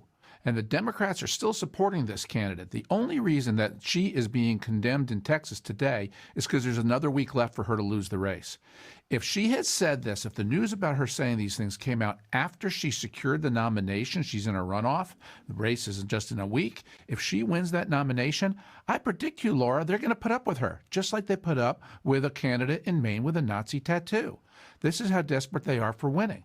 And there is a streak inside the Democratic Party that is virulently anti-Semitic, and we have never heard it as bad as we did in Texas with what she has said. And she's claiming, Ari, that she cannot be anti-Semitic. It's impossible because her last serious relationship was with a Jewish man. So is that... Again, I'm sorry, but you sound like a fucking libtard, okay? I'm using the terms that you understand because this is precisely what you guys do about black people, for example. This is exactly the same fucking playbook. This is the same fucking playbook that I've heard play on this motherfucking show. It literally. Oh, how could I be racist? I know a black person. What is exactly the type of rhetoric you hear from Republicans all the damn time, dude? It's so strange. They literally are doing. It's so funny to watch them go, we hate DEI. Okay? We hate all affirmative action. We hate DEI, except for one group. If we can cynically weaponize anti-Semitism against the entire opposition party, okay? Not even in this circumstance against like Maureen Galindo, who has said anti-Semitic shit, but just against, paint the entire brush. It's so funny. And it's also funny because these people don't give a fuck about Jews anyway, okay? They just care about Israel. That's all they give a shit about. What? Yeah. I think she's a loony, Laura. I mean, I think that's the bottom line. You know, even her attempt to clean up today. Why should billionaire Zionists be in prison? What have they done to be in prison? You know, that's the whole flaw about everything, which shows there's the rot in her mind. We're talking about billionaires. I mean, I can think of a few that should be in prison, you know? Billionaire and Israel supporter? I don't know. I mean, listen. Billionaire Zionist is literally Elon Musk down to the poor, the poorest of the poor billionaires. You know, it could be in anyone. A lot of them have done some unsavory things to get to the positions of prominence that they've gotten to. Not even on some thought crime. Oh, if you're pro-Israel, you should go to prison shit. I'm talking, if you're a billionaire, you might have done some things. Might have done some things that are prison worthy. I wouldn't just across the board start asking questions like, why should we throw billionaires in prison? I'm just saying. See two things happen. One is all Democrats call for her to drop out. And if she does win, call on her to drop out and say they won't support her. They'll support the Republican. Two, somebody needs to do it. Democrats should support the Republican if she wins the race. You know what's funny? There are Democrats who would do that, by the way. Like because they're cucked. They're cucked. They're unbelievably cucked. And I don't even mean just like cucked to Israel. They're just cucked to the Republican Party. Okay? Their starting point is always, oh, how can I concede? How can I concede to you? How can I take your framing? How can I take your framing? You're my opposition. You hate me. You call me a fucking, pedophilic vampire all the time. But how can I make sure you're satisfied? This is how. No, you're not. I'm not talking about Moskowitz and shit. I'm not talking about Moskowitz. Moskowitz is Israel first. That's a separate conversation. I'm talking about the Democratic Party tendency to constantly abide by oppositional framing. It's not even on this issue in particular. It's just everything all the time. Interview with her? I'd love to see her mind in action. How does somebody this warped think? I think we'd all benefit by seeing this type of corrosiveness be exposed. Let her explain herself. Let people see what anti-Semitism really looks like, sounds like, and remember that the Democrats, she won the runoff. I mean, she won the race, first place to put her into the runoff. So then why watch Fox News right now? The reason why I watch Fox News, 37 months subscriber, you've been in here for 37 months. Sorry, I got the hiccups. You know why I watch Fox News. It's the same reason why I gave good advice that nobody obviously heeds and listens to, about how hogs operate and what you should and shouldn't do. Because I understand the hog. I internalized the hog. I am a hog. I have the capacity. I'm a day walker. Okay. I have the capacity to not only look like a chud and think like a woke, but I can also look like a chud and think like a chud. Okay. And maybe sometimes I can look like a woke and think like a chud. Okay. That's how beyond. the Democrats have gone today. Yeah, this is where they are. This is where the party is, totally in the sewer. And you mentioned that Senate Democrat candidate Graham Plattner in Maine going up against Susan Collins. His story keeps getting creepier, Ari. First, there was that tattoo, Nazi tattoo you mentioned, string of vile deleted social media posts. Now, more of them are resurfacing, and where he appeared to mock a U.S. soldier almost killed in combat. I think this is going south for him. I know he was the flavor of the day and the month, but I think this is going to get worse and worse. I think we've only seen the surface of this. Well, I hope that's right. My caution, though, is in Virginia, you had a candidate for the Attorney General win after it was exposed that he sent an email saying he wanted to kill the children of the Speaker of the Virginia Assembly, and he still won. The Democrats have a craziness problem, and sometimes it gets them over the finish line. Be sure to like and subscribe for all the Fox News latest. So this morning, growing concerns about the rise of hate, openly targeting Jews in America, anti-Semitism hitting one of its highest years on record in 2025. Many fear it's only getting worse, especially among those seeking office. One Texas candidate posted her vow campaign promise to turn an ICE detention center into a, quote, prison for Zionists. And it doesn't end there. Politicians across the country making their message clear when it comes to anti-Israel platforms, ultimately fueling hate against Jews. Our next guests are sounding the alarm. Democrat Congressman Jared Moskowitz has been targeted with anti-Semitic threats, and GOP Congressman Tim Burchett, a strong Israel supporter and fighting to keep I'm skipping this shit, dude. I'm sorry. I don't fucking like. What are we doing? Okay. Yes. Anti-Semitism is a far bigger problem, and it's coming from the Democrats. They're the ones doing it, and it's strong Israel supporters being yelled at. I mean, I don't even know what happened to Jared Moskowitz. I just at least they stopped doing hit pieces on you. True. That is true. Pennsylvania Progressive Chris Rabb says day one priority will be to de-Trumpify the government.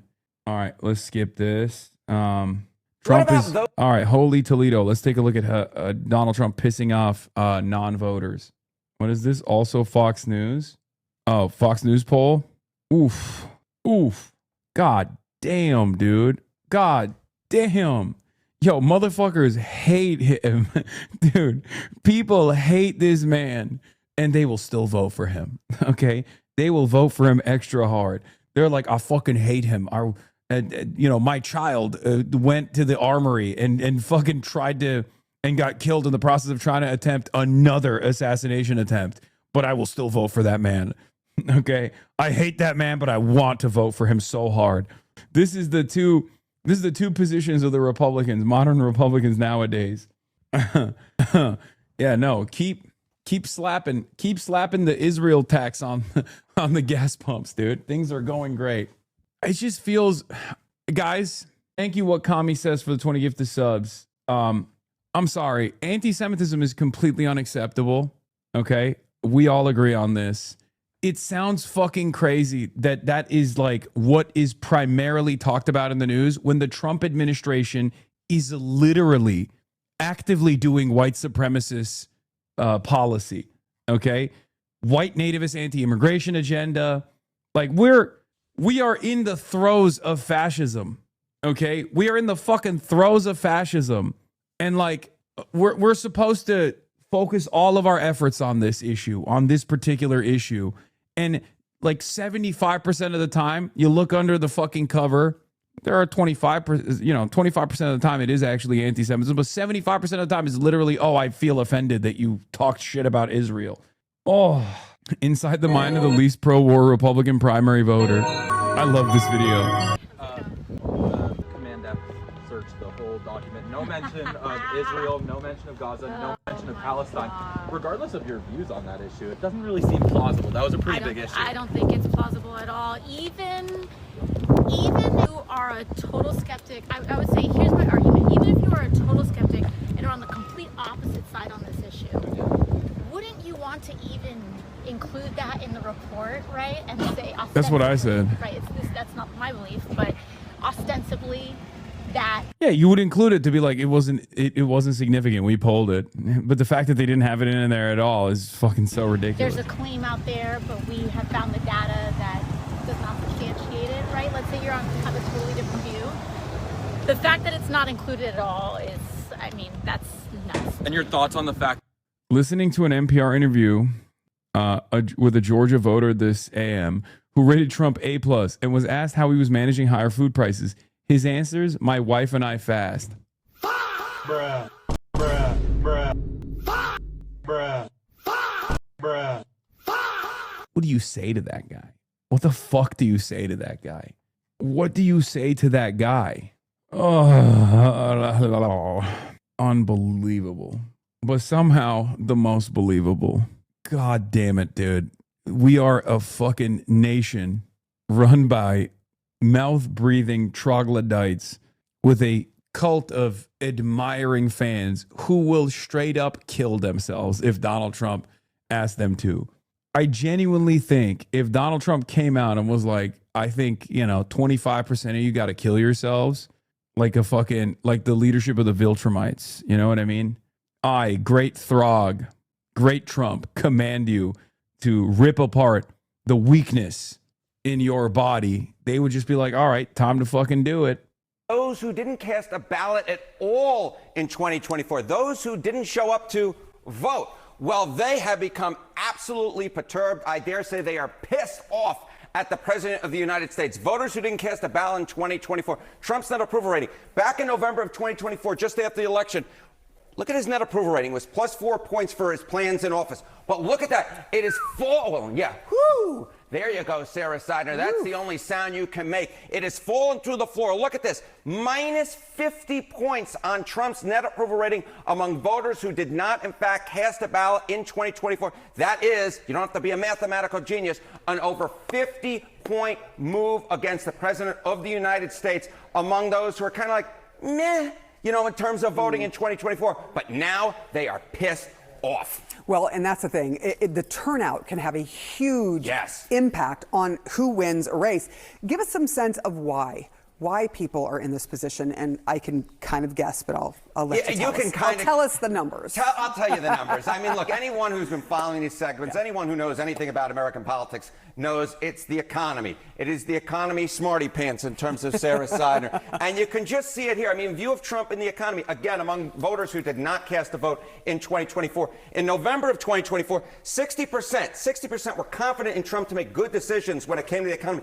But again, this number has just absolutely plummeted. Look at his approval rating now on the economy among those who didn't cast a ballot in 2024. It's 19%. It's only a third of those who were confident back in November of 2024. Again, we are just talking about numbers that are falling through the basement. If you hire the carpenters who built Donald Trump's floor in this, Amy Goodman's peace sign. Thank you for the 50 bones. Peace to you as well. Trump isn't actually on the ballot, technically, but Republicans certainly are. Is this going to have an impact, you think, on them? Yes, absolutely. This is the key question, because it's not just about persuasion. It's about turnout, baby. It's about turnout. And these folks are not just pissed off and want to vote Democratic. A lot of them are actually very likely to vote. Okay, voters who didn't cast a ballot in 2024, their 2026 choice for the House. Look at this. Democrats are winning amongst them by 31 points, and 48% of them are either very likely or almost certain to vote in the midterm elections. So this is a group I'd really be paying a lot of attention on, because the reason why Democrats are doing so well on the generic ballot is in large part among those who stayed home in 2024. Many of them will vote in 2026, and they won't be voting Republican. They'll be voting Democratic, because truth is, they're just pissed off at the President of the United States. We expect to see some potentially big numbers. I mean, judging from this at the polls, or voters' numbers when it comes to the midterms. When you're perturbed, you turn out to vote. Do you know how hard it is to be working class and afford rent or mortgage, utilities, transportation, childcare, food, and forget about if your child needs tutoring in school or wants to participate in extracurricular activities. This is what the majority of the American people are dealing with.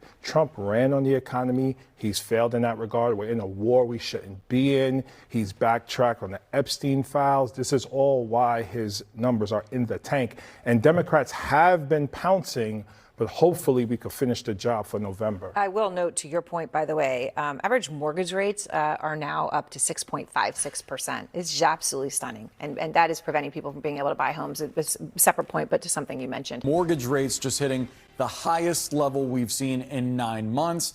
And as we gear up for the busy summer travel season, gas prices are higher than we've already seen in almost 4 years.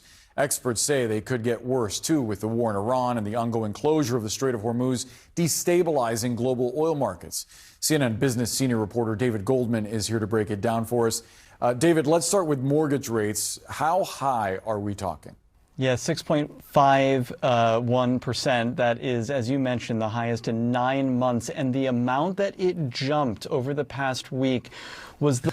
Bro, I'm left bashing a little bit. I have to.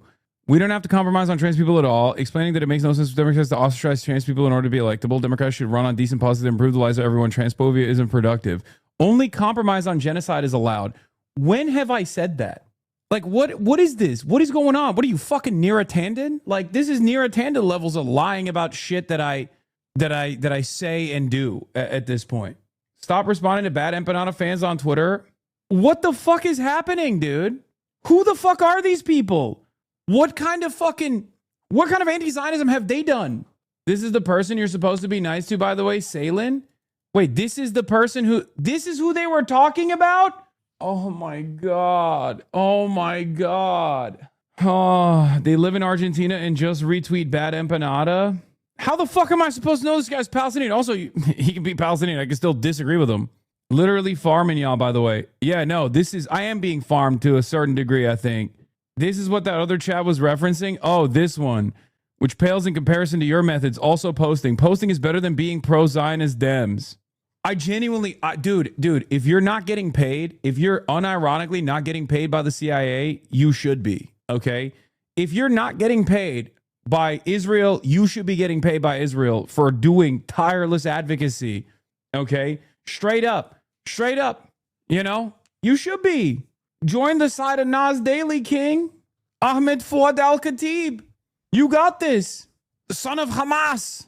Like, if your anti-Zionist advocacy is just fucking constantly telling people that are listening to what you have to say that I'm actually a liberal Zionist, or I love defending Zionism and I love defending Israel, if that's your anti-Zionist advocacy, I mean, you might as well be working for fucking Radio Free Palestine, you know?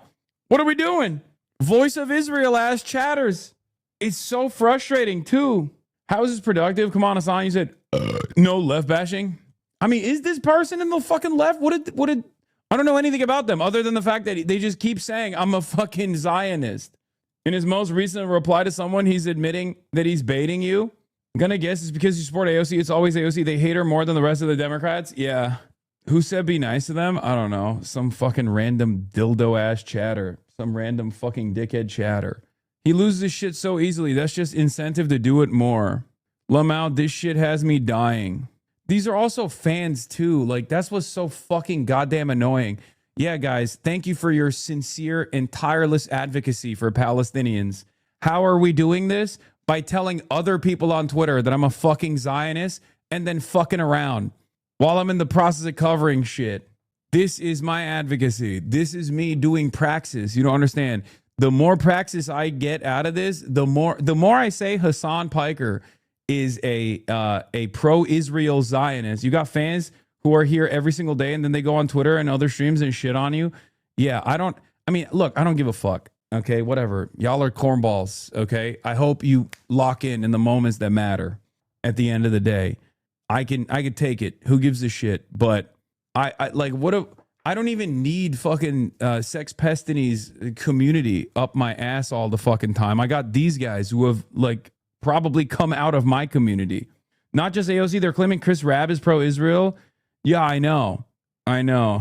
Hassan referencing Lockheed liberal tweets to justify supporting genocidal Democrats. This man is a glorified liberal at this point. Oh my God, he just helped the most socialist members of Congress get elected, who's now the most anti-Zionist voice in our government alongside Rashida Tlaib. You're still calling him a lib? Yeah, no, it's just, again, the reason why people like this get so mad. Okay, here, you want to know why people like this get so mad? And you want to know why? Because they don't do shit, okay? All they have is this. And I have this too, but at least I try to use this for good, you know, to try to make some changes, right? But they don't want to do that. So all they have, and it's no different than all the fucking anti-communist liberals that yelled at me for going to fucking Cuba with Progressive International and delivering humanitarian aid. Every single person that freaked out on that shit, they were like, oh, he was wearing expensive clothing and whatnot. They're mad, not at what I'm doing.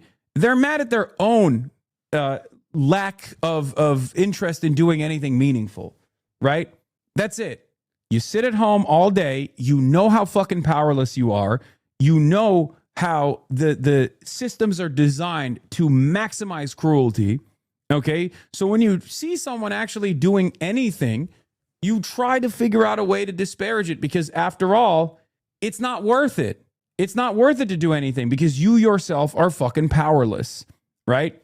You're powerless. So everyone else that's trying to do anything to try to change the situation must also be doing it for some cynical purpose, for some ulterior motive, right? Because if that's not the case, if someone is sincerely trying to make changes, right? If someone is sincerely trying to make changes, all of a sudden you have to literally reconsider sitting on the couch and tweeting. If that's all you're doing, and there are other people who are out there trying to make changes, you know, albeit marginal, then there is an opportunity to do something beyond just like performatively posting on Twitter about how everyone else is actually secretly an op, secretly pro-Israel, all this shit.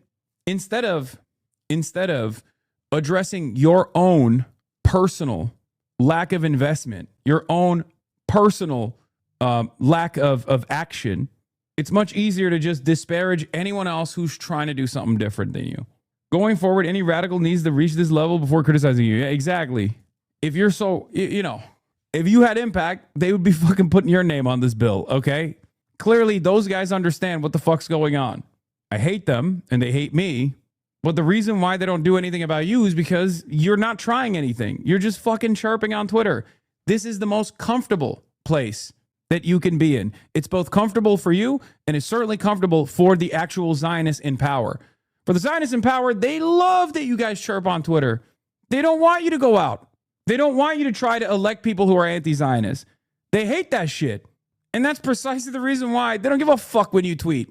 Tweet all day. It's a way for you to take all of the possibly productive frustration and channel that into doing something that can make systemic changes slowly but surely, okay, little by little, and release that pressure valve by just saying something on the fucking timeline. That's all you got, baby. Who do you think the centers of power fear more? Someone like myself who is trying to normalize certain ideals, whether it be developing a better understanding for the liberal base as to why Palestinians actually engage in the act of resistance, or someone like you on Twitter talking about how no one is actually sincerely anti-Israel like you are. That's it. And then half of these guys will be like, Tucker Carlson is so good with his tireless advocacy for Palestinians. Like, it's always the same people that are like, Marjorie Taylor Greene and Tucker Carlson are so good with their sincere anti-Zionist advocacy. Unlike Hassan, who is a glorified liberal and loves Israel and loves Zionism. You don't know the fraction of the shit I go through on a daily fucking basis to be able to do this, you know, work that I'm doing and have been doing for the past fucking 13 years, and certainly for the past 3, where it's gotten an increasingly insane amount of attention in the negative, obviously, in a way where I'm, you know, being fucking doxxed endlessly and harassed endlessly. There are those who substitute genuine change or moving in the direction of creating genuine change for posturing as a more moral deity on the timeline. there are a lot of people like that.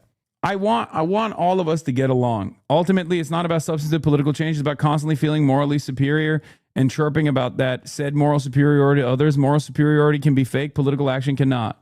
This Hassan guy was a lib like a year ago. Lemafayal, was he? I mean, I'm familiar with him because we have the same name. And his claim to fame was that ASAP Rocky followed him, I think, for the longest time. He was just like a Twitter poster. What is this? I knew Hassan before he launched his channel. I've been on a show and had watched his rise for years, and I'm certain he'd agree with me that the number one reason he's so much bigger than other leftists is he was an extreme early adopter of Twitch. It's the exact same thing that happened with Chapo and podcasting. These are all smart people and good talkers, but if you actually watch this play out, it was very much a right place and the right time thing for both. I agree. Certainly.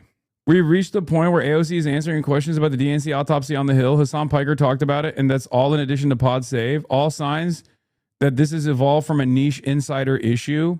And yet we are not talking about the fact that black voters and voting power in the South and in the CBC are on the verge of being extinguished or diminished greatly. As I mentioned weeks ago, there are 2 windows to release this damn thing so as to be meaningful and not a big distraction. This moment is not one of those windows. Today, there'll be folks tweeting 10 to 15 times about this report. Wait, I have talked about redistricting over and over again. So I don't know. I mean, he's chirping at maybe other people saying that they're being unproductive or whatever, but what is this? That's crazy. All you do is punch left, yet claim not to be a liberal. So you know that to be true. So when you tell someone do something, then you know that they'll never be able to do it. Wait, what do you mean? You can't get off your fucking couch and go to a goddamn protest? You can't get off and join a fucking you can't get off and organize? You can't get off your couch and organize? Every other person in this community does that. If your only fucking praxis is chirping on Twitter, then you're doing nothing. I stood next to you in Minneapolis, my boy, so calm yourself. As if they didn't have the luck you had, meaning that it is nothing more than a bad faith baby brain argument meant to diminish your detractors. So what the fuck are you chirping at? I was there and so were you. So you should know better, don't you think? What's the conversation here? You stood next to me in Minneapolis. Do you think I'm your fucking enemy? Do you think I'm a Zionist? Do you think I'm pro-Israel? So why the fuck do you entertain those whose only output is to claim that? And then a couple GoFundMes that they post on the fucking timeline here and there. What the fuck good is that doing? I don't expect you to say I'm a fucking hero by any means, okay? I'm not. I'm just a regular ass dude who's unbelievably fortunate.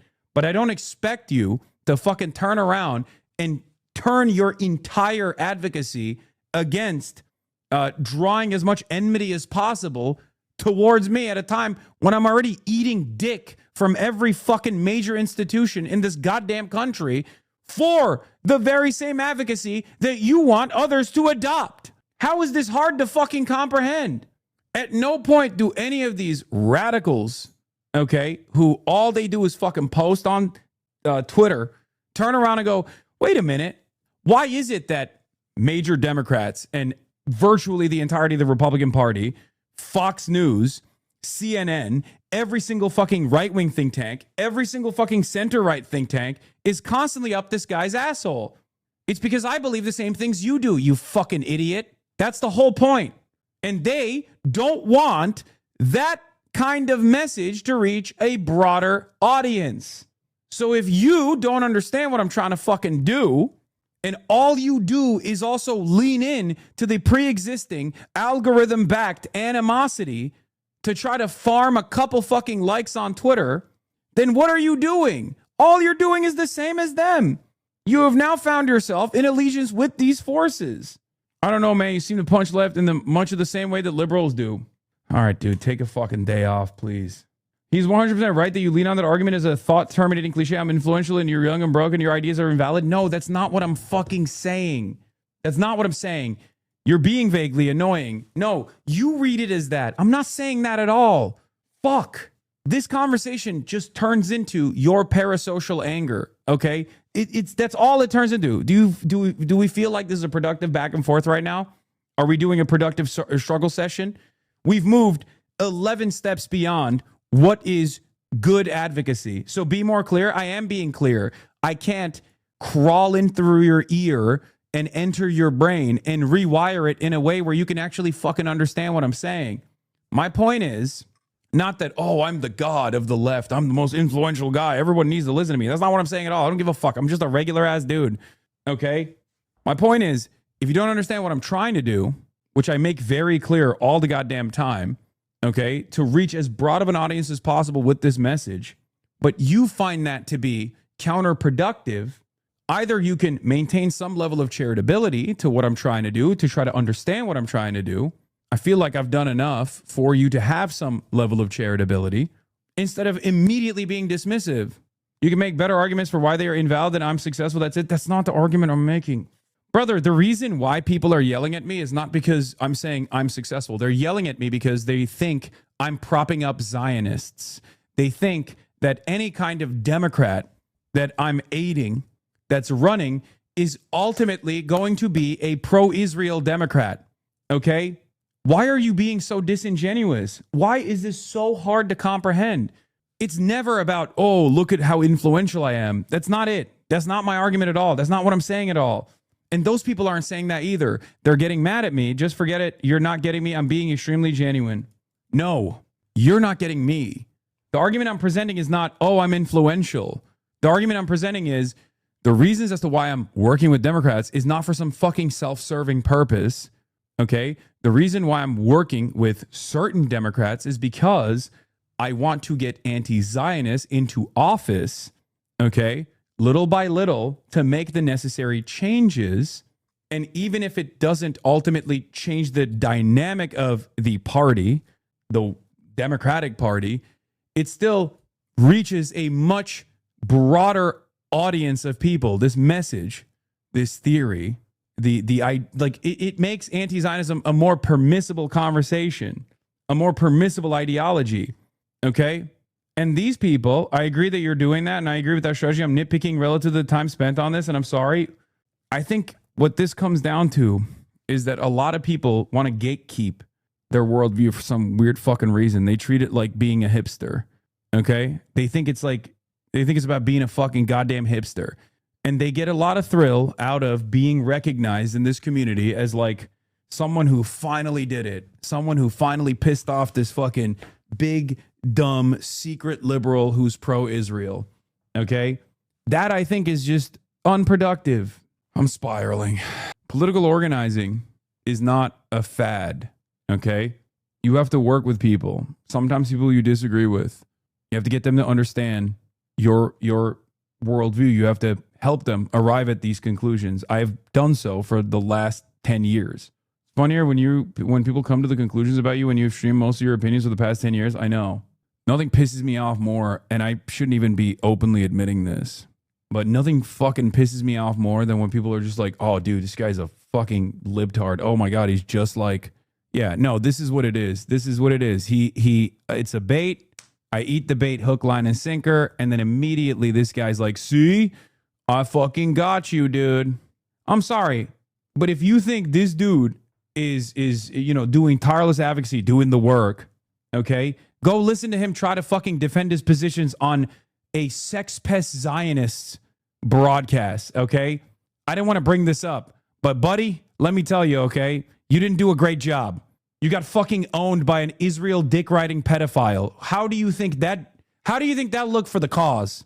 Your desperation to fucking clout chase caused you to get literally owned by a moronic Wikipedia article summarizing pedophilic Zionist.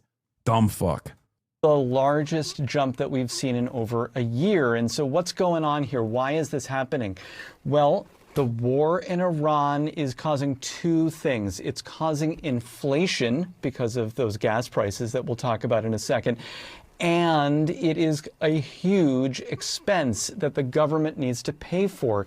And you can think of the bond market like a scale, right? Where it's when you weigh down the price, the yield goes higher. What is based on that yield? Mortgage rates, consumer loans, credit cards, auto loans, things like that. And so chill on Flaco, he should chill on me. How about that?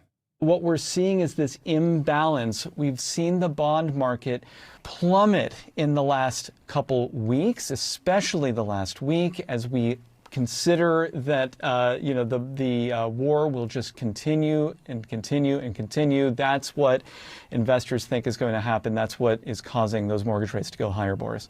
And as the war continues, the Strait of Hormuz not seeing the traffic that it usually does, therefore oil prices go higher.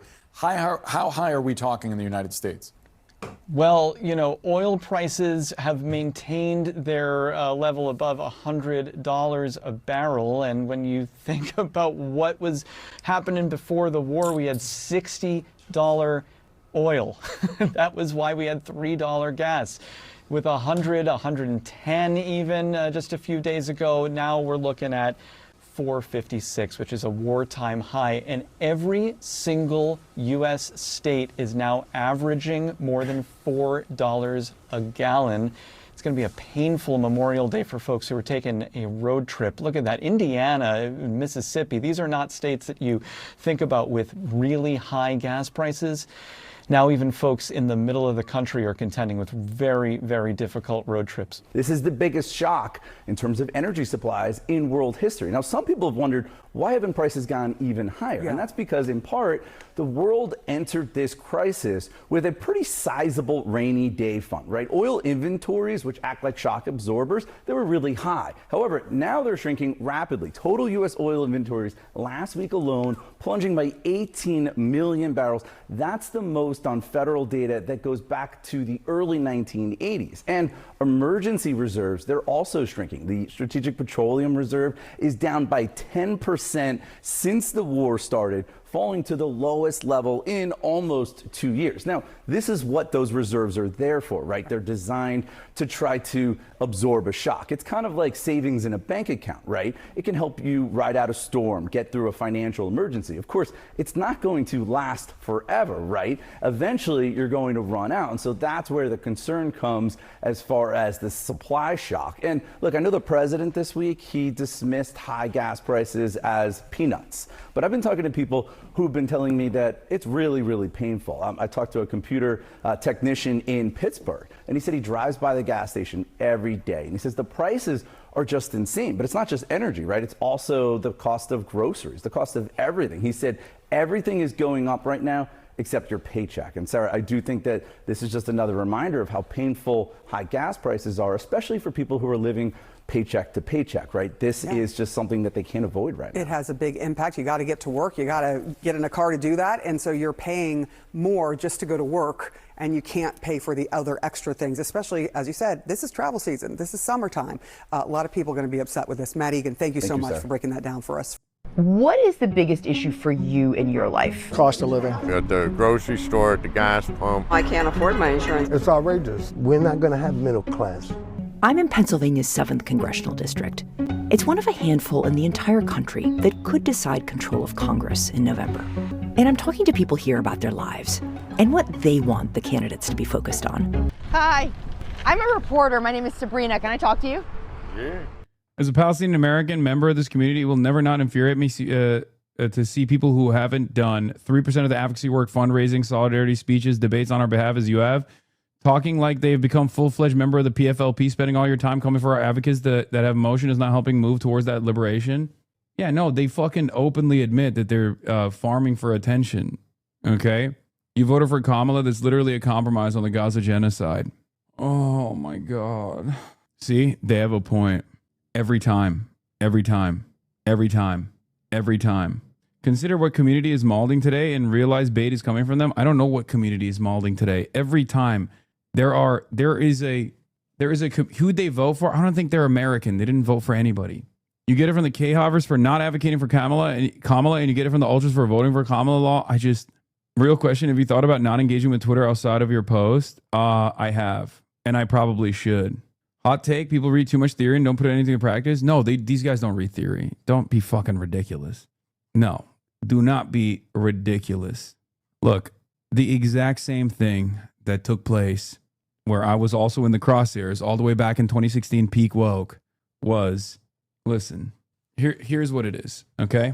During peak woke, people had the same exact feeling of helplessness and powerlessness. So what do? Instead of organizing, trying to do their very best, engaging in direct action, protesting. They turned around and they yelled about their favorite TV show not being woke enough. And at the time, this was also on Twitter, a different type of Twitter, but Twitter nonetheless. At the time, I used to always say, you guys are only doing this because you know how difficult it is to make the necessary changes to make society better. Okay? You have to take that frustration that you have and lean into more productive avenues and do something about it. Not like decentralized acts of violence, of course, not adventurism or anything like that. But you have to take control over your own life and build something bigger than yourself. Because if you don't do that, you're just going to fall into a pit of despair and be this nihilistic, edgy, ultra left poster on the internet. And that's all your output is going to be reduced to. It is antithetical to my worldview. And I used to yell at a lot of the wokes back then. I used to say the exact same things, and people would constantly call me a racist for it, or they'd call me a sexist for it, because in that moment, they thought this was the peak of their activism. They got swept away in this almost religious fervor into thinking that the greatest form of activism they could do was yell at, I don't know, whatever TV show was popping off, okay? Whatever TV show or whatever book that was coming out, or whatever poster had said something, whatever influencer had said something that had like frustrated them endlessly.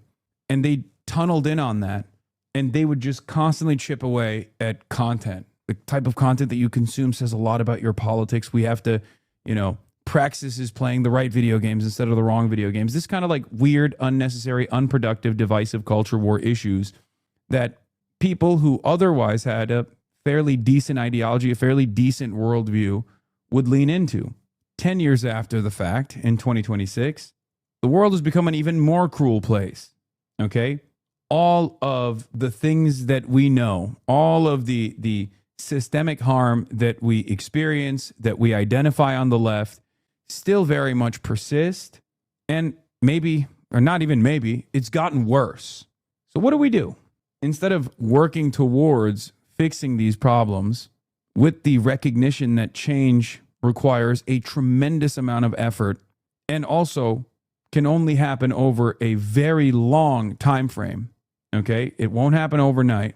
Instead of digging in and trying to be that change, we do this exact same thing. We do the exact same thing. We tunnel in on certain concepts. This person is a Zionist. We're surrounded by Zionists in the media. I duke it out with them on a daily fucking basis. And in exchange for that, I get fucking constantly, there's constant efforts of deplatforming from Democratic Party politicians like Richie Torres to advocacy groups that are demanding that entire governments ban me from traveling to other countries, to bipartisan bills that are designed to also demand my deplatforming from these platforms, to silence my voice, to an entire apartheid defense apparatus that is organized around making sure that no one ever listens to a damn word I fucking say. This is not a woe is me situation either, okay? It's fine, because the issues that I try to communicate to as broad an audience as possible, those issues are far more consequential than one singular Twitch streamer, right? But the reason why they do this is because it's working. And the reason why it's working is not because of me, it's because of all of you. And it's even because of those fucking chirpers too, let's be real. Because those chirpers are also going out to protest, right? And they've also been doxxed and harassed endlessly. So why is it that when we are nearing the precipice of victory, or at least moving in the direction of victory, when Israel is unbelievably unpopular in the United States of America, and the next step is to build on top of that unpopularity to actually take out the politicians that refuse to reckon with its unpopularity and substitute them with those who are responsive, those who are anti-Zionist. Instead of doing that, if in this pivotal moment, your focus is to say anyone that is trying to take out pro-Israel politicians and substitute them with anti-Israel politicians is my fucking op, because at the end of the day, The entire party system is bunk. It's a bourgeois liberal democracy, and it's totally meaningless. And all you're doing when you fucking fly around the country, fly around the world, is actually promoting the nation state of Israel. If that's what you're doing, if that's what you're focusing your efforts on, then yeah, I'm gonna yell at you every now and then, because you come across like you're fucking either an unbelievable baby or like you're gatekeeping anti-Zionism somehow. It's understandable to feel a little skeptical about those who never said anything about Israel for years and years until it was fashionable to criticize it, right? I get it. There are always going to be phonies. There's always going to be fucking people who are riding the wave, okay? I'm not one of those people. If you can't separate someone like myself from people like that, I don't know what to tell you. I already have 1 million ops, the nation state of Israel, half of the fucking American government, billionaires like Elon Musk, Palmer Luckey, Peter Thiel, to name a few. Why the fuck do I have to duke it out with those who are closest to me in ideology on top of that? Every day there's another article calling me a fucking terrorist. And then I have to literally hear from motherfuckers. Almost every line of that is a lie. Utter lies, which everyone knows after 3 years of live stream genocide is a complete reversal of the truth. Van Jones is the lowest type of Democratic Party swamp creature. The Democratic Party is in a situation where its base is 85-90% horrified by the genocide Israel is perpetrating and does not support Israel. Hassan Piker is somebody who, I agree with sometimes I don't, but he's inspiring and gaining traction for among a lot of younger people. And that's a real danger to the Democratic Party establishment. My goat, Ali Abunimah, has spoken, okay? Now it's time for everyone to be quiet. Perhaps one of the most important people in the anti-Zionist space, So they have to move shills like Van Jones very quickly to try to kill that enthusiasm and discredit anybody who's capable of mobilizing excitement and enthusiasm among a progressive base. I don't Do you have beef with Abunimah? No. Fuck no. Are you kidding me? No, of course not, think dude. that rhetoric is going to work. I think it will probably please whoever pays Van Jones's bills, but it's not. What doesn't he agree with you on? I wonder. It's probably because he thinks I'm too nice to Democrats broadly. But there's a difference between comradely disagreements with people who have maybe different methods, but want to arrive at the same goals, arrive at the same conclusions, and people who are fucking chirping. I think the criticism for advocating for the anti-Zionist Dem politicians is that they are getting the benefit of the popularity of pro-Palestinian activists like you have created, and they have not earned it. I personally feel you have been swept up by ridiculous people because you seem to be too charitable at times. Like who? Like the candidates that I've pushed for, the candidates that are propped up are all either coming from an activist background or have like Adam Hamawi is a doctor, right? He literally went to Gaza. You know what I mean? He went to Gaza. What more could he do? He sewed back Palestinian children together that were shot by the Israeli government. He put his life on the line, Like what could he do more to earn anyone's confidence in this space? Like what have I done in comparison to what he has done? Like even Zohran Mamdani, I have my disagreements with him at times. I'm not shy about opening, I'm not shy about openly stating those disagreements, but I also understand the space he occupies, right? I've criticized Zohran when he says stuff like, oh, it's when there's a settler affair taking place, and his, main criticism is people saying that they're pro-Hamas, when the main criticism should be directed at the land fair that's taking place inside of yet another place of worship. That's illegal. I get it, but Hassan, they're not going to stop chirping at you. Getting into Twitter fights with our left ain't helping any of us. I know, which is why I usually don't make a practice out of it, but it's gotten so fucking out of hand. Partially because it's like we're in a very interesting moment where, you know, all of these different forces are fucking actively not just coming after me, but also all these other anti-Zionist candidates. So seeing people who are anti-Zionist themselves actively fucking shit on those candidates is unbelievably frustrating. And I don't even know where this is coming from. Like, I think some people genuinely find being unpleasant to be the highest form of praxis. This has always been an issue with the left. Always. The highest form of praxis is being fucking annoying. You got the ACP reactionary tailors on the one side, and you got these other random accounts just chirping, venting. Vent at the right people. Anyway, let's get back to why some voters are turning on Trump. Okay, so this was $106. For like 4 or 5 bags. Paying more and bringing out less bags, Sabrina. It's a real bite out of your income. What do? You got to eat, right? Does any of this connect to politics for you? The war in Iran and everything is, you know, what's jacking up the price of everything right now. And can I ask who you voted for in 2024? I voted for President Trump. How are you feeling about that? Are you feeling pretty good now? Or are you feeling... Well, I have mixed emotions, Sabrina. Yeah, I don't like the war. I don't, you know, like bombings or killing civilians or anything like that. I wish we could stop that somehow. The other thing is I'd like to see the prices go down because it's really killing you. This is one of only 2 congressional districts in the state that Republicans flipped in 2024. So this is a big test for the Democratic Party. Can it appeal to voters on cost of living and win them back? In Allentown, Carla Rodriguez worries about the survival of her family's chicken restaurant.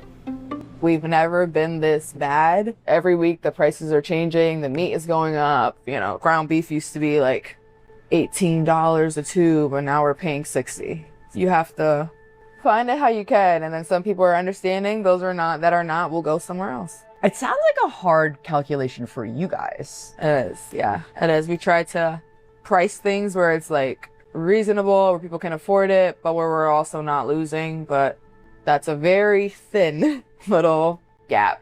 The electricity goes up, water goes up, everything goes up. So, I mean, we're just lucky and blessed to still be here and functioning and staying afloat. You guys, Democrat, Republican? I don't even know. See the color, right? What did you like about Trump? I was hoping so much for him to change and, you know, change America, bring it back. He was saying, oh, things are going to get better and prices are going to go lower. Yeah. And look what you go and do. He's really screwing the poor people, man. If there's more people like Trump, we're not going to have middle class. I want to see president work in a warehouse, you know, driving a forklift for 16 hours, 15, 14 hours like I used to do. And first 6 months, he was backing up what he said. After that, I don't know what happened. He really took us for a ride there. Especially me, I hate getting taken. Hopefully something does change, because if it stays like this for a long time, I don't know. A lot of people are not gonna survive, honestly. Does it make you want to vote? Does it make me want to vote? How can people get duped by Trump is a great question. There's a million different answers for it. Lack of a coherent and decent opposition party. But also, a lot of people are just fucking dumb, dude. Like, people are busy. They don't pay attention. Yes, for the opposite of what we have now. Because it's not working.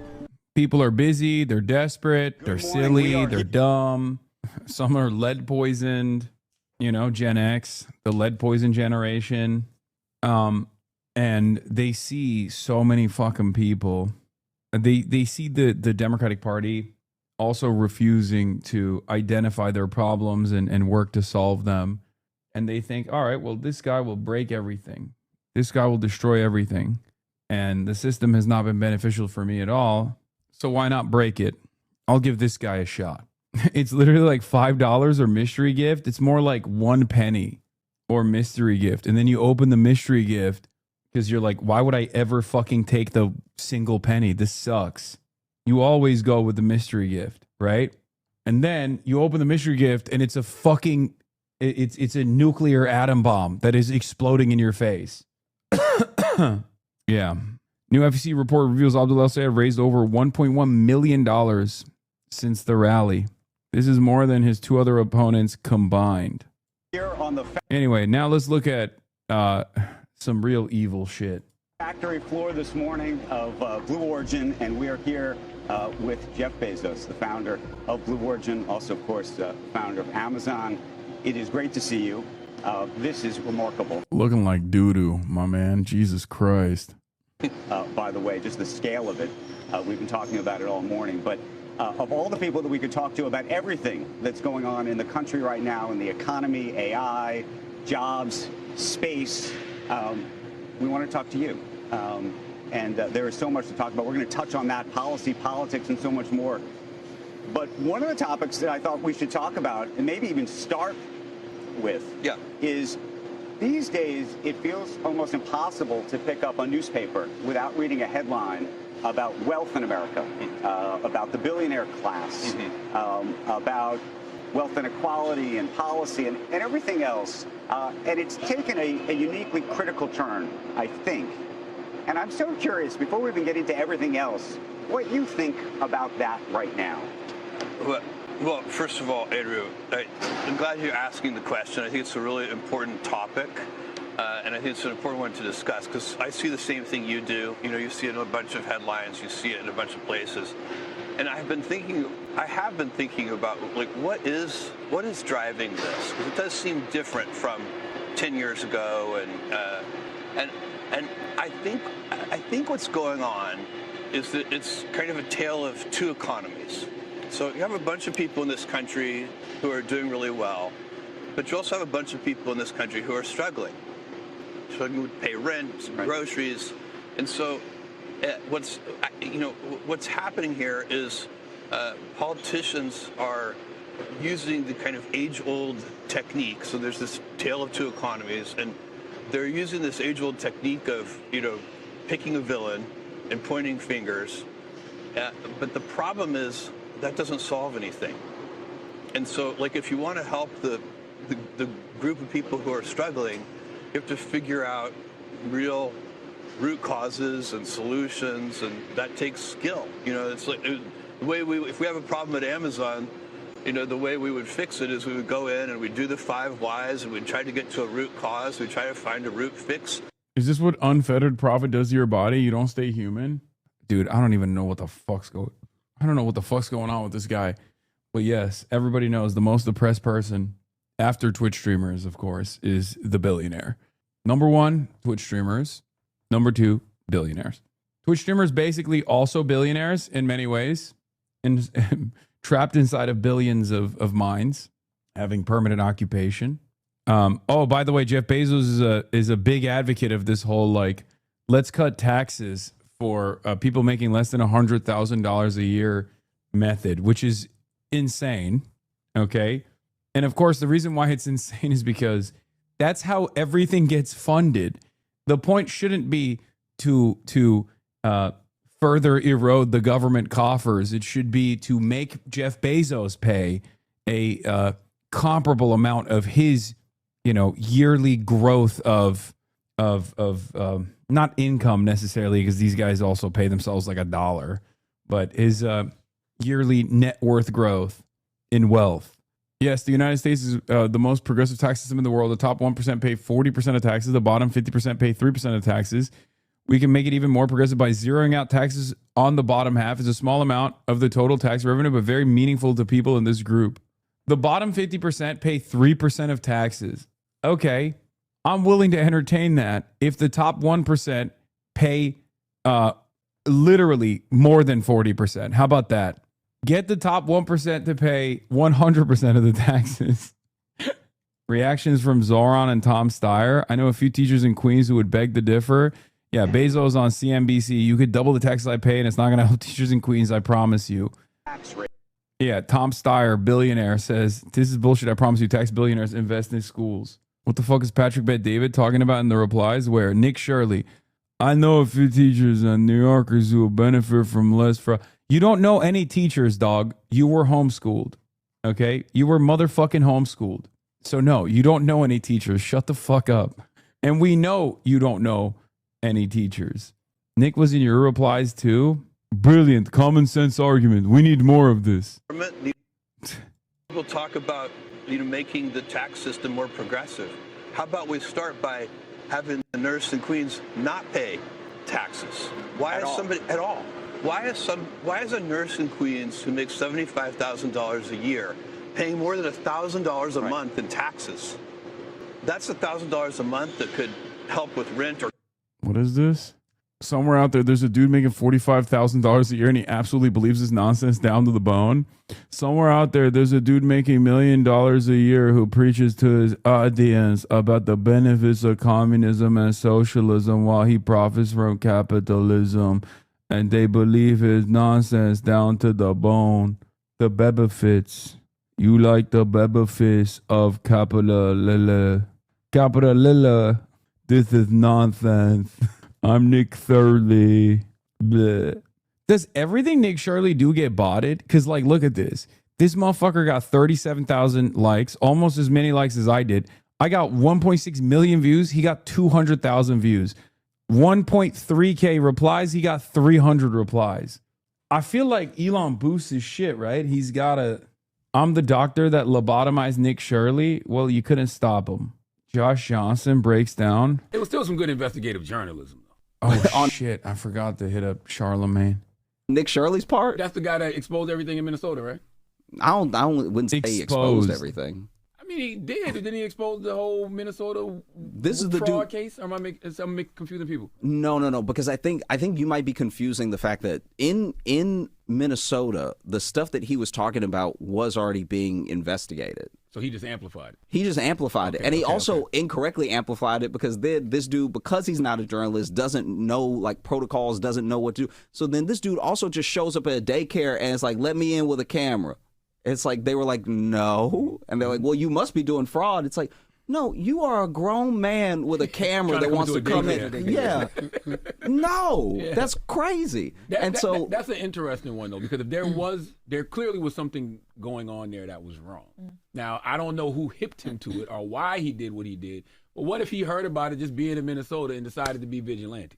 I think you, once again, this is like where journalism comes into play, and like, do you cite your sources? Do you get background on people? Do you ask the right questions so that you're not, when you are an independent creator and you're just over here trying to get clicks, you're trying to get clicks. So you ask questions that are going to lead to clicks. You're not necessarily asking questions that get down to the truth of the matter. He didn't do any investigation. I don't think he did any investigation. And I also think that like, he knows what he's doing. Even as someone who seems very dumb, he also knows what he's doing. Like a dumb bully can also be smart about bullying. Some people just have a talent for.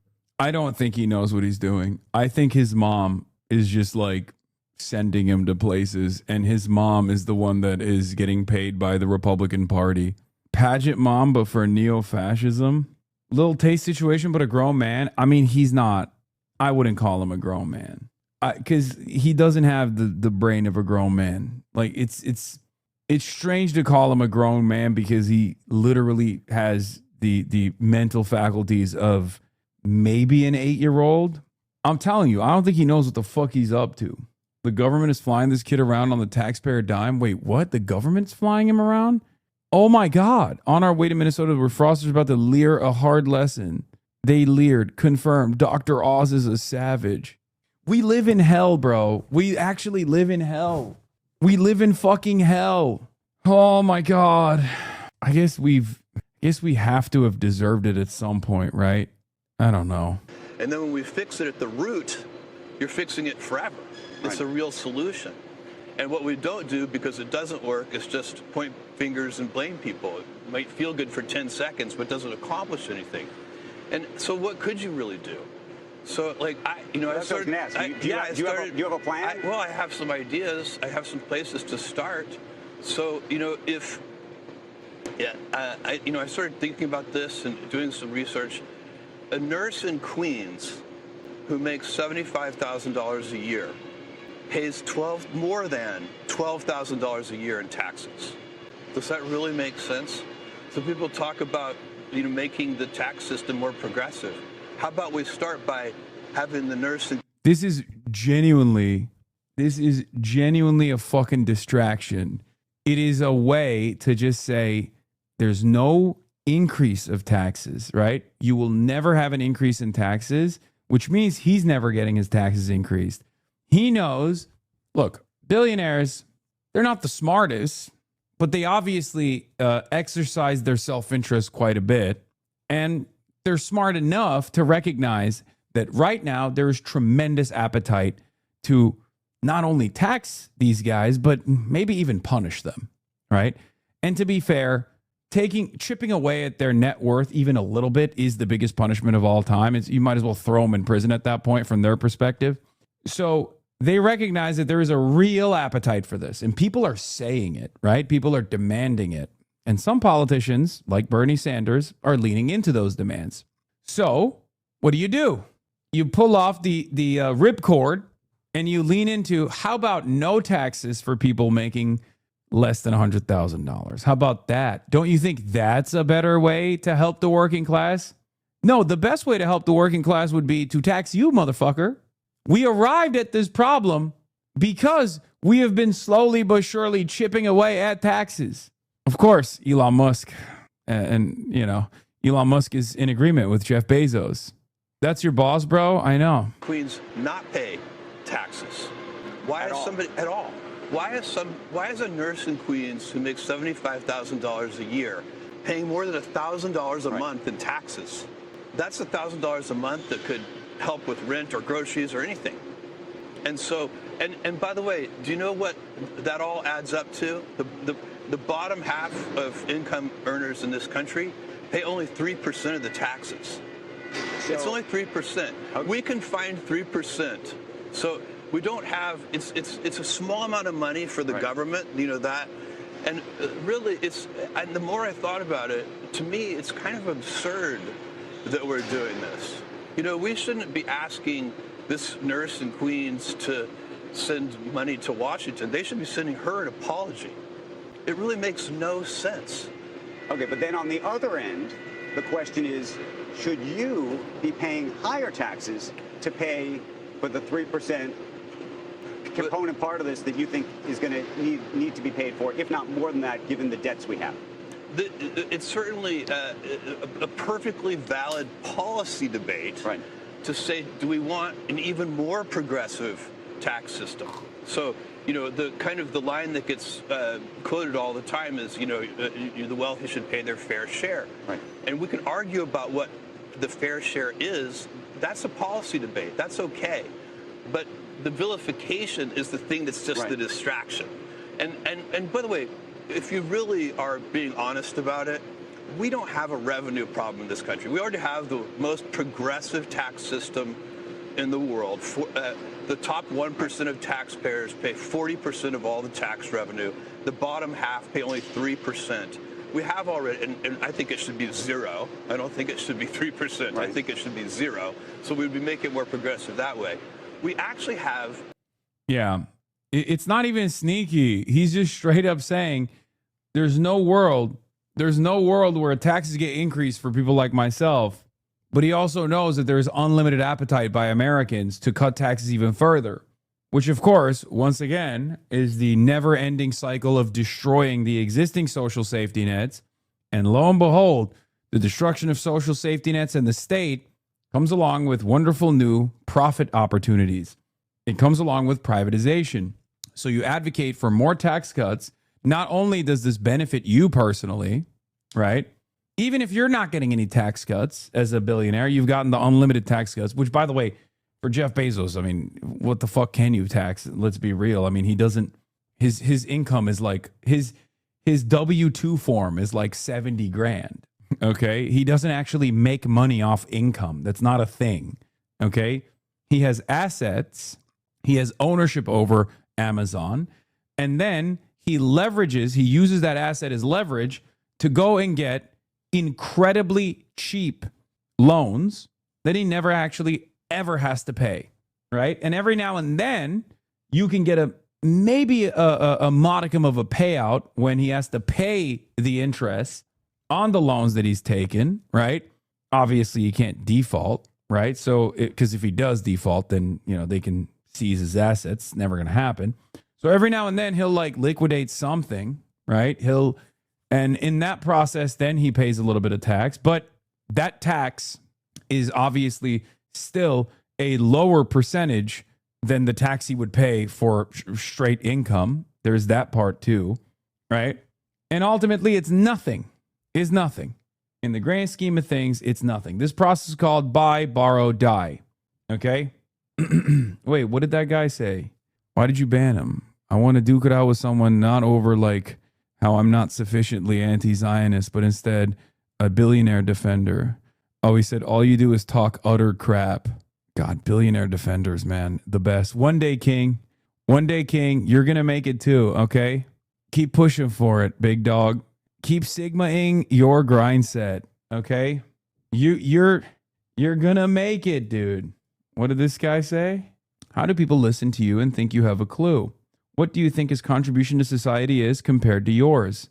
Well, my contribution to society is certainly not in the negative.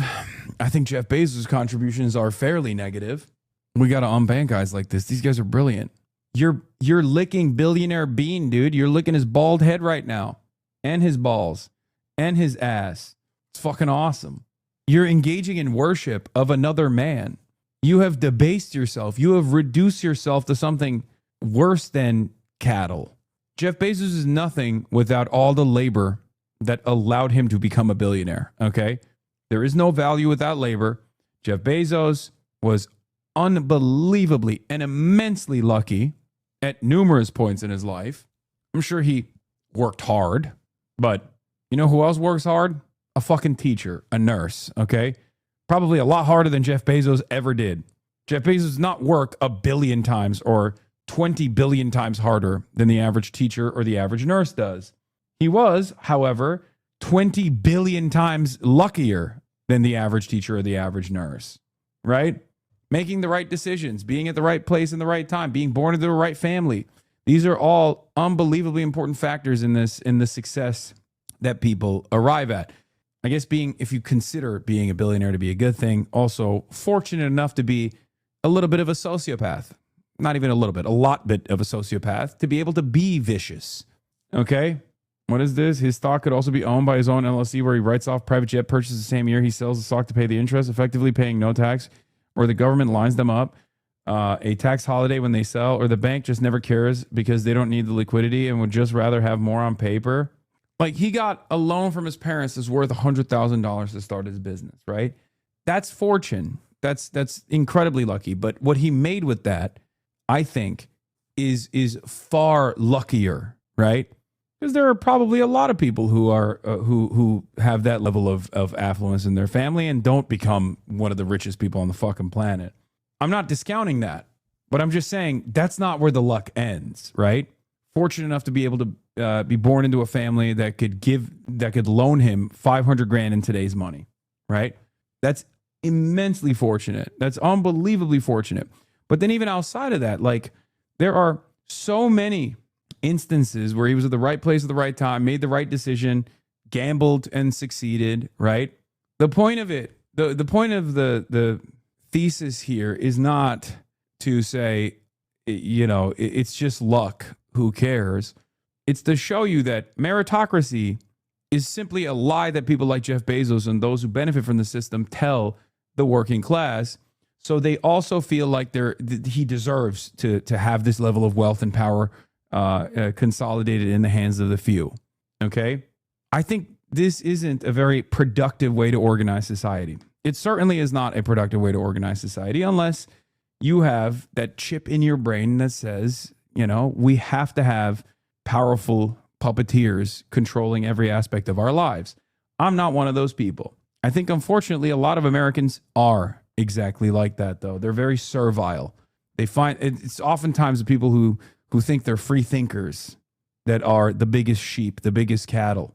Instead of harnessing the potential of those who weren't so fortunate, giving them a real opportunity to make world-changing technological improvements, discovery of novel chemical compounds and the like, we just keep them fucking poor and broke and destitute. And we tell them, well, if you're poor, sorry, I guess you didn't work hard enough or smart enough. Okay? But I do really think some people like being cattle. But I do really think some people like being cattle. Your voice is exhausting, LMFAO.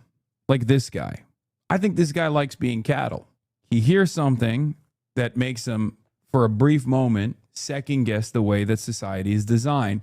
And instead of being uncomfortable in that moment and maybe digging a little bit deeper to try to figure out why he's uncomfortable, he tries to hold on to anything he can to get back to being a stupid, right? Oh, your voice is exhausting. You're fucking annoying. I would have probably agreed with you if you weren't fucking annoying, right? Back to square one for that guy. That's it. Sad state of affairs, but there's many amongst us like this who do engage in thought-terminating cliches, who hear things that you and I have heard and have internalized and understood, and then, you know, that caused us to go on this journey that started with second-guessing whether or not the system is the best possible organization of society and economy. A lot of people don't take that first step. They don't want to take that first step.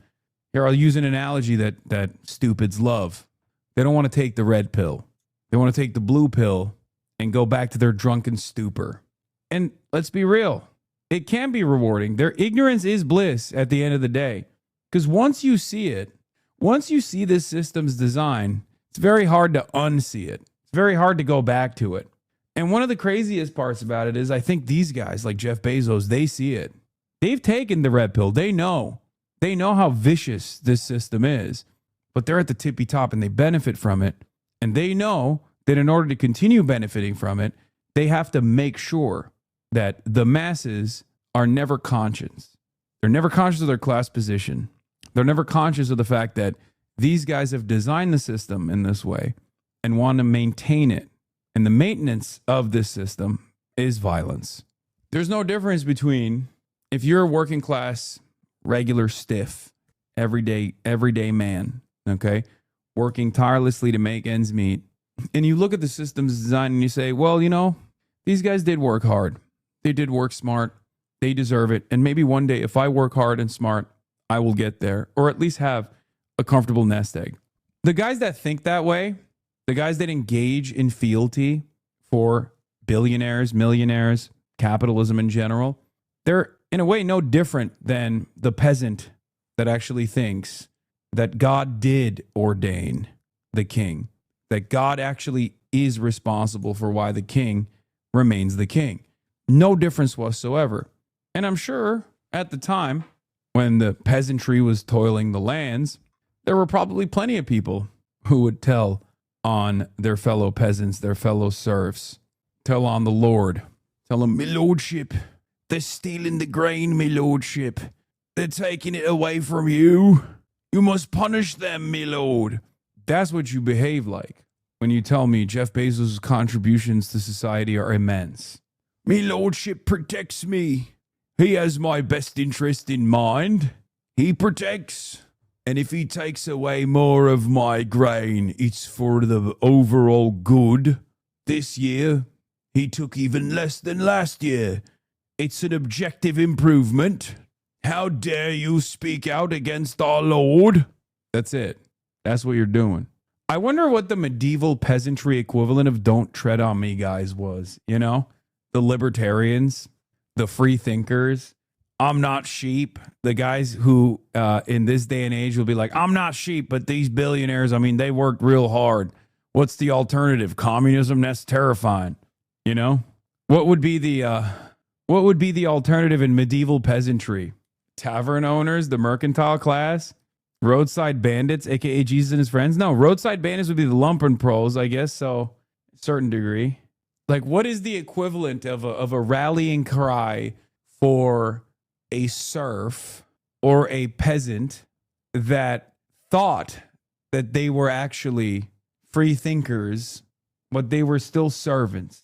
If we pray to our Lord, one day our Lord will yield tremendous bounty, right? We must give more back to our Lord. Our Lordship protects us. Would you defy God? A spending problem. And that's a skills issue. I mean, let me give you an example. The New York City school system, right? They spend $44,000 per student. $44,000. That's 30% more per student than other big cities like Chicago, LA, and Boston.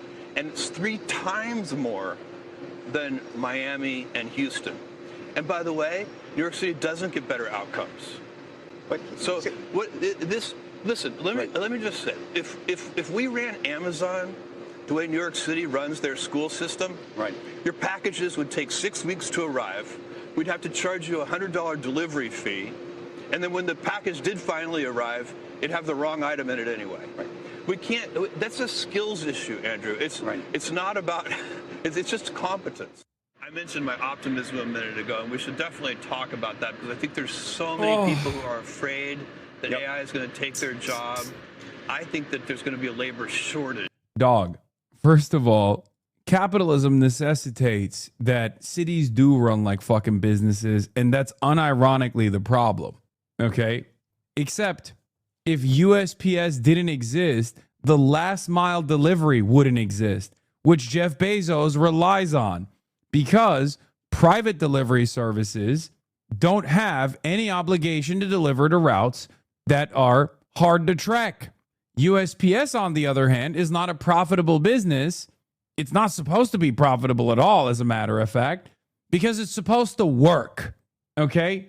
That's why all these fucking assholes rely on the U.S. Postal Service for their last mile delivery.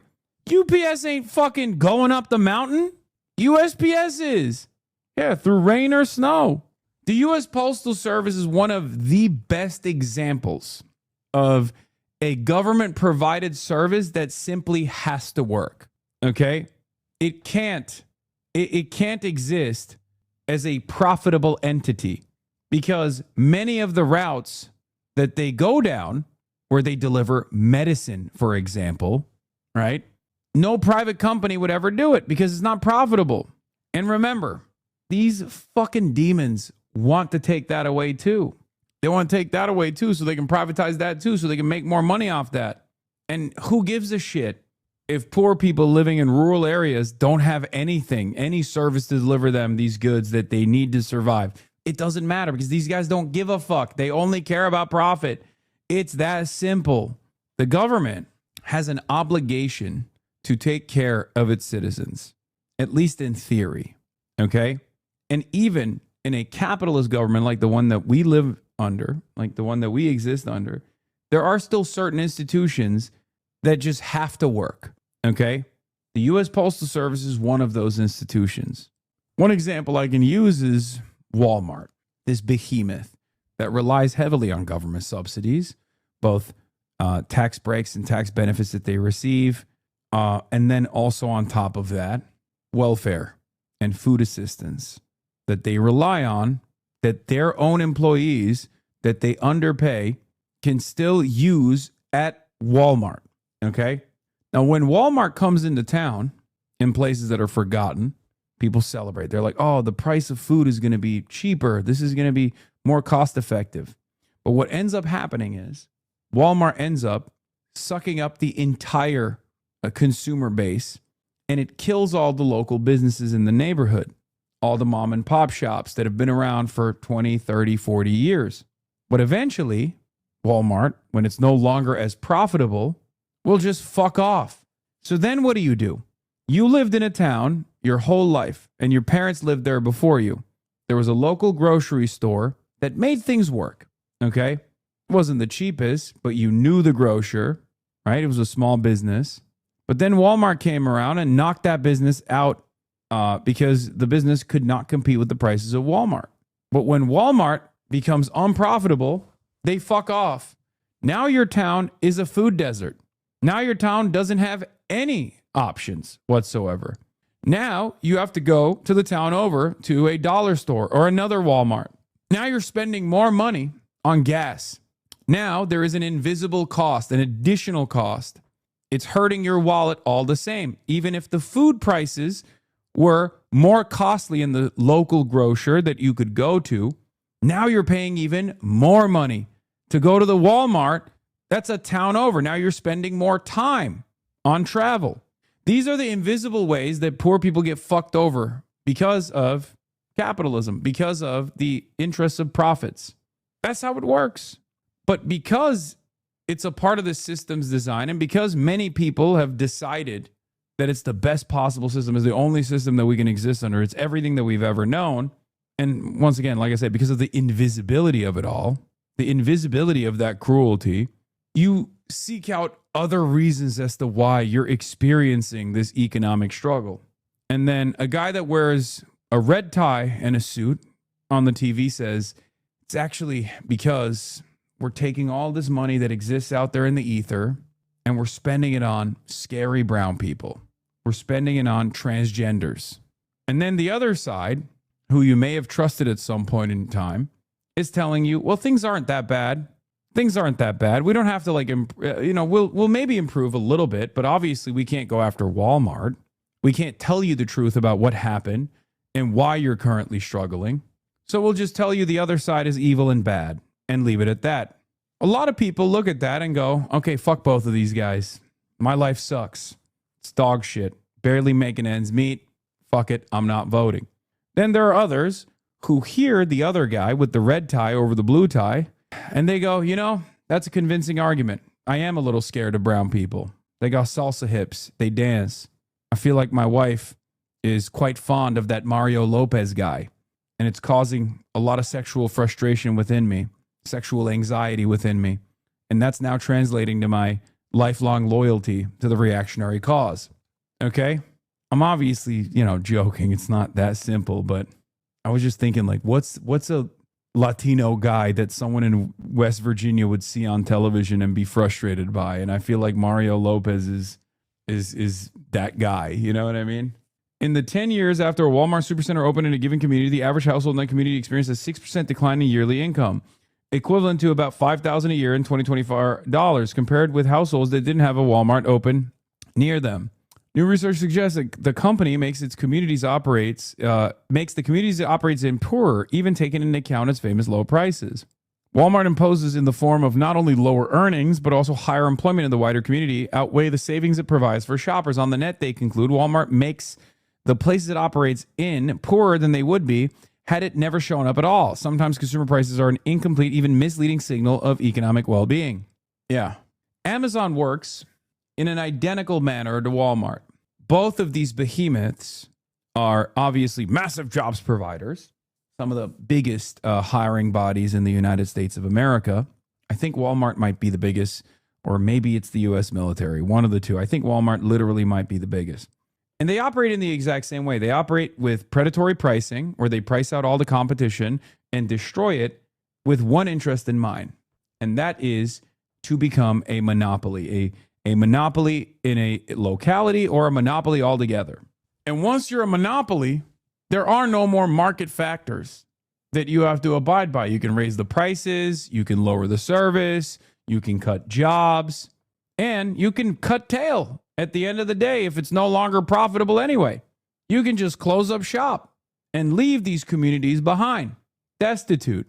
No more jobs in the community, and worse, no more markets in the community, no more grocery stores. Having 5 grocery stores in a city is far better than having one Walmart that can supply the same as all 5, if not more. The 5 will employ more people, make more money flow, and benefit more homes. Yeah, this is true as well. When Amazon pays poverty wages, it forces their workers to rely on social safety nets, putting more of a financial burden on taxpayers, all while Amazon profits. We don't talk enough about how much taxpayers are forced to subsidize corporate profits in this country. It's true. Can you put up a whiteboard? It's hard to understand. Walmart employees needing food stamps and using EBT at Walmart is no less than company script. Yeah, so there is a difference there, though. It's instead of a company town and a company store, you now have the government subsidizing it. So at least there's like one other middleman. So there's plausible deniability. And that separation causes you to feel like you have some choice in the matter. And that separation makes it a lot harder to revolt. Okay? I've talked about the difference between neoliberal societies and societies that we would consider authoritarian, right? China versus the United States of America. Control still exists in both of these societies. Authoritarianism still exists in both of these societies, but the methods are different. Okay? The USSR had a very different, much more hands-on approach to controlling certain behaviors, right? But that hands-on approach is ever present. And that's why you know it exists. And that's why when it's failing, you know who to blame and you know where to revolt. Societies like China or even the USSR have to be far more responsive to the needs of the masses for this reason, because they don't have the same they don't have the same like neutralizing effect that the fallacy of choice provides for people in neoliberal societies. When the system has to constantly at gunpoint reinforce its power upon the people know that there is a main governing body that is an ever-present force upon them. That's the distinction between a company store that uses company script and company tokens that leads to revolution or leads to rebellion internally versus the Walmart system that currently engages in the exact same process, but they use the government instead. Does that make sense? That's why the Ford factory towns failed. That's why company towns fail usually, because people know directly who is responsible, and then they fight back. Whereas the welfare state under capitalism hides the collaborative nature between capital and the state. And as long as the state is responsible, you can throw a sequence of distractions in front of the public to say, oh, well, it's a Democrat that's at fault because they're gay and transgender. Or Democrats can turn around and say, look, these companies are still good, but maybe the Republicans are the real villains here, so you should vote for us. Neither party is effectively changing the reality for you. Neither party is actually punishing the corporations for engaging in this kind of cruelty, for robbing you blind, for forcing you to work in shittier conditions overall. Every now and then, of course, you get some technological improvements that make you feel like your life is improved, okay? When in fact, if there are certain markers for happiness, like financial security, there's a certain marker for financial security, if it's like home ownership, for example, you are further away from that marker of financial security than the generations prior to you. But you got porn on your phone, you got gambling apps, okay? They've even commodified hope at this point. You can just literally turn a opportunity at upward social mobility into a process where they can extract more value from you, okay? So you got the bread sometimes and the circuses all the time, and it keeps you in a drunken stupor. All the while, these people that have designed society this way, or at least benefit from it, get to laugh themselves at the bank. They get to go on television. It's part of the success of capitalism has created a reality where these guys don't even have to be philanthropists any longer. Like, at least back in the day, robber barons had a sense of shame, if you will, where they knew that they had to be philanthropists to a certain degree, But why? What's the point of owning so much? I don't get it. Like 300 billion when 3 is more than enough. Hasan, I replied to your tweet with a clip from Professor Rashid Khalidi about purity politics in the Palestinian movement and how it brings unspeakable joy to the enemies of the cause to see us divided. I hope you can look at it in your own free time. Bro, you need to post that under every one of my naysayers. As a result. So let's go there then. Yeah. I wanted to stay in space, but let's go to that, because we can come back. We can be in space too, or whatever you want. Well, Andrew. but that's fascinating, because I don't know if you saw, Eric Schmidt gave a commencement address over the weekend. Yeah. And the students were booing because every time he mentioned AI, they were booing because I think they're deeply fearful and worried about whether they're going to have a job. Yeah. Well, and the reason they're afraid of that is because all these smart people keep saying that. So there are so many smart people, and they are smart, and they are saying, "Oh my God, there's going to be no more radiologists because, AI can read X-rays better than a radiologist can, and there are going to be no more software engineers because AI can program better than a software engineer can."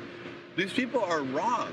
So what's really going to happen is that it's going to elevate all of these people, and it's like You've been digging, let's say you're a software engineer. Right. What it's the analogy I can give you is you've been digging out a basement for your house with a shovel, and somebody's about to hand you a bulldozer.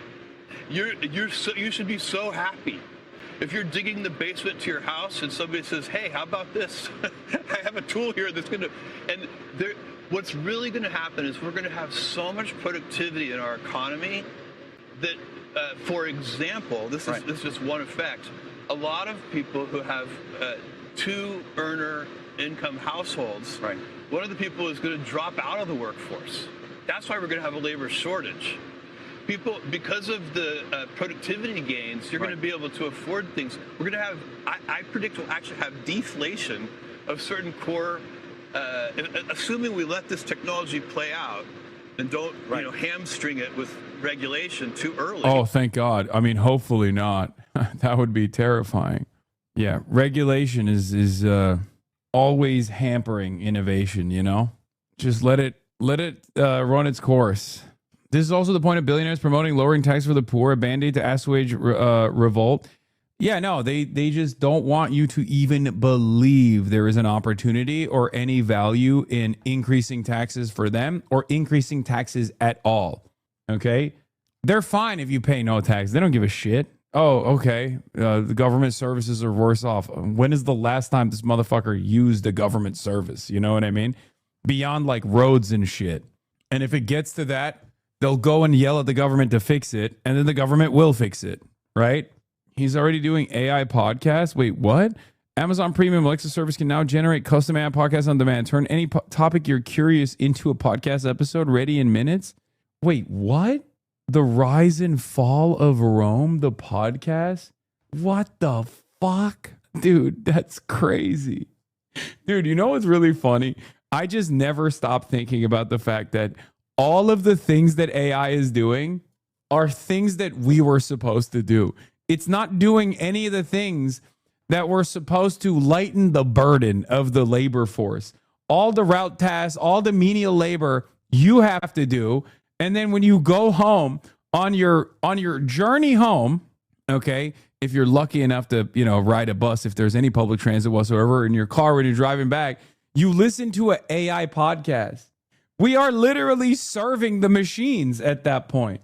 What the fuck? Google Notebook LLM has been doing fake podcasts for a year now? I don't understand it. It doesn't make any sense. Many of the AI interventions mentioned here are the equivalent of paying for a gym that has machines that lift weights for you. I don't mean it sort of like that. I mean, in educational context, it's the exact same logic. It's absurd in its face. I feel like I'm going insane.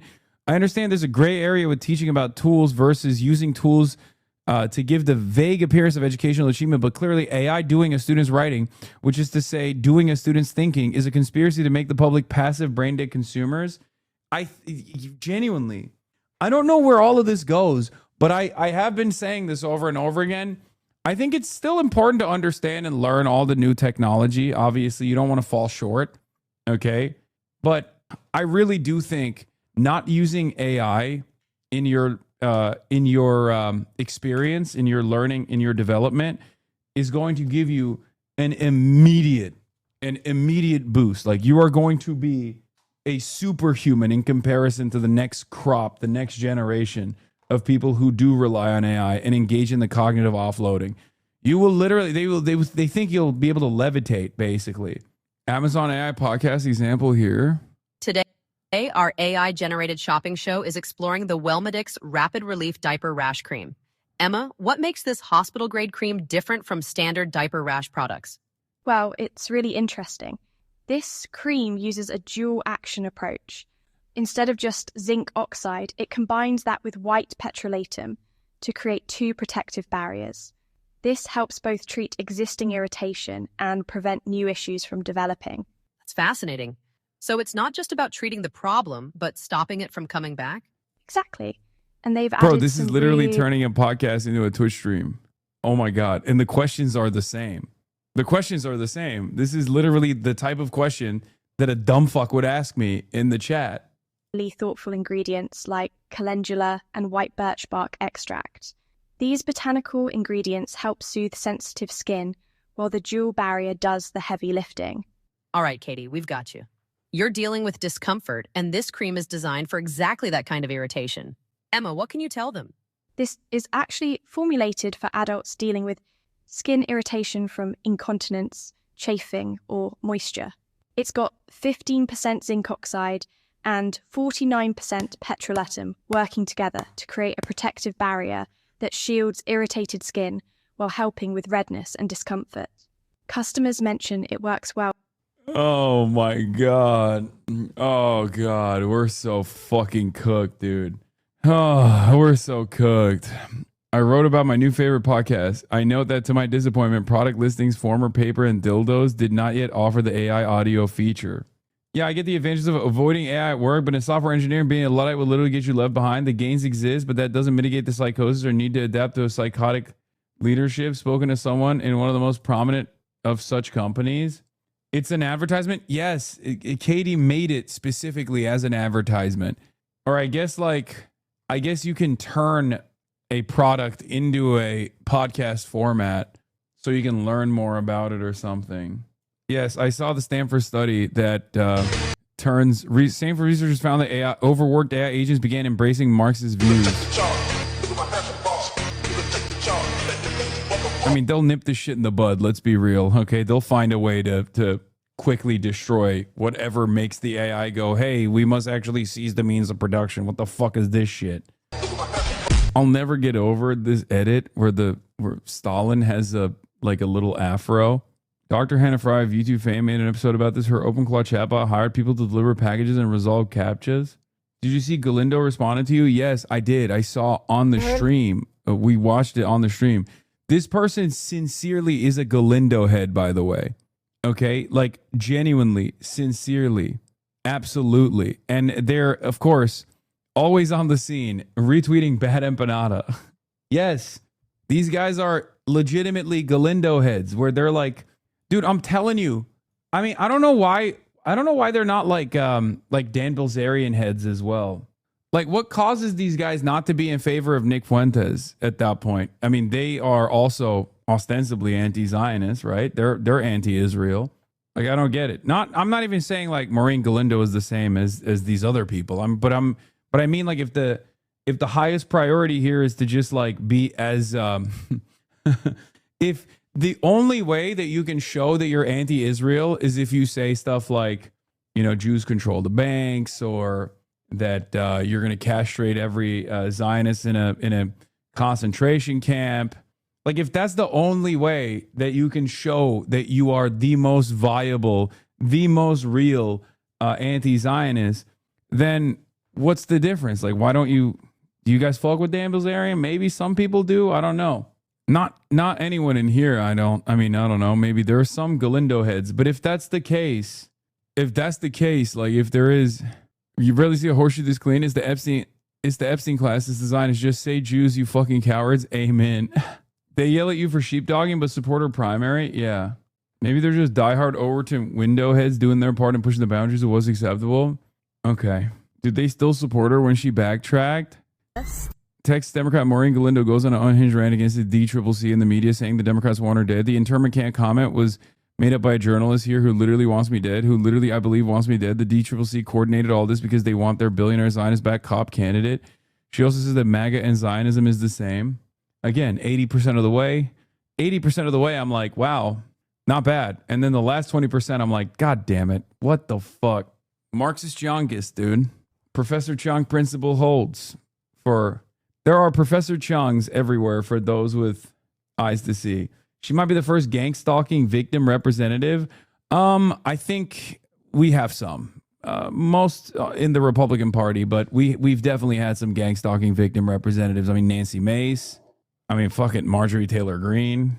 Laureen Boebert. The new YouGov polling shows a plurality of Democrats identify as Democratic Socialists, by the way. Yeah, this means, for the record, wait, what is this? YouGov survey Cuba? Guys, you need to understand something, okay?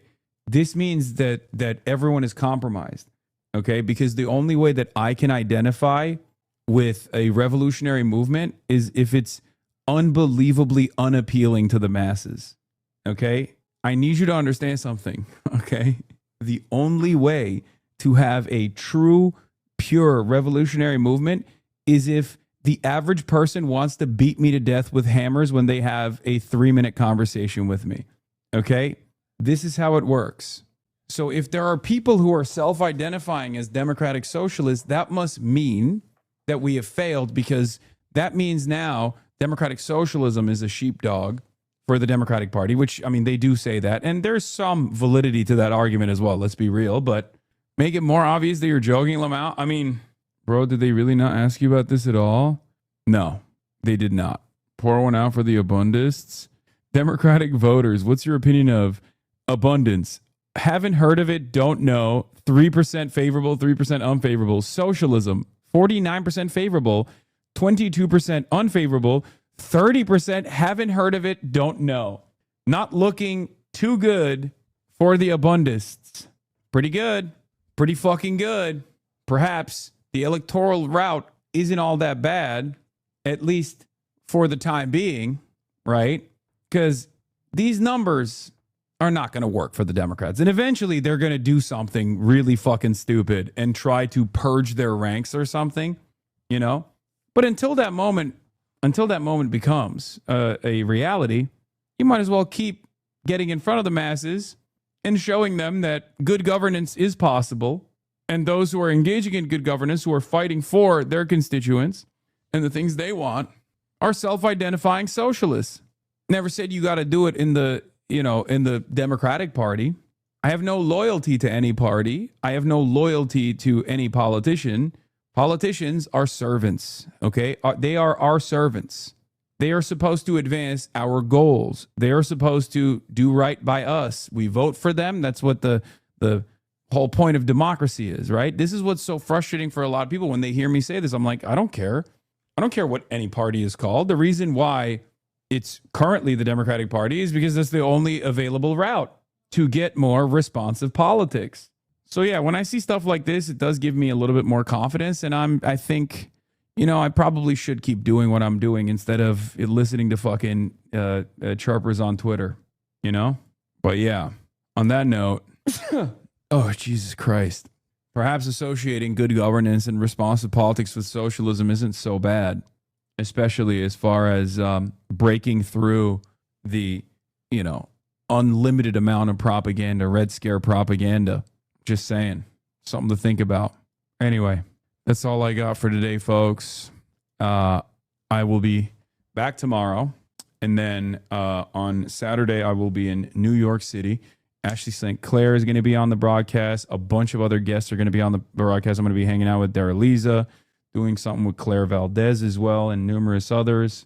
But for the time being, and Daraliza just got her opponent, Espaillat, just got a $750,000 boost from the Latino Victory Fund. They're worried. They're scared. We're coming. Okay. And yes, Felix, Adam, maybe Noah, the usual guests will be on the broadcast as well. But for the time being, I must bid you adieu. Love you guys. Introduction, starting off the day. All the chatter's trickling in. Also, people hate. Sunny in Los Angeles, California, says Hasan. Stun luck to the stun luck to the topics just begun. 'Cause there is again, Hasan is streaming. Hasan is streaming.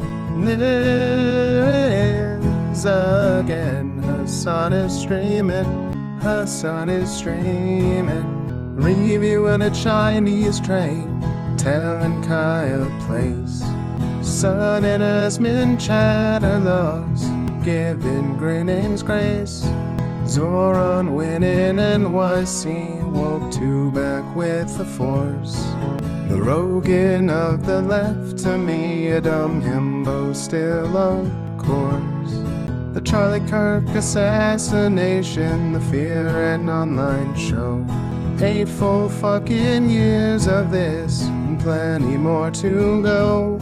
Doing fun stuff tomorrow, throw PBS up on the screen. A man-made horror reaction brought to you by this live stream. 'Cause there he is again, Hasan is streaming, Hasan is streaming. There he is again, Hasan is streaming, Hasan is streaming.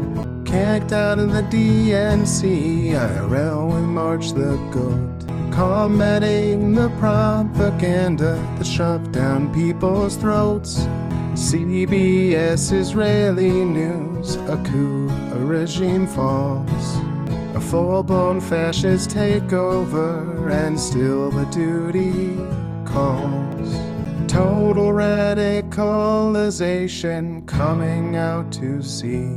The system will always fail, it's up to you and me.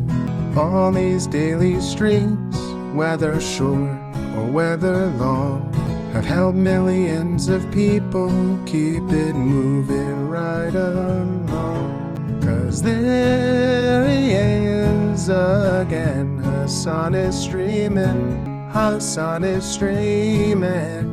There he is again, Hasan is streaming, Hasan is streaming. But hey, what can you say? That's PBS for you. But he'll play games real soon, just you wait. Say, hey, what can you say? That's PBS for you. But he'll move on real soon, just you wait. Ba-da-da, ba-da-da, ba-da-da-da-da-da. Hey, what can you say? That's PBS for you.